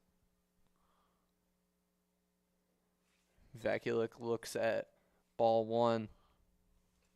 Very interesting that Coach Knorr is essentially emptying out his bench. So you got Postma into the game, then you got Vakulik and Bell pinch hitting. Interesting to see what they're doing. Vakulik looks at strike 1. Trey, I was down there before the game. They were talking if they wanted to play game number 3 or not. So I'm wondering if he's trying to get these players in because they aren't playing a third game. Vakulik gets a hold of that one, hits it in the right field. Postma round second, going to third. Vakulik round, that'll be a 1-bagger for Vakulik, knocking Postma over to third base. Runners at the corners for Adrian College. Well, we'll get official word. We'll get official word as to what's going to happen. Now up to the plate is Derek Bell. Bell stepping into the box for the Bulldogs. Bell, usually a corner outfielder for Coach Knorr. Pinch hitting for Travis Carson. It looks like Kevin Lamont is on deck. That'll be strike one. I don't think Bell agreed with that call very much there. Kind of hit the letters, so I would agree with it.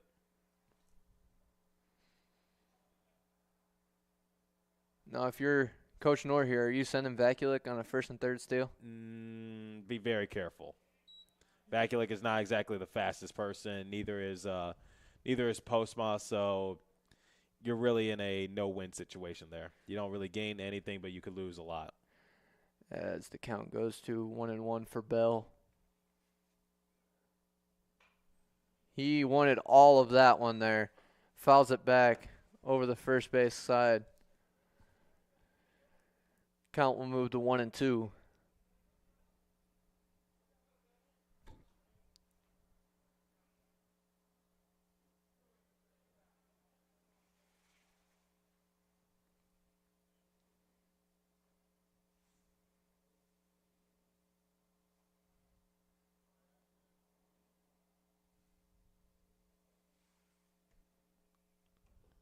Check this swing, and he did not go around. 2-2. Thought twice about that one at the very last second there. Those ones are always tough to gauge. Little off-speed breaking ball. Fifth pitch underway. That was very, very close there. Count will now be full. 3 balls, 2 strikes with 1 out. Runners on the corners. Now, maybe I'm thinking about sending Vakulik full count just to get him into scoring position. And that'll be hit to second, flip to second, and they will get the double play. And Eastern Kentucky will get out of the inning with no damage done here, turning 2 to end inning. That'll be the bottom of the 6th. Next up will be the 7th inning. Scores 8-2 in the favor of Adrian College. Catch the top of the 7th inning here at ACTV. John Hughes, and I'm a senior in the class of 2021. My name is Megan Abbey. I'm from the class of 2021. Hi, my name is Caitlin Parisi, and I'm the class of 2021. Wow. As far as working for ACTV, the first thing that comes to mind is honestly the community. Like, the people that I work with are amazing, all the way down from Jay at the top to the last guy that only gets to work 1 stream a week. It's just the energy that is around is always awesome. It's a perk that you get free access to the games, but I absolutely love it. We have a great culture here, and then I was able to work my way up to a student director position, but I get so much creative freedom. I get to work in arenas and sports and environments that I absolutely love and enjoy. ACTV has brought so many experiences and memories that I'll take with me to grad school and even beyond. It's been such a blessing to be a part of the team, and everyone's just so welcoming, and I've learned so much directing and using the camera and many other things. If you do want to get into this stuff, I say do it, and do it quickly with ACTV, because not only is it a great community, but Hello and welcome back to Nicole Field for the top of the 7th inning. Coach Norris staying with Peyton Weber on the mound to try and finish out this game. Has only let up 2 runs here in the top of the 7th. Now, Eastern Kentucky is in a bit of a hole here. They need to score 6 runs to keep this game going. So Coach Knorr has actually made some adjustments as that one is fouled to the backstop. So Derek Bell is now in left field for Adrian College. Moving over to center is Jeremy Van Epps. Postma is now in right field. Kevin Lamont is at second, and Josh Vakulik is at first. And that'll be a swing and a miss for strike number 2.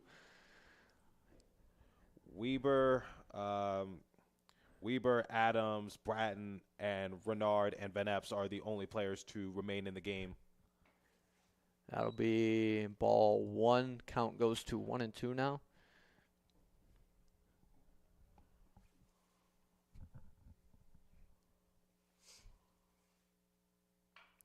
That'll be right back to Weber. He'll run it over the first baseman, flips it to Vakulik, and will get the out at first for the first out of the top of the 7th inning. Now Eastern Kentucky is down to their final 2 outs.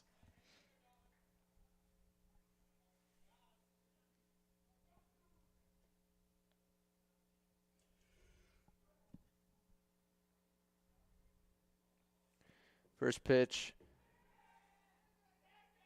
And number 4 almost wears another pitch. Yeah.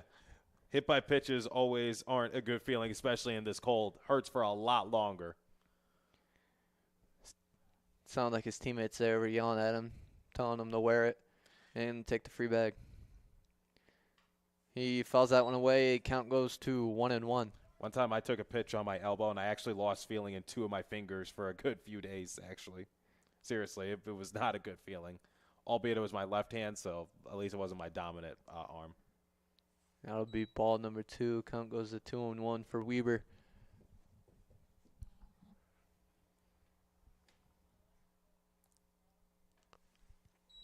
That one is outside, and Weber will fall behind 3-1. And that'll be ball number 4. Hey, sets up the double play opportunity, and as Ernie may have said, maybe the Bulldogs can get 2 for the price of 1. Adrian College catcher Dalton Adams looking to be making a change to the infield here, trying to set up for the double play.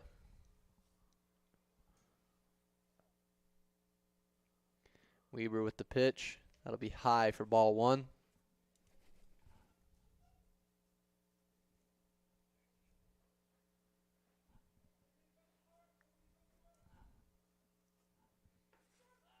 And that'll be strike number 1 for Weber. Count goes to 1-1.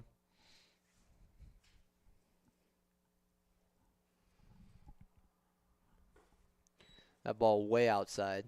Weber probably starting to get his hands starting to get a little cold, starting to lose grip of the baseball a little bit. Yeah, but Coach Knorr has the utmost faith in him to try to close this one out and try to get the complete game. That one, as Weber falls behind again, 3-1.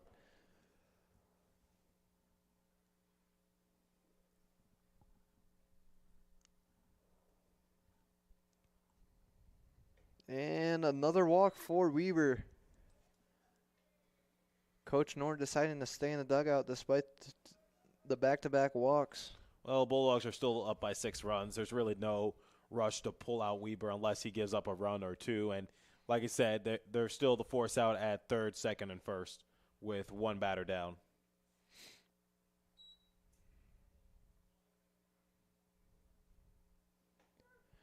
As Weber throws a strike to start this at-bat off, 0-1.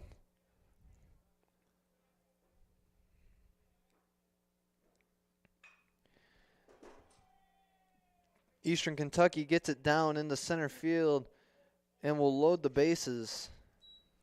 Okay, now this sets up the force at any bag, home, 1st, 2nd, or 3rd. And now the Bulldogs just got to try to help Weber get out of this jam. You're still trying to flip 2 here, though, right? Yeah, you're still trying to flip 2. Don't try to go home unless you absolutely 100% have to. Like, here's the players that can go home. If it's like hit weakly to 1st or 3rd or hit weakly back to the pitcher, then you can think about going home. But if it's hit to like 2nd short or deep into the 1st or 3rd base side, just, step on your bag and try to convert to 1, 2. Weber throws a first pitch strike and then throws a second pitch ball, evens the count up to 1-1.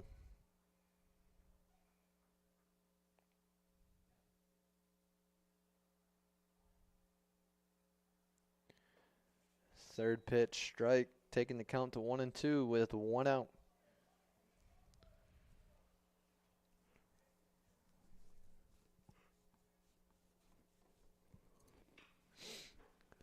Eastern Kentucky batter fouls that one off. Keeps the count 1-2.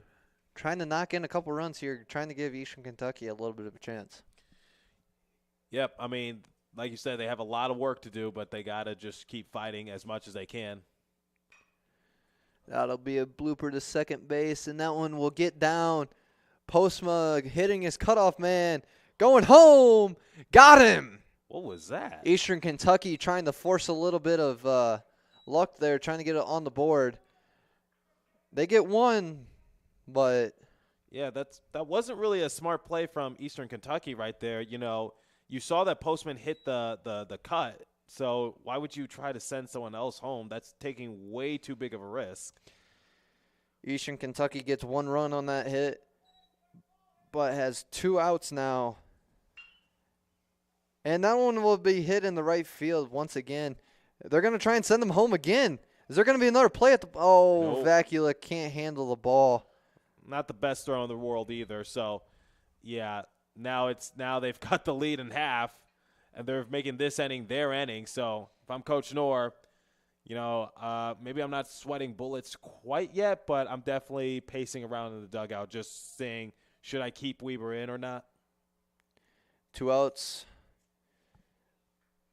Get the ball to the closest bag and get yourself out. Yep, two outs. You really don't want to make a pitching change right now. That'll pitch will miss inside. Count will go to 1-0.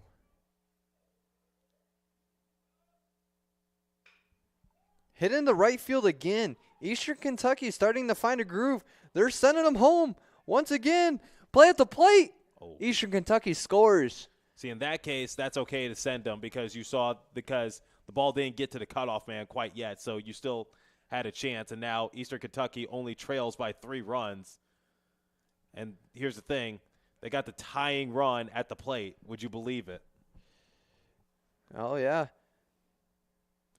So tying run at the plate, 2 men out, and right now Eastern Kentucky is living on a prayer.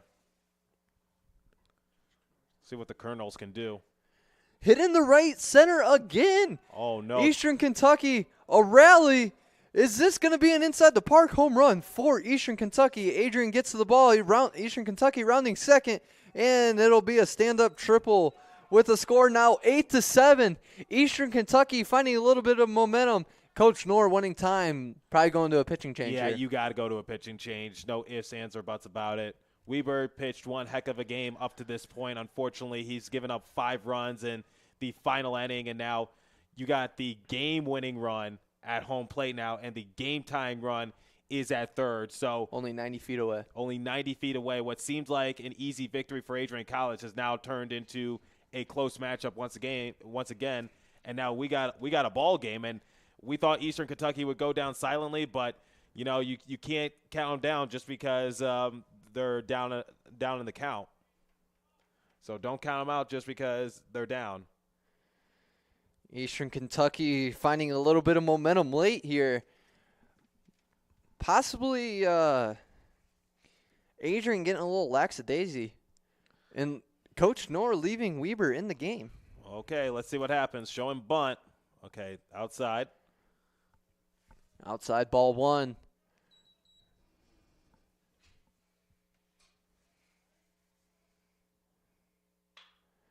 And hit the short. Can Eastern Kentucky beat it out? No, they won't, and that'll be the end of game number 2. A nail-biter here for game number 2 for Adrian as they win 8-7 despite a 5-run rally by Eastern Kentucky there. And we will go to break here alongside Trey Matthews. Thank you to our director, Jacob Mills, for running everything on your screen that you see. We will go to break, and we will get back to you here soon, letting you know about a Game 3.